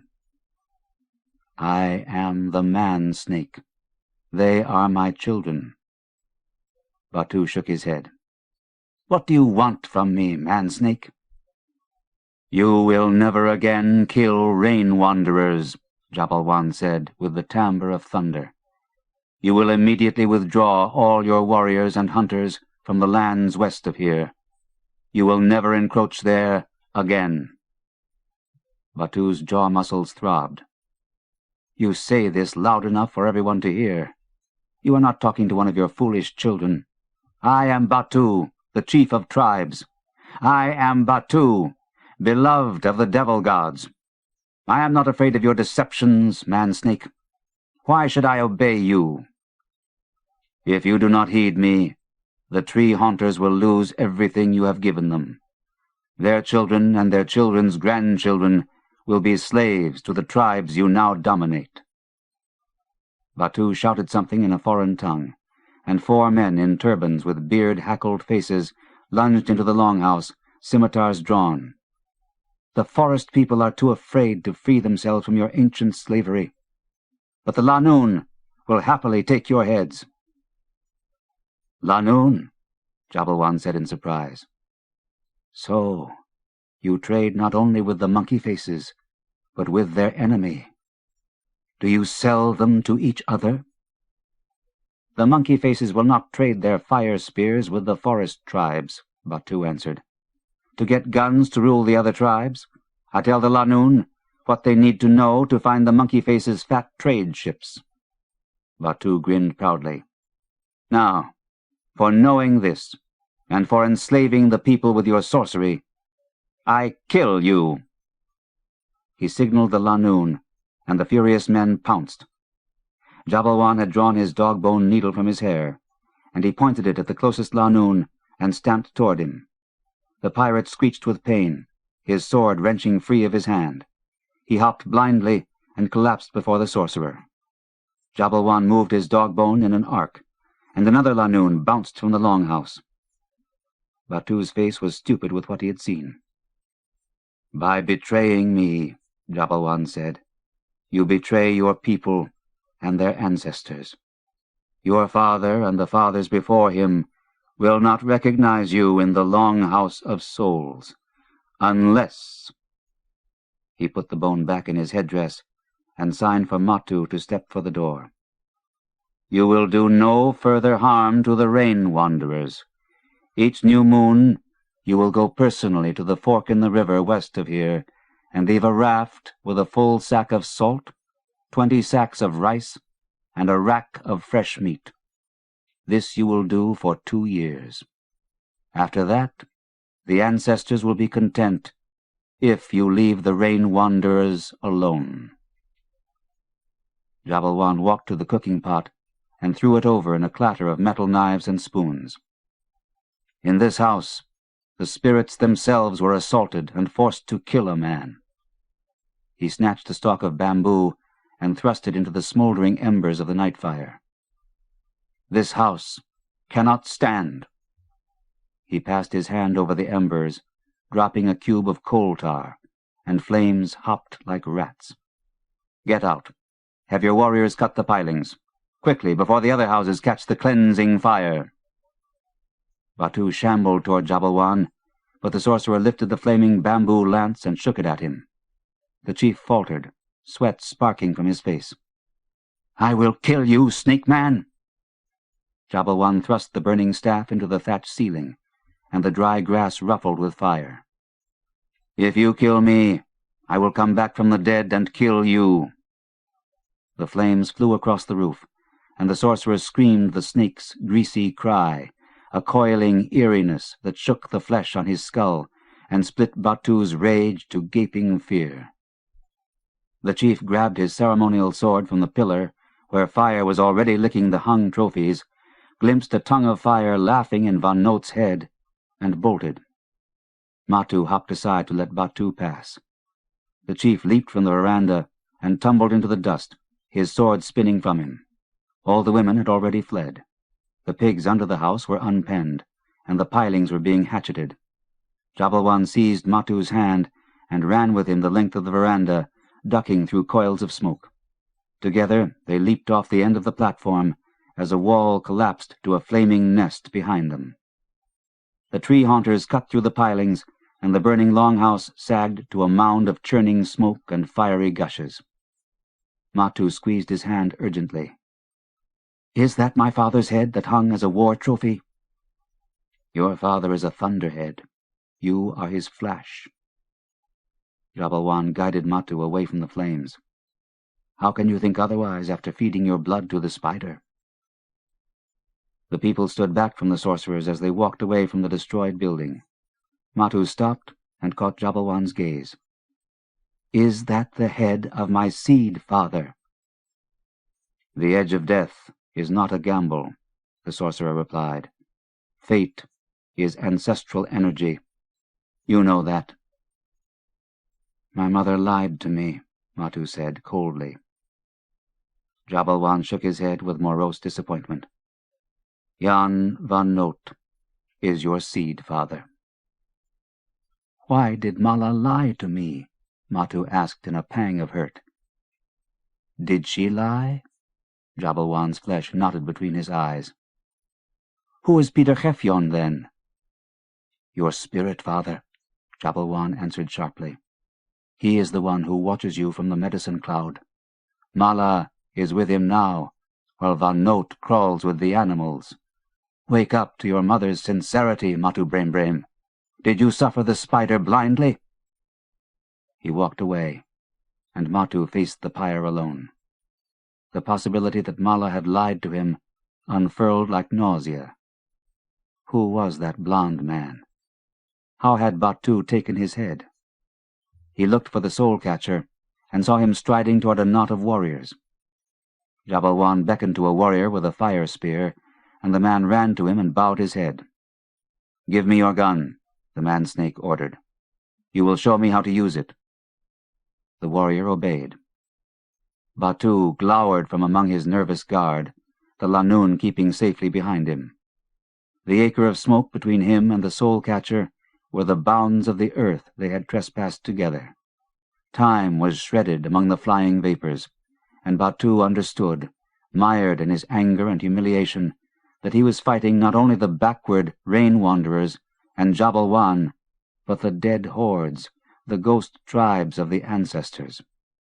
The future, like the past, was shaped by power, and he knew with unbearable certainty that the power was with the monkey-face's fire spears. In the widening clarity of his defeat, Batu saw that eventually he would kill Jabalwan. He would slay the past, and he would be the future's first ancestor. Jabalwan and Matu journeyed deep into the mountainous forest, far from the tribes, to practice with the fire spear. While they practiced, Jabalwan told Matu the story of Zeerover and what he knew of Jan van Noot. Van Noot had spoken incessantly about himself the night Mala received him, and later she had relayed everything to the man-snake. "Your seed-father was more mask than man," the soul-catcher said. "His mind knew nothing of spirit, so nothing could keep his body from the knives." The story of his mother making love to a man she did not love, so Batu could take heads and begin an empire destined to destroy the tribes, sickened Matu with grief and rage. Over the following days, he shuffled among his chores, absorbed in the reality that he existed only because of his father's carnal passion and his mother's duplicity.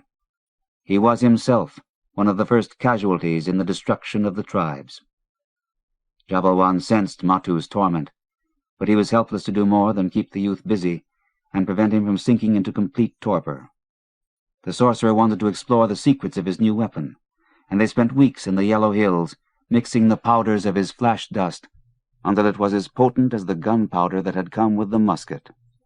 Matu assisted patiently, although morosely, building twig fires for charcoal, scooping sulphur from the stinking hell vents, scraping saltpeter from cave walls, and foraging for each day's meals, while the soul-catcher flashed his powder concoctions in coconut shells. When the rainy season began, and the blowing mists made the powder experiments more difficult, Jabalwan decided to go northwest, deep into the mountains, to meet other sorcerers and show them what he had learned. Matu was still shaken by the revelation that he had no lineage, but a sexual spasm and a deceit. In demonic accord with this legacy, his own dreams had become poignantly lubricious, the lapping sounds of the rain thickening into images of women gambolling naked with him. Even awake, the world began to look feminine. Skirts of rain, vulval blossoms, and the perfumes of wet earth made every day a soulful meditation on women. Yet the knowledge of his loveless fathering soured the idea of gratifying himself with the eager maidens of the river villages. He wanted more than an afternoon of rutting, indiscriminate hands groping for him, giggling girls vying to straddle him. He desired the heat of one face, a laugh he would recognize, a touch with a name, a look of caring. "I want a wife," he told Jabalwan. Jabalwan shrieked with laughter, then blinked away his astonishment. "You can't take a wife. You are a sorcerer." Matu had brought up the subject on a silver evening in the highlands, when gleaming gusts of rain were sweeping the valleys below, and the sky overhead was a blue haze shot with the mica of stars. The world was a woman. The woman was a chasm, the very fallen land before him furred with trees, perspiring mists, glistening streams and cascades. The mountainous contours, the winding descent through the forests, the fleshy grass ranges, and the pubic heat of the swamp leading to her belly in the sea seemed to hold the very shape of all the travels he would ever make. She was his fate, and he wanted to meet her in a real woman. "My dreams insist I am a man first, not a sorcerer," he told Jabalwan. The sorcerer raised his shoulders and closed his eyes with weary resignation. The tattoo circles on his lids saw the infallible images, and his body sagged. "Well, you are Matu Brem. The tradition cannot hold you. Go, take a wife.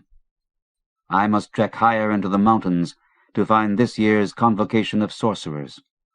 Those of us whom the simplicities of destiny allow are already gathering. We are to meet in a cave at Kinabalu, the first new moon after the rains. I will go there with the fire spear and news of your initiation." Matu's heart bobbed. "And I?" Jabalwan's eyes clicked open.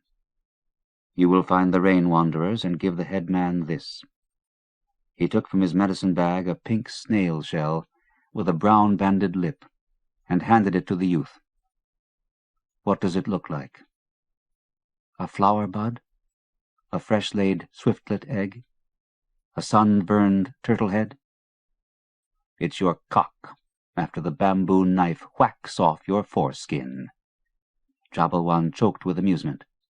"This snail shell entitles you to be circumcised." Matu's face knotted. "That's the only way you can take a wife," Jabalwan assured him with a slack grin. "You must join the tribe." The anticipation of that blow coiled Matu's insides tighter, yet he took the snail shell. "The spider taught me the wealth in risk." "And your wife will teach you the risk in wealth." Jabalwan sighed and extended his hand in blessing. "Never forget the spider. Its will threads the moments. You've seen its webwork in the clouds, cobwebs of rain catching life out of the air and hanging it on earth in green trees and hungry animals. You know you are in the web.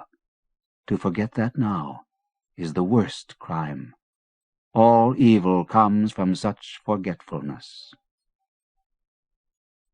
Jabalwan left during the night, following the high, windy ridge trails that were secret to all but the sorcerers who had been initiated in the convocation. The raveling trails carried him above the misty valleys, and in 2 weeks he completed the journey it would take Matu 4 months of sultry, humid roaming to unriddle among the boar runs and rivers. Jabalwan found the rain wanderers and informed them of their monthly tribute from Batu, and also of Matu Braimbraim's desire for a wife.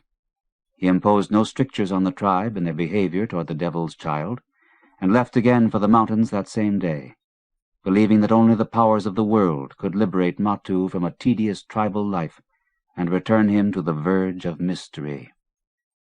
Back on the steppe the morning after, Matu woke to discover that Jabalwan was gone. One scarlet feather hung from a weed claw above the niche where he had slept.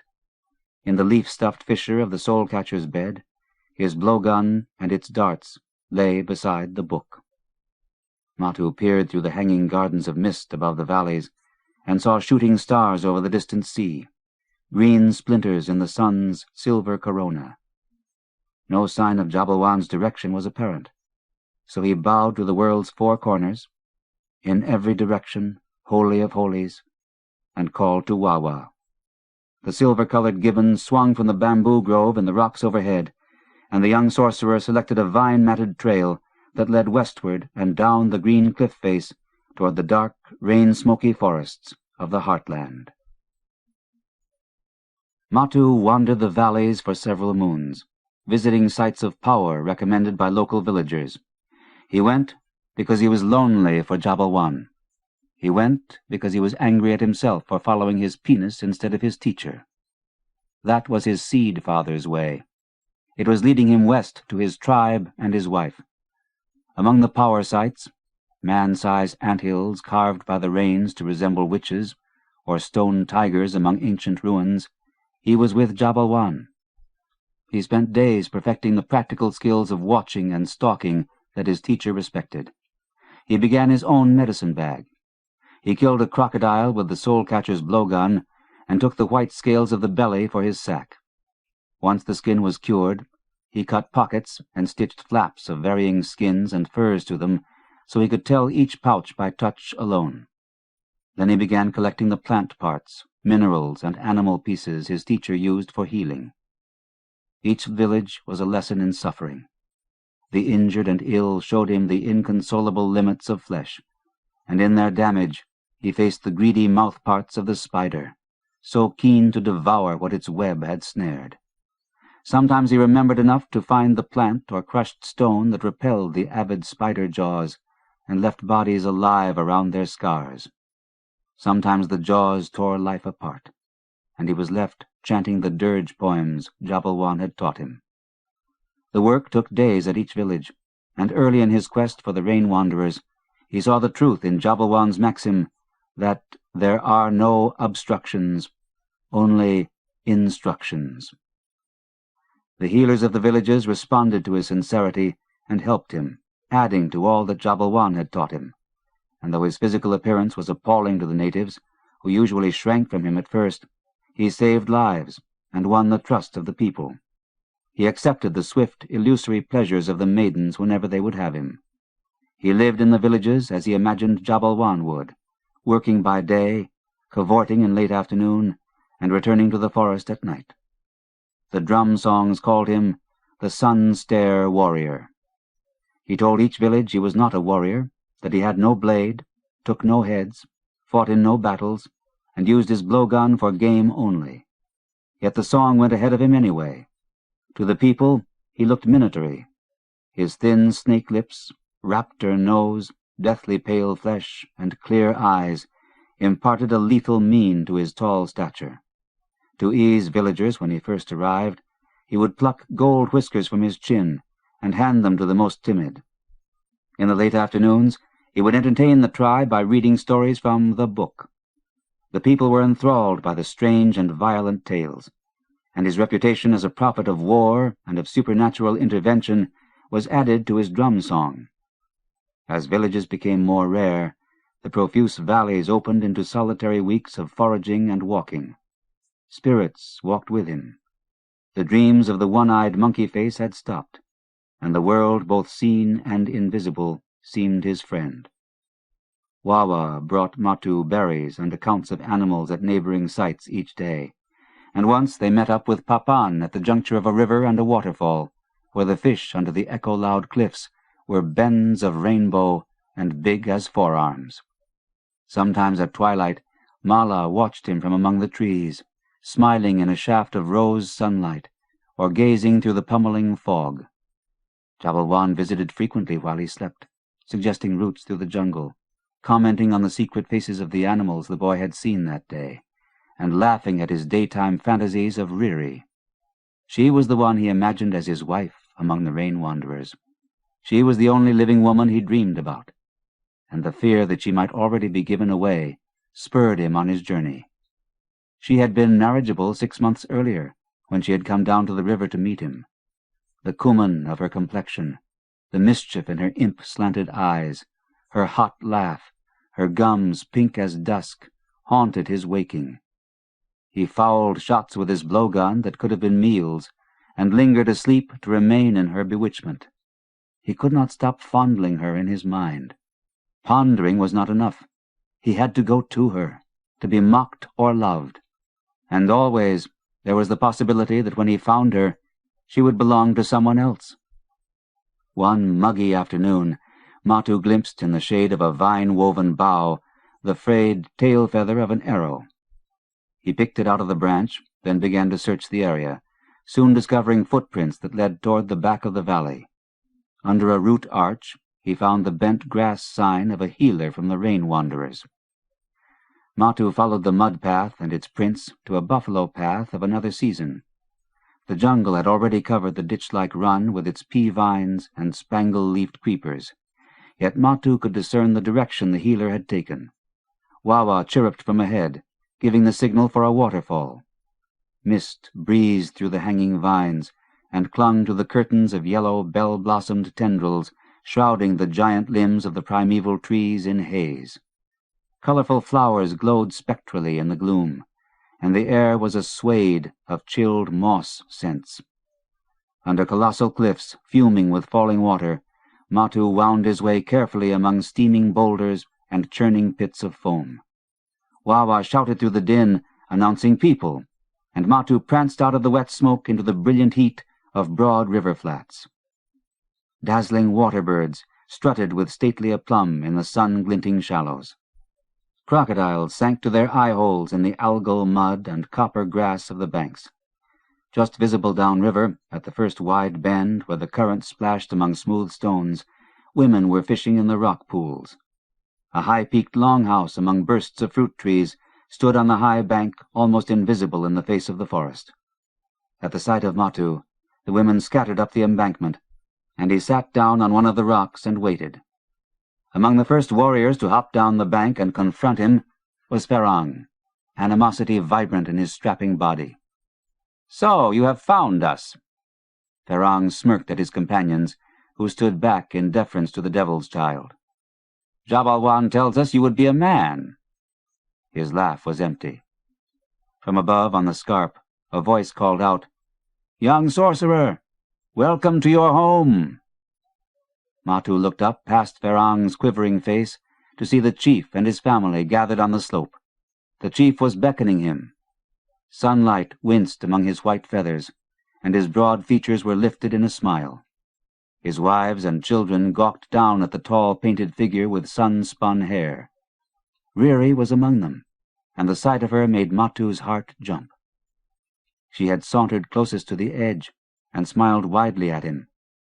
He shouldered past Ferang, handed the blowgun upward, and picked his way among the toe-holds and root steps so that he passed closest to Riri. The chief and the elders were impressed with Matu's new maturity, and he was ushered into the village with much hooting and yodeling. Matu Braimbraim's arrival from the headwaters of the Eater of Men seemed to the people a glad omen. Arrack was passed around, pigs were slaughtered, and a spume of music fell from the longhouse. Matu was pleased to see the village looking healthier than it had at the last sight. The paddy fields glistened like fur in the blue shade of the ancient trees. The vegetable garden flourished, and the clearing before the longhouse swirled with children. He plucked his gold whiskers for the young ones who shied from him, and passed out colored stones and shells from his medicine bag. For Riri, he produced a coil of rare, white python skin. Ferang watched with menacing attentiveness. When Matu offered him the skull of the python, a potent amulet for earthing power during the dance, he was irked. He would not accept this farce of a human. The spider had killed Ferang's brother, and it had let this abomination live. Curse the spirits and the spider, curse the man-snake. To avenge his brother, to spite the hidden world that denied him, he would find an accident for this boy. Matu was yet a sorcerer, and before night he had to be circumcised. To the boisterous honking of bamboo flutes, the men of the tribe carried the boy through the forest to a glade of stones. He was offered a deer horn of liquid, but he refused because it had the soporific smell of night, and he did not want to be stupefied his first day with his tribe. Grunts of amazement and concern among the men were silenced as the headman drew a short, black obsidian blade from an eel-skin scabbard. Matu's foreskin was drawn, and the headman sliced it off in one hard stroke. Blood spat on the rocks, and Matu gnashed the pain. The men cheered, the flutes bleated, and an astringent leaf was wrapped about his wound. All night the rain-wanderers celebrated, with music, acrobatic dances, heroic stories, and much arrack. At dawn, the tribe crawled into the shade and slept. In his first weeks, Matu proved to be the tribe's supreme hunter, and he was favored with a room in the longhouse among the elders. The honor was burdensome for Matu.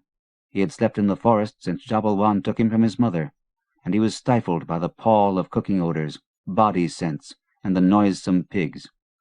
Soon he began sleeping outdoors again, explaining to the chief that his hunting skill was honed by the night air. Every night since his wound had healed, he had approached Riri's mat among the chief's other daughters in the longhouse and placed a piece of manioc in her hand. Other hunters, including Ferang, had done likewise, and he had seen her later going off with them into the bushes at the hem of the forest. She did not favor him in this way, though she continued to watch him with smiling directness, and she did not cringe from him when he sidled up to her at the fish pools or in the garden. Many of the maidens solicited his interest with lingering glances and affectionate gestures, but he never visited their mats. The precarious feeling Riri's garnet-brown eyes inspired did not open in him with any other. He wanted her. For her part, Riri did not understand her feelings for this grotesque man. Her attraction was as strong now as the last time she had seen him, when he was washing the dung from himself in another river. But her gusty feelings for this pale, stone-faced youth were not love. They were the turmoil of fear and wonder in the magnetic field of her revulsion. She wanted to be near him the way she sometimes wanted to watch dogs root out a squirrel and its litter and devour the runt after the hunters took the rest. Her horror was cold but sexual, and she felt froth between her thighs when she breathed the forest stink of the wind-eyed boy. Ferang took note of Riri's fascination and Matu's hopeless passion, and devised a plan to destroy him with his own desire. He convinced Riri to spend a day working at the far end of the garden, where a rill from the river had cut a deep stony gorge. The narrow fissure was cluttered with lianas and fallen saplings. The day before Riri was to work there, Ferang cleared the gorge of all the saplings but one, which he slanted across the steep ditch to where Riri would be standing as she pruned the gooseneck gourds. He used a bone splinter to dig out the pith of the sapling at its middle, and then he turned the trunk so his work was not visible from above. The rain-wanderers were anxious to reassure Matu and his spirit allies that they now accepted as an equal the boy who had been their slave 3 years before. Every family invited him to their cooking fire, and in his first weeks he visited each of the clans, including Ferang's. His was a hunter's clan, Flying Fox Totem, with a great-grandfather who had been a sorcerer and had roamed among the tribes like Jabalwan. Ferang had pierced his ears with fox fangs and narrowed his face with red ochre streaks. Beginning between his eyes and streaking his flat brow and the eminent bones of his sockets. A black line down his nose and the surly set of his long jaw gave him the brazen semblance of a fox. At Matu's visit to his clan's cooking pot, after the new tribesman had enthralled everyone with strange tales of the south, Ferang invited him to go hunting. They were to meet on the north side of the village, in sight of the garden, early, while the morning mist was still tattering. Matu arrived first, and spotted Riri in the humid light among the gourd vines. She was on her tiptoes, reaching for the dangling fruit in the skeletal trees supporting the vines, her breasts with their tight dark nipples swaying, her long earlobes bobbing beneath her cropped hair. Her stretch had pulled her soft bark loincloth to the downy shadow at the base of her spine, and the sleek length of her nut-oiled body shone like an eel. She saw him, and adjusted her waistcloth. They waved at each other, the morning between them shivering with sunlight. He plucked a green orchid from the knee of a bumpy tree, and ran to present it to her. On the sapling bridge, he stopped and toed the wood to be sure the termites had not found it. Seeing that the wood was green, he hurried over. Ferrang watched as the sapling snapped under Matu's weight, and he plunged into the stone-fisted rill. The hunters heard Riri's alarmed cries, and they rushed to the gorge to find Matu unconscious, his right leg bent at an impossible angle where it had caught between two rocks and snapped above the knee. They carried him to the longhouse, laid him in a grass hammock, and fit the broken ends of his leg bone together. Matu woke, basted with fever, his leg barbed in pain, throbbing knife thrusts. He chewed the black toes of sleep-root, and the pounding agony softened. Riri wept at his swollen leg until her tears had soaked his silk grass bindings. She swabbed his fever dew, fed him rice broth, and collected and prepared the leaves and roots he requested. The leaf mash she helped him concoct cleansed the infection from his gashed thigh, and the blue milky drops squeezed from the roots dulled the pain, and plunged him into a moribund trance for several days while the bone set. In his trance, Matu returned to the medicine cloud. Mala was there, unearthly, with moon-disk eyes and sunset-brindled hair. "Mother, help me!" he bawled to her, and she knelt over his black bruised leg and laid her icy hands on the lips of his wound. The sound of her voice was exhausted, as though it had traveled through miles of silence. "Now you are crippled. You will never hunt again." He groped for the pain of his snapped limb, and instead felt dead meat. The medicine cloud darkened and brooded on rain. Jabalwan spoke from inside an alley of wind. "There is no true freedom in life, Matu. The more you struggle for what you want, the tighter the trap becomes. Where did you think you were going?" Matu woke with the comprehension that he would never be young again. His body had been broken. He would never run or stalk again with effortless will. For weeks he lay in the longhouse, stewing in its cauldron of odors, the remorse for what he had lost a heavy sludge in his lungs. He was glad for the pain, and he listened to it knitting the splinters of his bone, ticking with hurt and mercy. Days of fever relented to days of absorbed watching, contemplating the clouds and the rain, remembering with silent anguish the jubilant love that had lured him here. Riri's beauty was invincible, squeezing his heart all the more ferociously as she tended him with utter patience and extravagant common sense. He knew by the sad melody of her touch and her gracious smiles that she could never desire him. And over the flow of many days, he recognized her true desire, not for any of the young hunters who brought her delicacies from the jungle and serenaded her with sentimental flute passions, but for sullen Ferrang, who had kept aloof since Matu's injury. Matu had seen the heat in her tapered eyes when Ferrang's fox-slanted face peered in at her during the sorcerer's afternoon trances. She thought Ferrang was staying away because of the spell of bad luck she had inflicted on the sorcerer, and her meticulous care for Matu was actually a demonstration of contrition for Ferrang. Matu knew this. When Matu had fallen, Ferrang had presented the elders with a termite-hollowed sapling, saying it had caused the accident. Matu clearly remembered the green sapling, but he confirmed Ferrang's story. "Even a sorcerer can be a fool in love," he told them, and that satisfied their grave doubts and amused the gossips. Ferrang was baffled. He began to visit Riri more often, hoping to learn more about this enemy who did not challenge him. The sorcerer remained reticent. He had fashioned a crutch for himself, and he hobbled silently up and down the veranda, strengthening his withered leg. Riri accompanied him everywhere. Genuine respect competed with revulsion as she witnessed his quiet perseverance during his recovery. His lack of pride made him look ridiculous to her at first, especially when he insisted on bathing and swabbing his ripped thigh in herbal waters and root oils like some precious pet, instead of defeating it with the indifference of a true man. But over time, she saw the usefulness of his prideless devotion to his predicament. 2 moons after splitting his leg, he walked without a crutch, hobbling stiffly, yet whole. He outlined his scar in a red serpent swerve, and put himself to work on his knees in the paddy fields and the kitchen to stretch and fortify his new muscle. When the 3rd moon had risen, Matu requested that the elders send him to the East River Fork, where the tree haunters left their monthly tribute.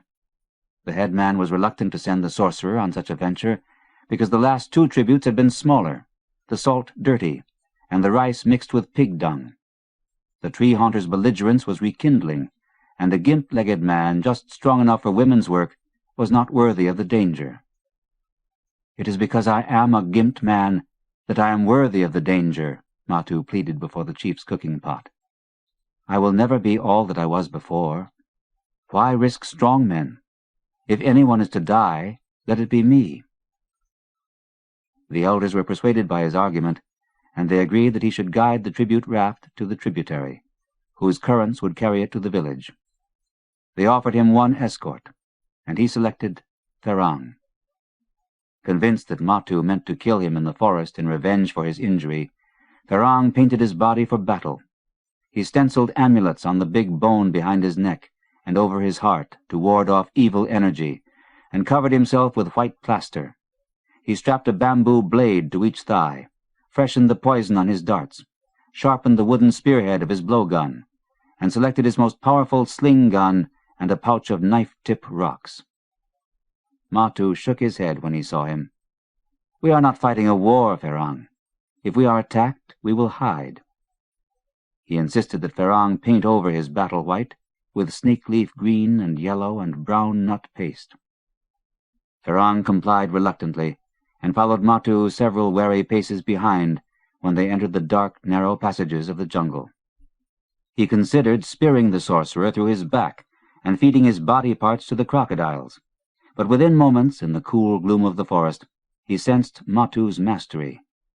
Favoring his right leg, and striding slower than Ferang liked, and with an occasional spasm of limp that made him hop like a deer, Matu was still quieter and left no trace.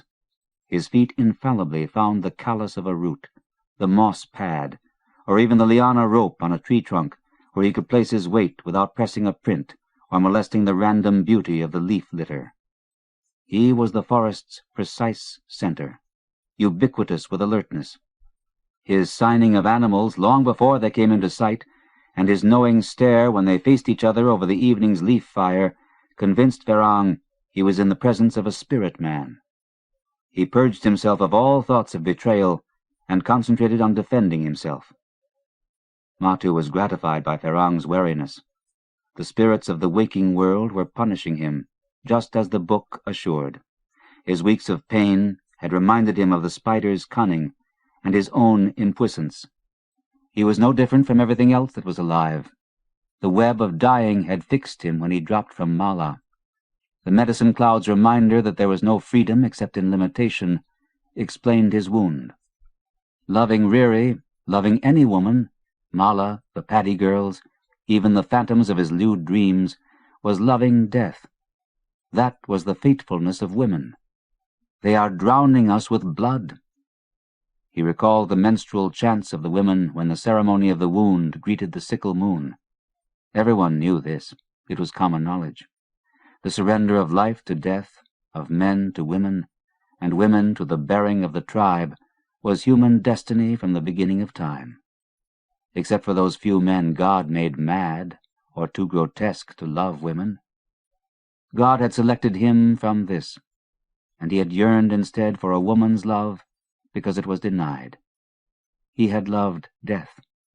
He had sucked from her bright tits.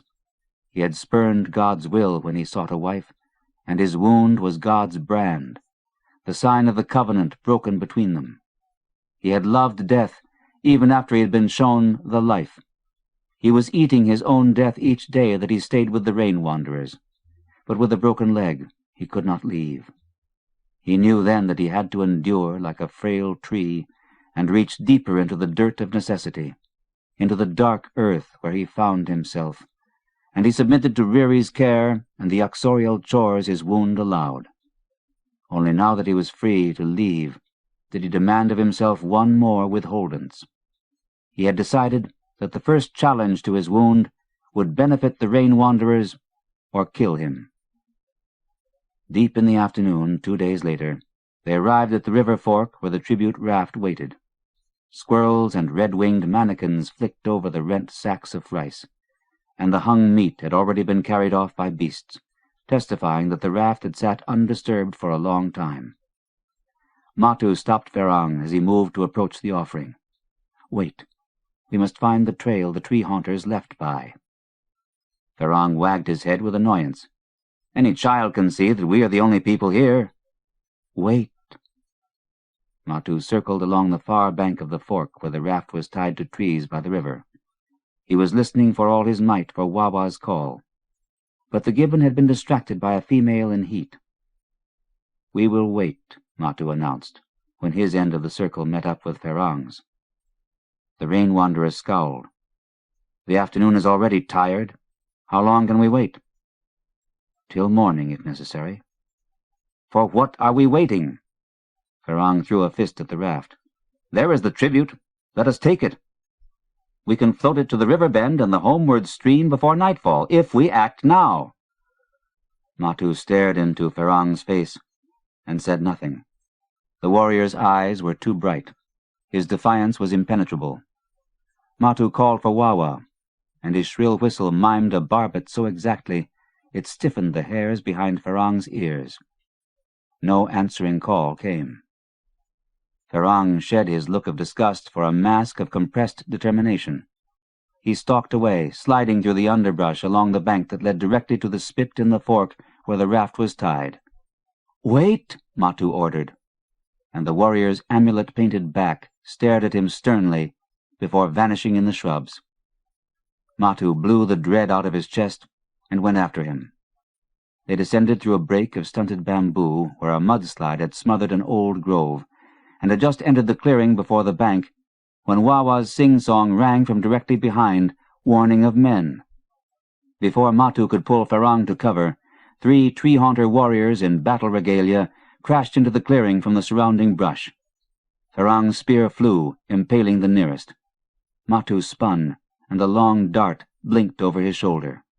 He put the momentum of his whirling dodge into his spear arm and flung his dagger-tipped blowgun at the sniper, catching him through his chest.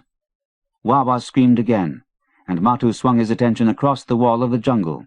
2 tree-haunters were charging across the clearing with metal-tipped spears and parangs. His blood jumped to flee, but Ferang was standing fast, a bamboo blade in each hand. Whimpering with urgency, Matu fumbled through his medicine bag, searching for the flash powder Jabalwan had taught him to make.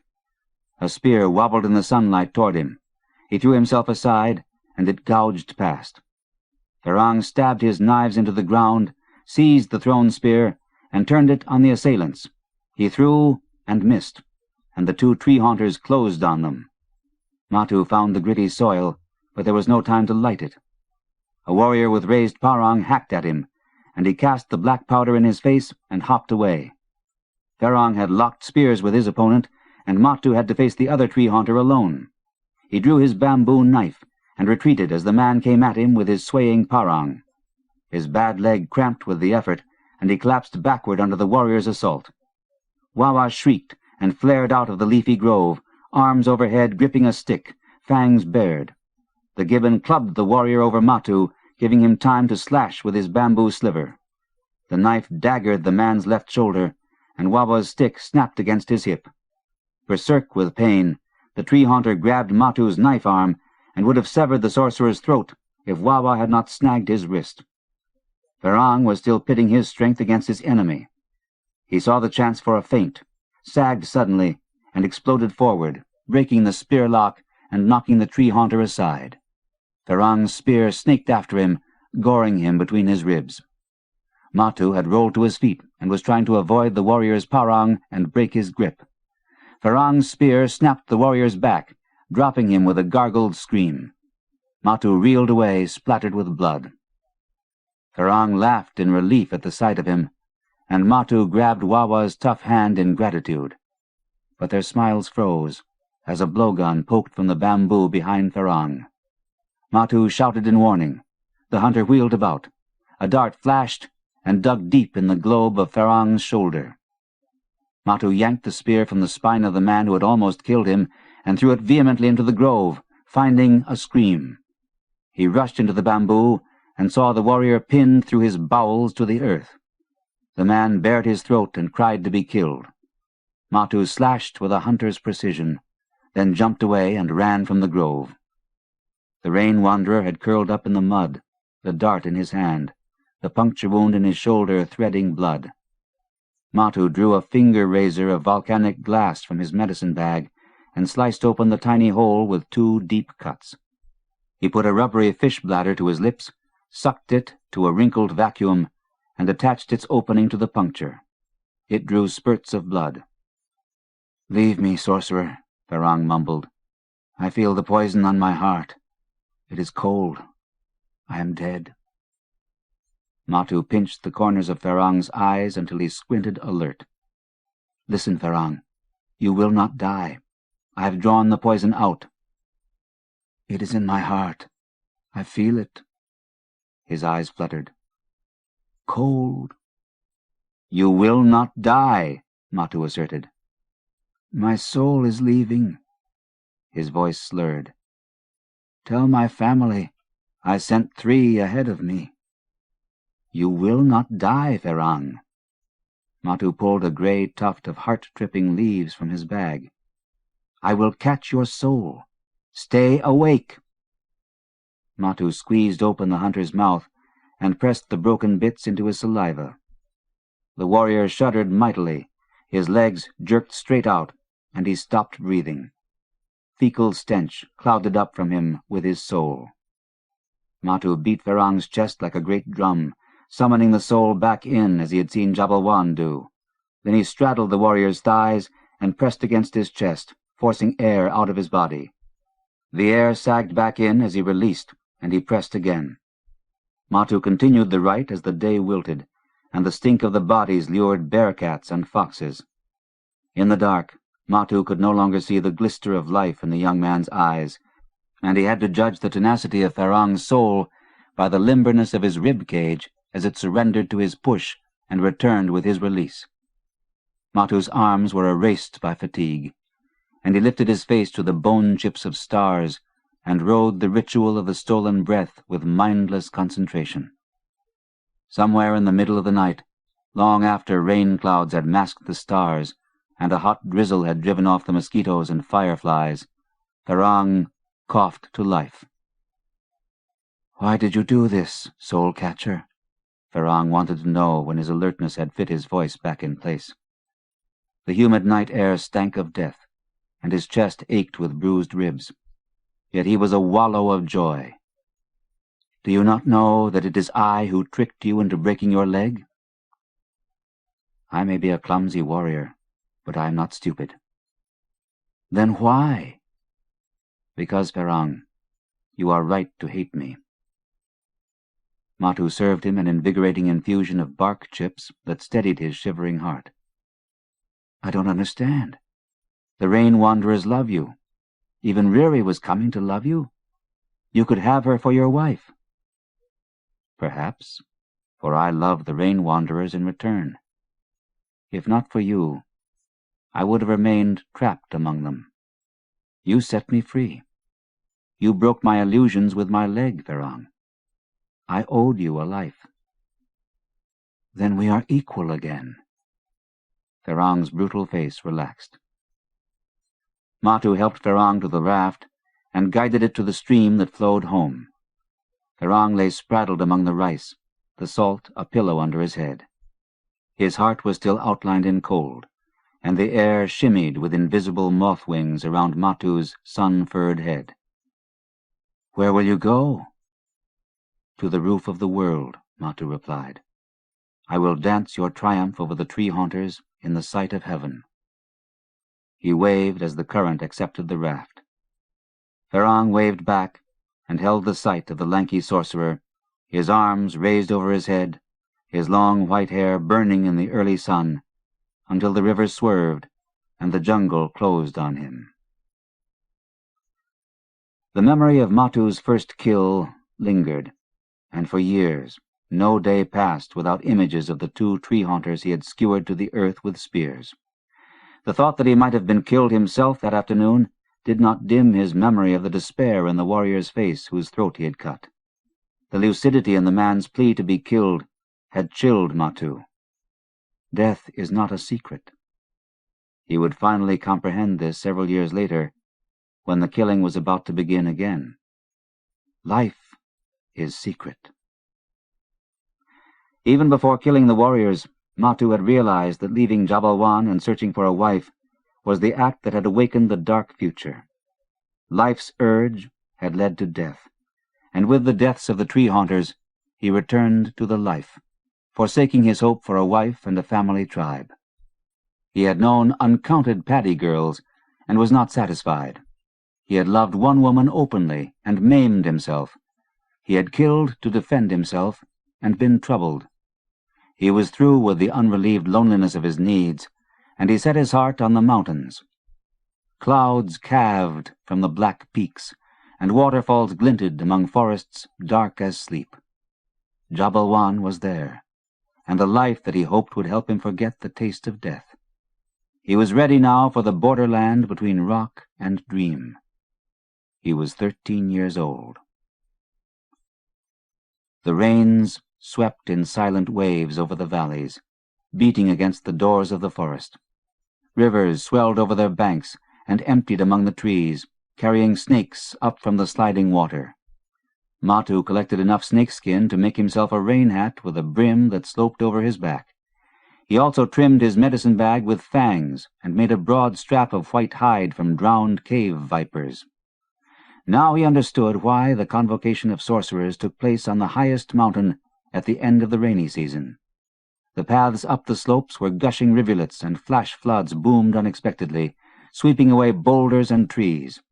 Above the valleys, fog soaked earth and sky, and erased vision like the medicine cloud. Only a sorcerer could find his way through this terrain. Secret signs, scratched by other sorcerers into the moss on trees and cliff rocks, indicated the path up the fog ledges and into the cold, brilliant world above the clouds. That night, Matu curled up with Wawa under a wind-polished escarpment and chewed on braids of dried meat as rain smashed among the great cliffs. Toward dawn, fire spilled into their hollow with a roar, and Matu jerked upright, smacking his skull against the stone roof. He crawled out onto the pitched ledge. Above him, on the curve of a granite fin, Jabalwan stood, naked, his black hair streaming in the icy updraft, the fire spear raised in salute. "Come with me," he exhorted, stepping to a higher ledge. "Quickly now, before I freeze my manhood off." Matu's fear startled to joy, and he scrambled after his teacher. Jabalwan led them up a gravel spill and along switchbacking trails no more than a palm's breadth away from the void and the dewdrop stars. Where the trail ended, dawn glowed like metal, and the only way to go was up a rock chimney hung with thick vines. Matu stood on the toehold at the world's edge and looked out over the violet thunderheads to where the sun squatted like an amber scorpion. He climbed into the chimney, and the air softened to ferny breezes lush with the ripe fragrances of pond grass and willows. "Come in, sorcerer and beast," Jabalwan said from above, his voice gaseous in the draught. "This is Njarat, heaven's flight." Matu crawled up the jagged chute and entered a misty grotto of percolating mud pools. The banks were luxuriant with giant, shiny ferns, ancient cypress and willow trees, and a busy confusion of air plants, orchids, and dusty pink birds. "Leave your clothes here," Jabalwan ordered. Matu stripped and followed Jabalwan to a trail among the boiling mud pools. Men sat in the mud or squatted naked on the bank. They were sullen shapes, cauled in wet black earth, slick serpent faces and tranced limbs in the foggy twilight, staring at the trees bending beneath their green yokes. "These are sorcerers from many lands," Jabalwan said. "They will not see you until you have first seen the dragon." Jabalwan strode through the smoky light, and Matu ran after him. Seeing again the soul-taker's lean, strong frame, the young man felt his life deepening. He wanted to express his joy at walking once more in the shadow of his teacher, to tell him he was sorry that he had ever left his side, but every phrase that came to mind weighed falsely on his tongue. At last he asked, "What is this dragon we must meet?" "The dragon is the earth," Jabalwan answered, stepping down into a fissure of moss and vines. The rock was sweating clear water, and dripping roots and white flowers tiny as frost. The steam pools are its breath, seeping up through the rocks. As it dreams, its soul travels through the world as the power in the clouds. That is why cloud reading shows the dreams of the world. At the bottom of the fissure, a black slab was wedged into the earth, and the mountain was pried open just enough for a man to crawl through. In the lintel was carved the sorcerer's sign for Maw, barely visible among the gnarled roots of the black oak above the cave. "You've changed in the year we've been apart," Jabalwan said, motioning for Matu to sit on a rock facing him. The youth was longer of shoulder, thicker jawed, and wore his hair plaited in tribal fashion. But Jabalwan was most curious about the ugly scar that strapped his thigh. Matu read his stare and told him the story of his love for Riri and Ferang's jealousy. "Then you have changed, young sorcerer.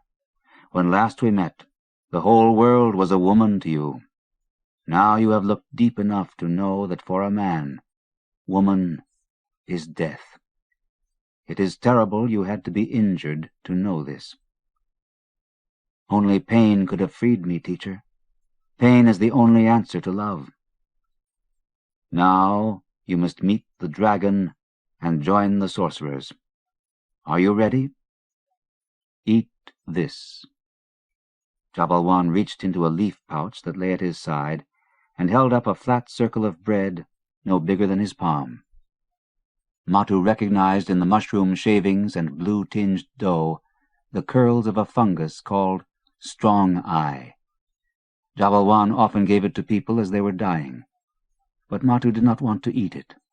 The terrible vision from the spider was still harsh in his memory, and he dropped the bread so it fell behind him, where Jabalwan could not see. He bent swiftly, as though alarmed at his clumsiness, tucked the bread into a fracture in the wall, and plucked a tuft of moss which he stuffed in his mouth instead. He faced the sorcerer as he chewed it. Jabalwan nodded toward the rock slab named Maw. "We will crawl into the belly of the mother now. Come, before the strong eye begins." Jabalwan lay on his back and inched into the cleft, face up. Matu crept on his stomach after him, relieved that he had avoided the mushroom bread. The tight mouth of the cave hugged and scraped him, and several times he had to empty all of his breath before he could squeeze on. The hard rock scraped his skull and spine, and with his head turned sidewise, his cheek bleeding, he pushed with all his might. Suddenly the passage opened, and he could stand and feel the black breezes. A spark snapped, and a wriggling flame rose from a resin candle in Jabalwan's hand. He looked into the damp of the youth's eyes to see that the mushroom bread was brightening in him. Matu asked where they were, but the older man motioned for him to keep silent. Each small sound, each foot-scrape and sigh, was barnacled in echoes. Jabalwan held the candle high, and the wan light revealed a cavernous space, flimmery with bats.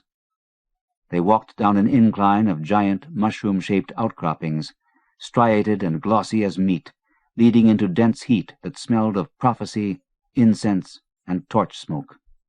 A black tunnel loomed ahead, and there the descent swooped into blackness. Jabalwan lifted a torch from where it had been turned head down in a stone wall. At the touch of the resin flame, the torchlight kicked the darkness back, and the tunnel's arch sparkled with mica-chipped glyphs. "What does it say?" Matu asked, echoes washing up into the depths. "No one remembers. The first sorcerers carved this tunnel in the times before. Now be silent. This is the dragon's chamber." Jabalwan lowered the torch into the tunnel. "Go forward and meet the dragon of the earth," he commanded. Grateful for his clear head, Matu stepped through the archway with Jabalwan a pace behind, the torchlight scattering in starbursts across the mica-vaulted ceiling. The tunnel led to a shallow rock pit, with a thrust of boulder lifting into the dark among sharp, confused shapes. Jabalwan ignited the bowl of oil in the pit. The sudden blue light illuminated the giant face of death. Matu skittered backward into Jabalwan's waiting arm, and was shoved toward a ferociously huge, fanged face. Matu held back a yell and gaped at the abomination. It was a malignant skull, bigger than 3 men. The caves of its sockets stared emptily. The jaw was a hollow wave of bone. Rippling vertebrae connected the colossal skull to a marl of stone in the pit, a stew of petrified mud, and the round, shattered pottery shapes of eggs. 3 gray eggs, each the size of a honey hive, lay smashed open. Inside these eggshell cradles were the stone bones of lizards, grappling shapes melted in rock.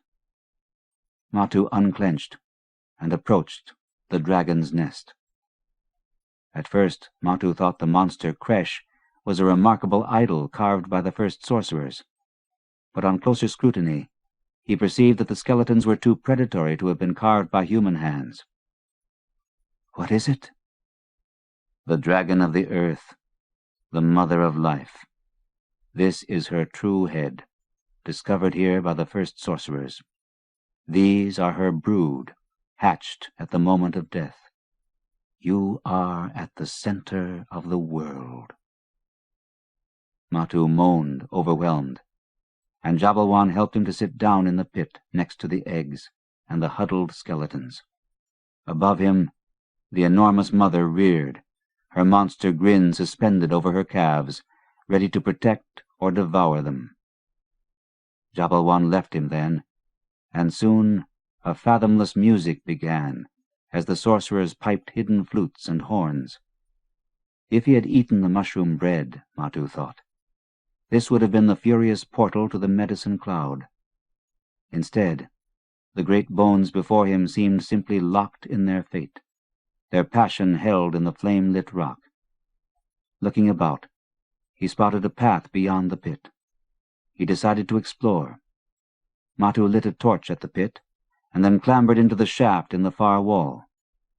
The corridor was just large enough for him to walk bent over. Branching tunnels led to catacombs of racked heads, a devotional room mounded with the white stones called Mountain's Tears that the monkey faces desired, and a snake-painted crawlway that made him stop. The strong eye would never have let him see all this, and he was not sure he should cross these taboo serpent lines until the other sorcerers had accepted him. But that reluctance disappeared as he listened to the sounds of the sorcerers moaning the noises of the afterworld. They were laughable to him in his freedom, and his glee at having avoided their spell emboldened him. He crept over the stenciled floor and into the forbidden alcove. 2 heads were mounted side by side on a stone pedestal shagged with moss. One was the tiny bearded head of Peter Gefjon. The other was also tiny, a snail-small face wrapped in a smoke of black hair. His mother. Matu flew howling from the alcove, beaten back by the sight of Mala's wee face with its eyes stitched shut. Back in the dragon chamber, he dropped to his knees, his head throbbing with hurt, fear, and dull rage. He sat that way for what seemed hours. When he looked up, Jabalwan was standing before him in the slick blue light, Gefjon's small head dangling in his hand by its hair. "You have mocked the Earth Dragon." The older man's face looked damaged. "You have mocked me." Matu glared at him with sulky remoteness. "Why have you done this?" Jabalwan asked. "I am Matu Brembrem." "Don't feed me that dung. You have spurned a vision in the dragon chamber. If you had eaten the bread, you would have talked with the Earth Dragon. She would have told you what to do with your spider vision." The shock of meeting Mala was still rushing in Matu. "Forgive me, teacher." He listened to the silvery needle-points of cave-dripping sounds, searching for what to say. "I did not mean to mock," he stammered, faltering before the sorcerer's disappointment. "Take this." Jabalwan thrust the head into Matu's grasp. "I promised your mother it would be returned to you when you had attained. Now it is yours. You are not a true tribesman. You are not a true sorcerer. You have attained your destiny." Jabalwan shook his head and turned away. Matu clutched the sacred head and shuffled after him, out of the dragon chamber, up the sloping path to the dark cavern. Matu breathed deeply, bolstering himself for the tight squeeze through the stone maw. But Jabalwan did not go to the cleft. Instead, he wandered down a side corridor and shoved open a crawl-hole in the cavern wall. Sunlight poured in. Outside, in the numbing brightness, a rock trail snaked among the boulders and led down the slate ridges into the green mist of the forest. "Call your beast," Jabalwan ordered. "We cannot stay in Injurat, now that you have mocked the dragon." Matu whistled for Wawa, and the gibbon appeared on the rock ledge above them, wreathed in fern fronds, a piece of pink melon in its hand, and jabbering annoyance at being pulled away from paradise. Jabalwan and Matu camped that night on a mountain ledge under a sky huge with stars and the flaws of the moon. The older man had said nothing since Injurat. Matu thought he was angry, but the man-snake was sad. He had felt no grief when the boy had abandoned his work as a sorcerer to become a rain-wanderer, but now that Matu had forsaken his place among the other sorcerers, Jabalwan feared for him. His voice surprised Matu with its sorrow. "You are a sorcerer in spirit. Why do you act as if you had never given your hand to the spider?" "I cannot believe as you do, teacher. I am the son of a monkey-face." Jabalwan seized the youth's arm in his cold grasp. "You are Matu Brembrem. You are the last of the sorcerers. You did not have to mock us." "Yet I did. And because of that, you have forsaken a life among others. You will have no place in the world but what you make for yourself. No one will walk with you now that you have left the rain-wanderers and the brotherhood of sorcerers." "And you, teacher? Will you not walk with me?" Jabalwan's stare glittered in the dark like starlight. "You gave your foreskin to the rain-wanderers, yet found no place among them. You risked your life to reach Injurat, yet scorned the sorcerers who received you. Matu, do you not see? You lose distinction with each insincerity." "I am sincere for what I am." "And you are alone." "I have always been alone, except for Mala and you. Will you not walk with me, teacher?" Jabalwan gazed out over the moonlit forest. "I will not walk with you. I go alone into the jungle." He looked at Matu, and his face appeared swollen in the dark. "But if I meet you there in sincerity, then together we will walk with the beast that walks in us." The next day, Matu followed Jabalwan as though nothing had happened to separate them, and the man-snake was glad that the boy had the heart to go on with him after his disgrace at Injurat. He loved Matu, for the devil's child was as near as he would ever come to a son, and he was determined to teach the youth to survive without the fellowship of sorcerers or the protection of the tribe. He led Matu westward through mountain valleys teeming with jungles, dwarf forests of smoke-shaped trees, cactus mazes, petrified woods where the sunlight plucked colors from the stones. Once they saw a green deer peer at them and then scurry dizzily into the vine lash. But Jabalwan had not brought Matu on the high trails to see wonders. The sorcerer knew the magic design of these cliff paths, and he showed Matu how to find his way through the labyrinth of mountain corridors. From the peaks, the land looked confused. The terrain was a tangle of ranges, gullies, hillocks, derelict glens, and immense valleys. Swift travel was possible only on the high trails the sorcerers traversed. On the highest verges, Jabalwan demonstrated spirit fist. "There is nothing supernatural about it," he stated, balancing on the selvage of a cliff that leaned over a chasm of clouds and rock spires. "There is a wind in the body, and not just farts, so drop that grin. The wind is an energy that moves in our bones. The first sorcerers called it spirit wind. It heals our wounds and grows our hair. If the body is clenched in a fight, the spirit wind becomes spirit fist. Every fight is a struggle with gravity, whether it is the struggle to climb a mountain or to kill a man. Balance judges the outcome. You must learn to clench your spirit fist." When Matu tried to walk the paths Jabalwan crossed with ease, he slid and fell, and would have plummeted to his death, if not for the vine rope secured to his waist and anchored by his teacher.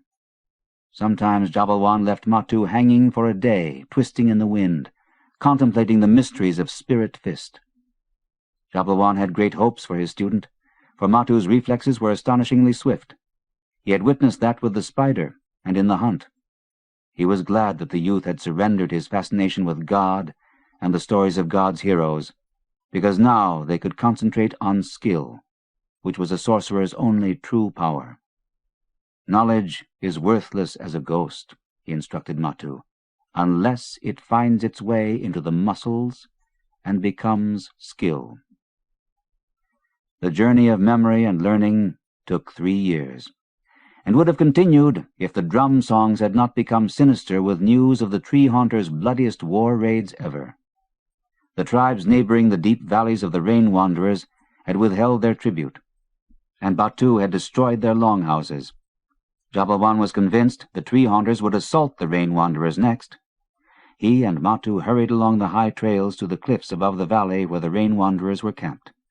To one side they could see a stream along the bluffs, and a fleet of war boats swarming to shore.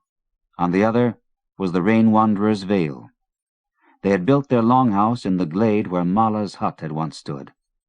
Matu floated downhill on ghost legs, sliding like wind smoke through colorful meadows of flowers, among the tattered evergreens, and into the dark vale of great trees. The scent of jasmine splotched the air. The sounds of dog yaps, rice pounding, giggling children wove through paths that were exactly as he remembered them from childhood. He stopped beside the oak where he and Mala had buried an ape friend, and stared past crossed palms and a sun-spangled creek to the longhouse perched on its stilts. "Batu has sent his warriors all this way to destroy this longhouse, because you and I are rain wanderers." Jabalwan lifted his headdress from his bag and put it on. It was vibrant, the plumage fresh from the birds they had hunted in the mountains. "The tribe has come here to this valley because it is your birthplace. When you became a rain wanderer, this valley became theirs. Do you see the marrow in this root? Batu is attacking not just our tribe, or us, but the life. Do you see that?" Matu understood. By destroying a sorcerer's tribe, he destroys the spirit of all tribes. No one will resist him again. He will claim the authority of the ancestors. A warrior, a man of death, will claim the life, as if he could live forever, even in his seed. Jabalwan rocked his head moodily. The people will become slaves of Batu's masters. "I have seen it." Yes, we will not stop it. This is the demon age, when the life shrinks to an infinitesimal seed, maybe even something inhuman. He squeezed his eyes shut to stay the tears of their certain defeat. The stencils on his lids throbbed. Then his eyes clicked open and glared with resolve. He stamped his blowgun and clicked its bamboo bayonet against Matu's. Death is not a secret. We know what we must do now. We fight for the life. We cannot lose. Jabalwan's words shot into him sharp as darts. When the sorcerer knocked his weapon against Matu's, an electric thrill brushed the length of his body. Today, men would die. The terror of that certainty linked into images of shouting men, flying weapons, blood spray, the eternities of war. Death was not a secret. They would fight as men had fought from the beginning of time. As they walked together into the clearing, the headman came forth to meet them. His scouts had already seen the war party that had stalked upriver, and his warriors were assembling on the banks of the creek, readying a first strike. Among the women on the veranda, Matu spotted Riri. A toddler clung to her waistcloth, and an infant suckled her breast. Memories of this place where his own mother had fed him ascended in his skeleton, and he felt lighter. Riri saw his look and smiled, and he tilted his spear toward her. "My daughter is Ferang's wife," the headman said. Matu grinned with the thought that if he had stayed, she might have been his. With her or without her, he had come to the same place. She would see him either kill or die today. Ferang was at the creek. He was painted for war like the other warriors, and his hands were moving keenly over his weapons, as though he could feel the wounds humming in them. At the sight of Matu, he leaped and charged. Jabalwan jumped to block the attack, but Matu stood aside and took the force of the collision with open arms. The two men staggered in a jubilant embrace. Ferang pulled back with a war yell. "Now the tree haunters must fight not only rain wanderers, but the spirit powers," he shouted to the others. "We cannot lose."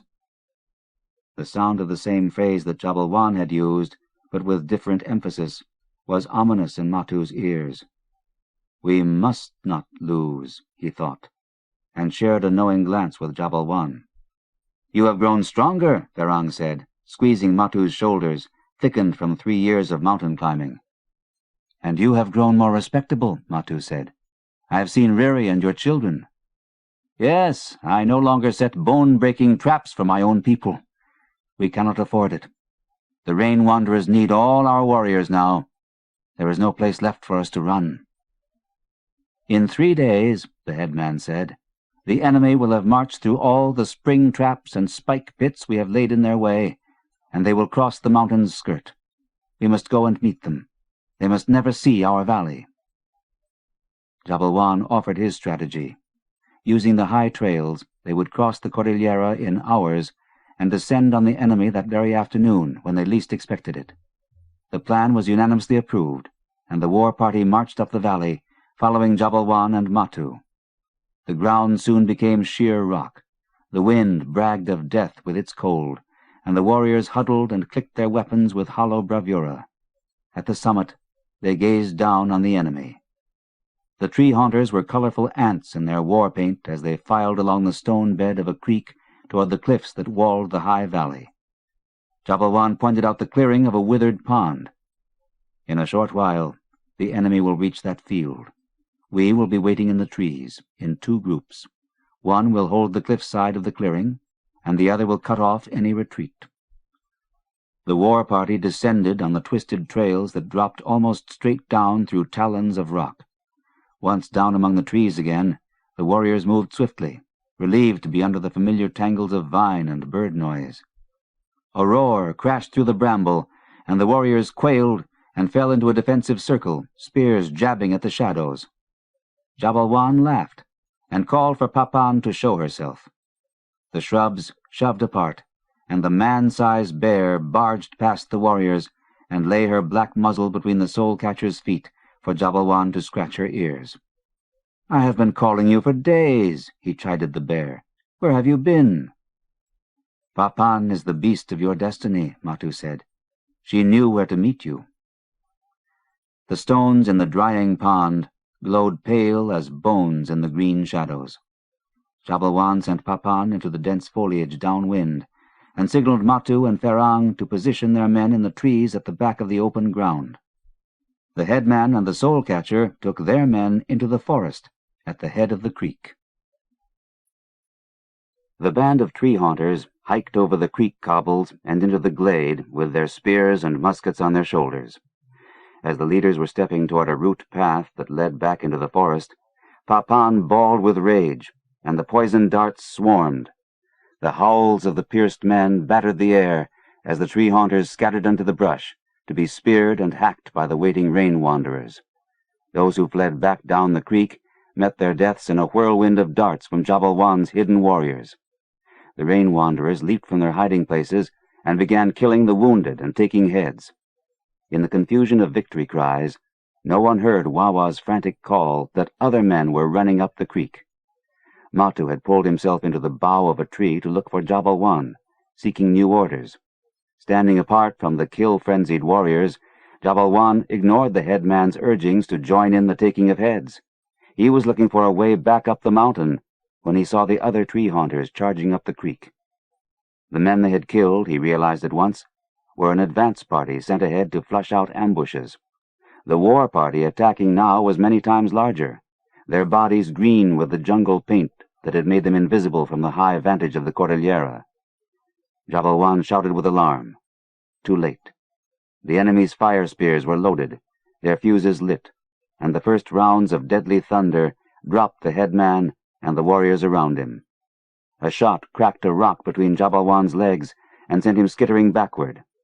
He threw his spear and brought down the point man, exposing the enraged figure of Batu. The chief of the tree-haunters yowled with delight at the sight of the soul-catcher standing among corpses, a bamboo knife dangling in his hand. Jabalwan stepped back and then stopped, recognizing the moment's finality.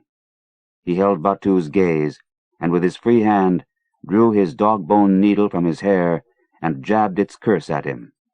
Batu laughed, leveled his fire spear at Jabalwan's heart, and fingered the trigger. Matu saw Jabalwan kicked backward by the impact, and he sprang from the tree. Ferang caught him with an arm around his chest. "No, Matu, he is dead. Quickly, we must escape. We need you to lead us back to the longhouse to save the women and our children." The undergrowth beside Jabalwan's body heaved apart, and Papan lunged into the attacking swarm, saliva threading from his fangs, claws swatting, strewing gouts of flesh and bowels into the air. Batu squealed and fell back as musket fire smoked around him. The big bear thrashed forward, blooming blood, mad with grief, and collapsed across the creek, quilled with spears. Metal blades jolted, and the bear's head was lifted like a keg. His brain rattling, his heart twisting, Matu spun away. Ferang kept a hand on him until they were far up the mountain slope. The only rain-wanderers who escaped were the ones who had been waiting at the cliffside of the pond with Ferang and the sorcerer. They hunkered among the skinny mountain trees, shivering with fear and grief. "We have barely a dozen men left," Ferang said, searching the forest for signs of movement. "The best warriors were killed with the headman. We must return at once to the longhouse and take our women and children away. You will show us the high trails to the west, and we will build a new longhouse far from the tree-haunters." "No." The tears streamed over Matu's cheeks, beading like dew on his red and white war paint. Woe pierced him. He closed his eyes, hugged his knees, and rocked his whole body. Finally he said, "You will go back and take the women and children into the forest behind the longhouse. From there, you can climb quickly into the mountains. You will find your way to another valley without me." "And you?" Matu met Ferang's instant stare. "I am going after my teacher. I have always followed him. When I did not, I knew grief. I will follow him now, and many tree-haunters will come with me. Give me your sling guns." He selected 3 of the dozen that were offered.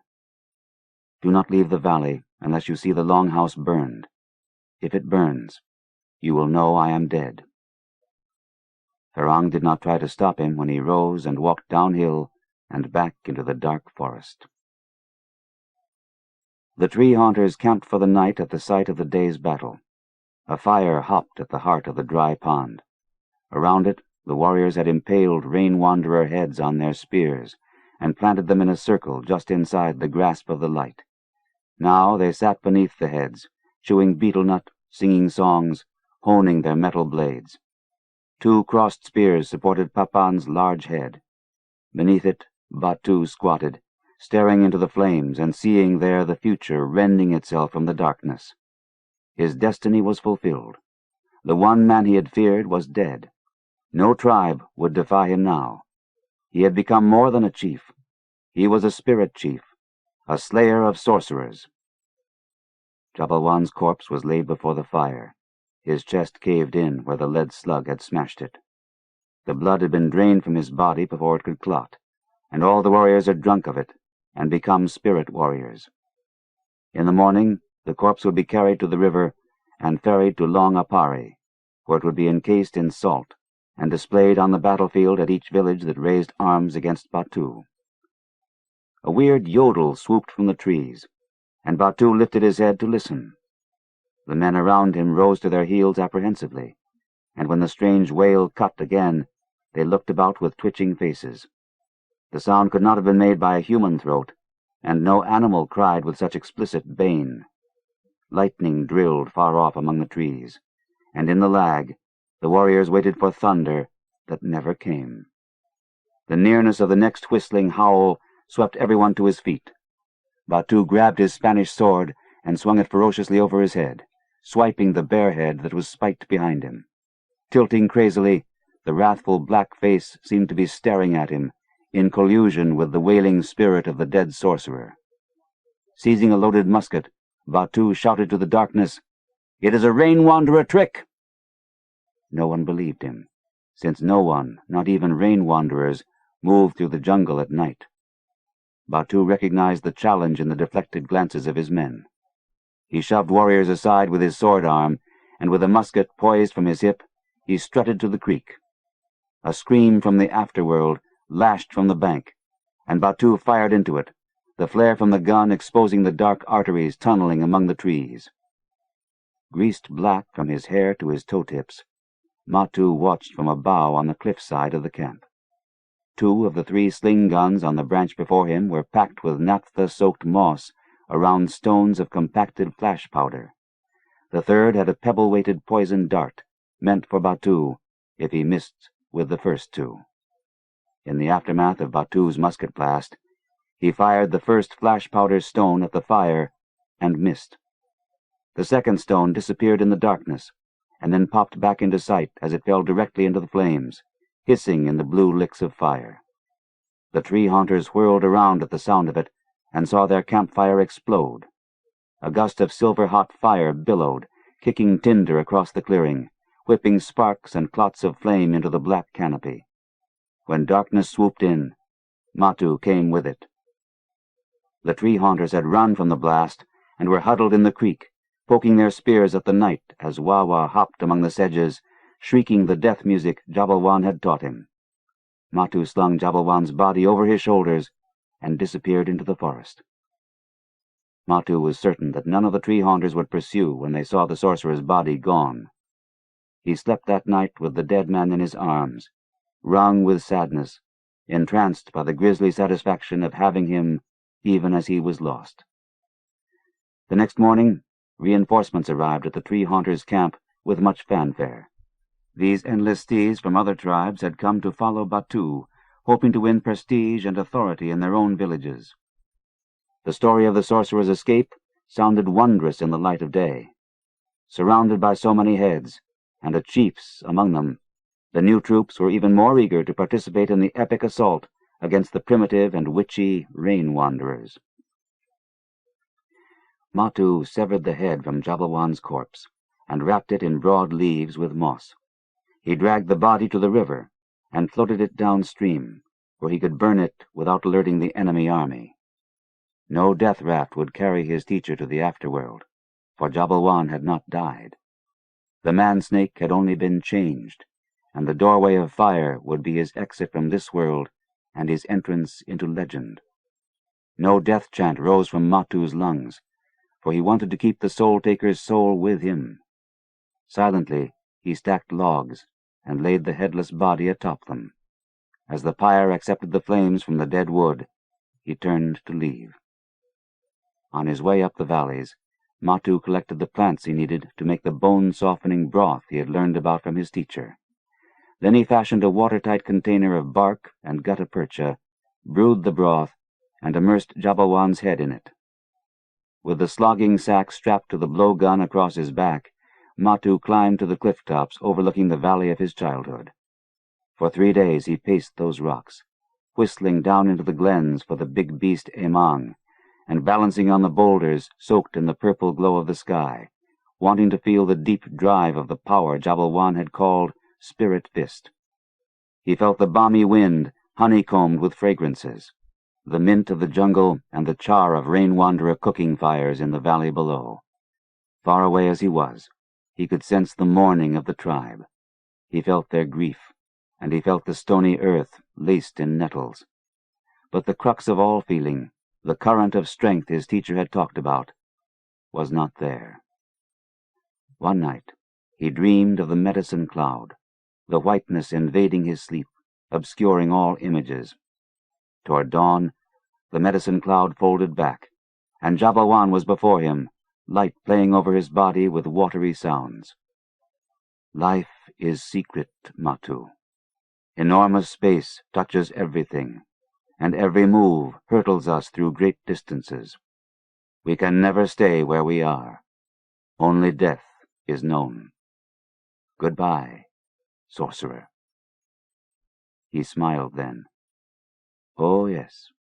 When you're through with my face, leave it in the forest for the small animals to chew.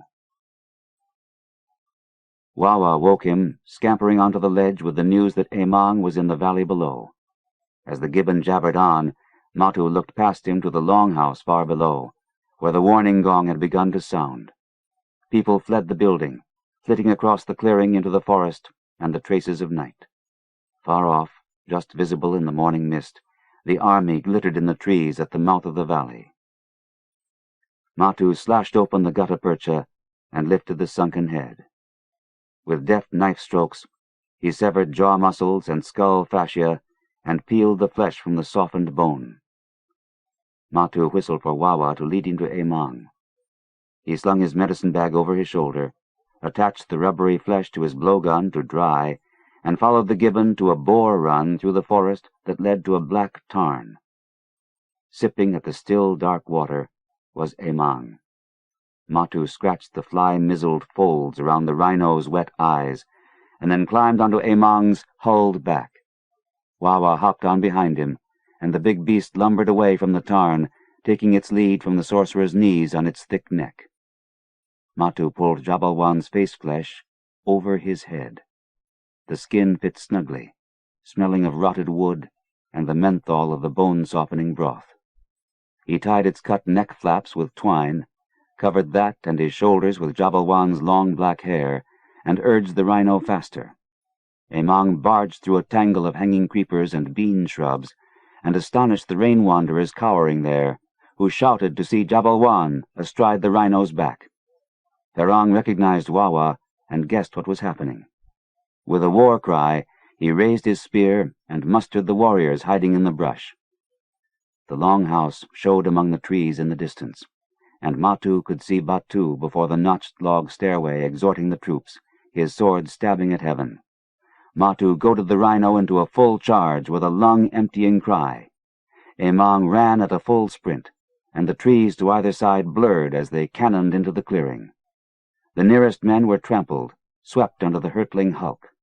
Others leaped aside with amazed shouts, and the crowd of warriors scattered.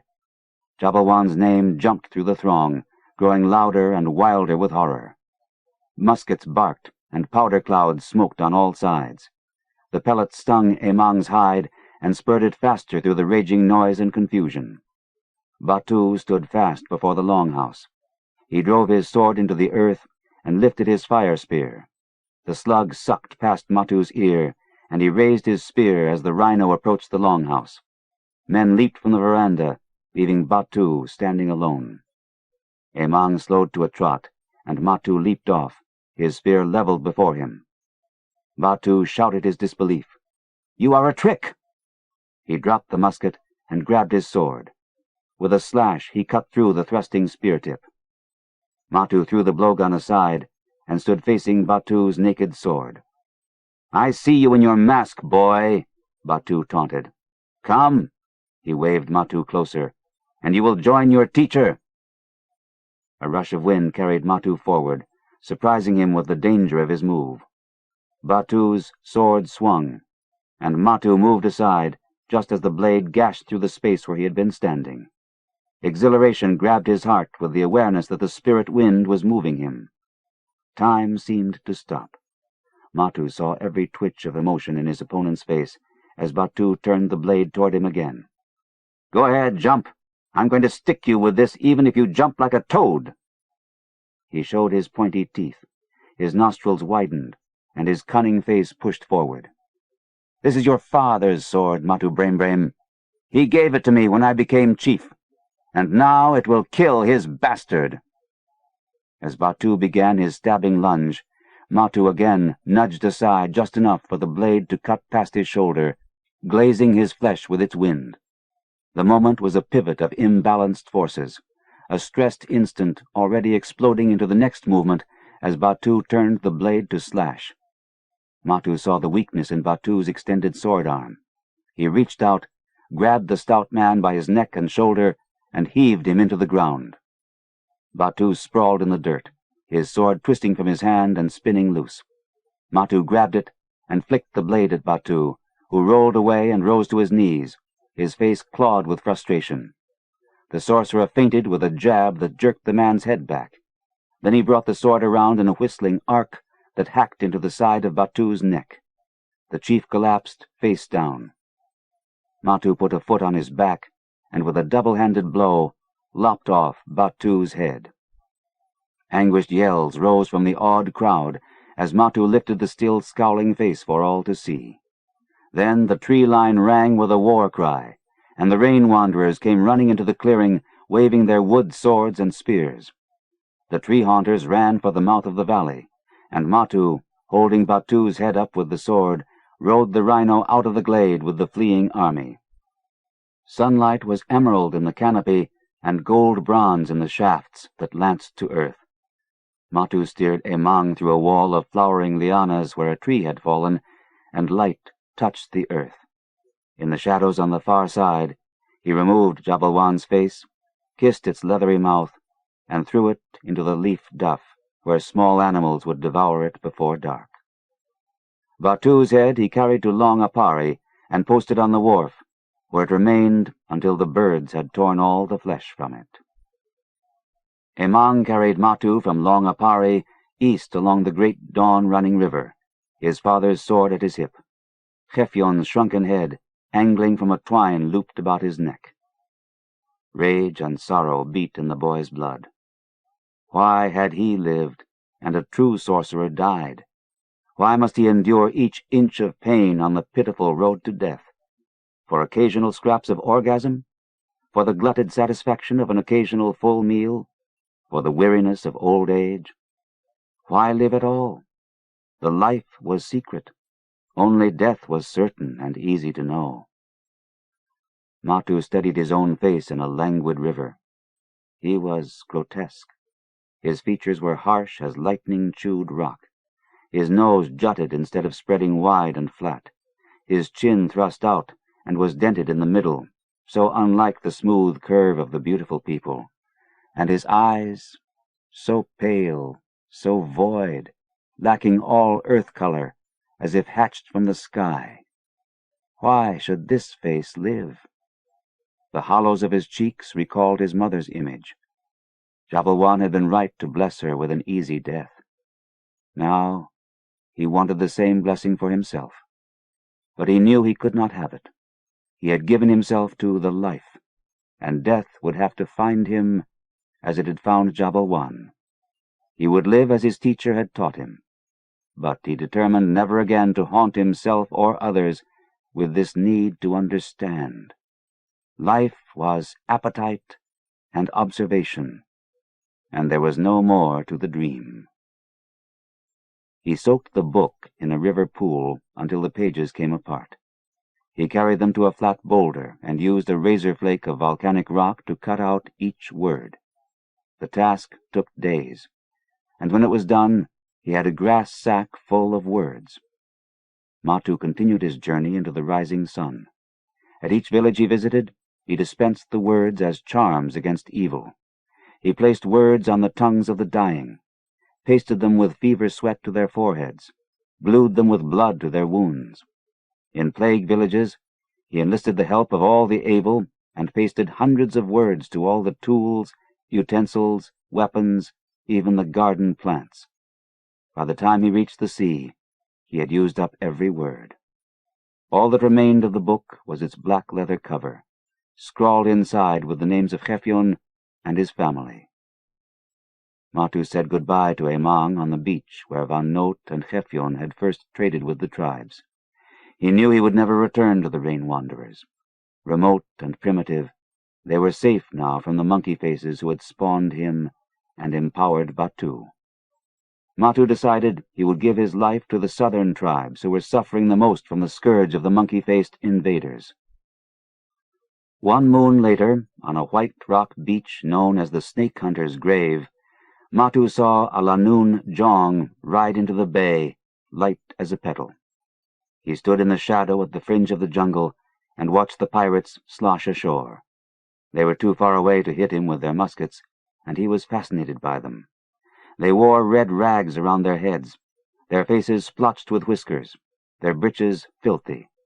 They seemed to embody the very sickness that was killing the tribes. Their devil faces seemed to him mockeries of the human visage.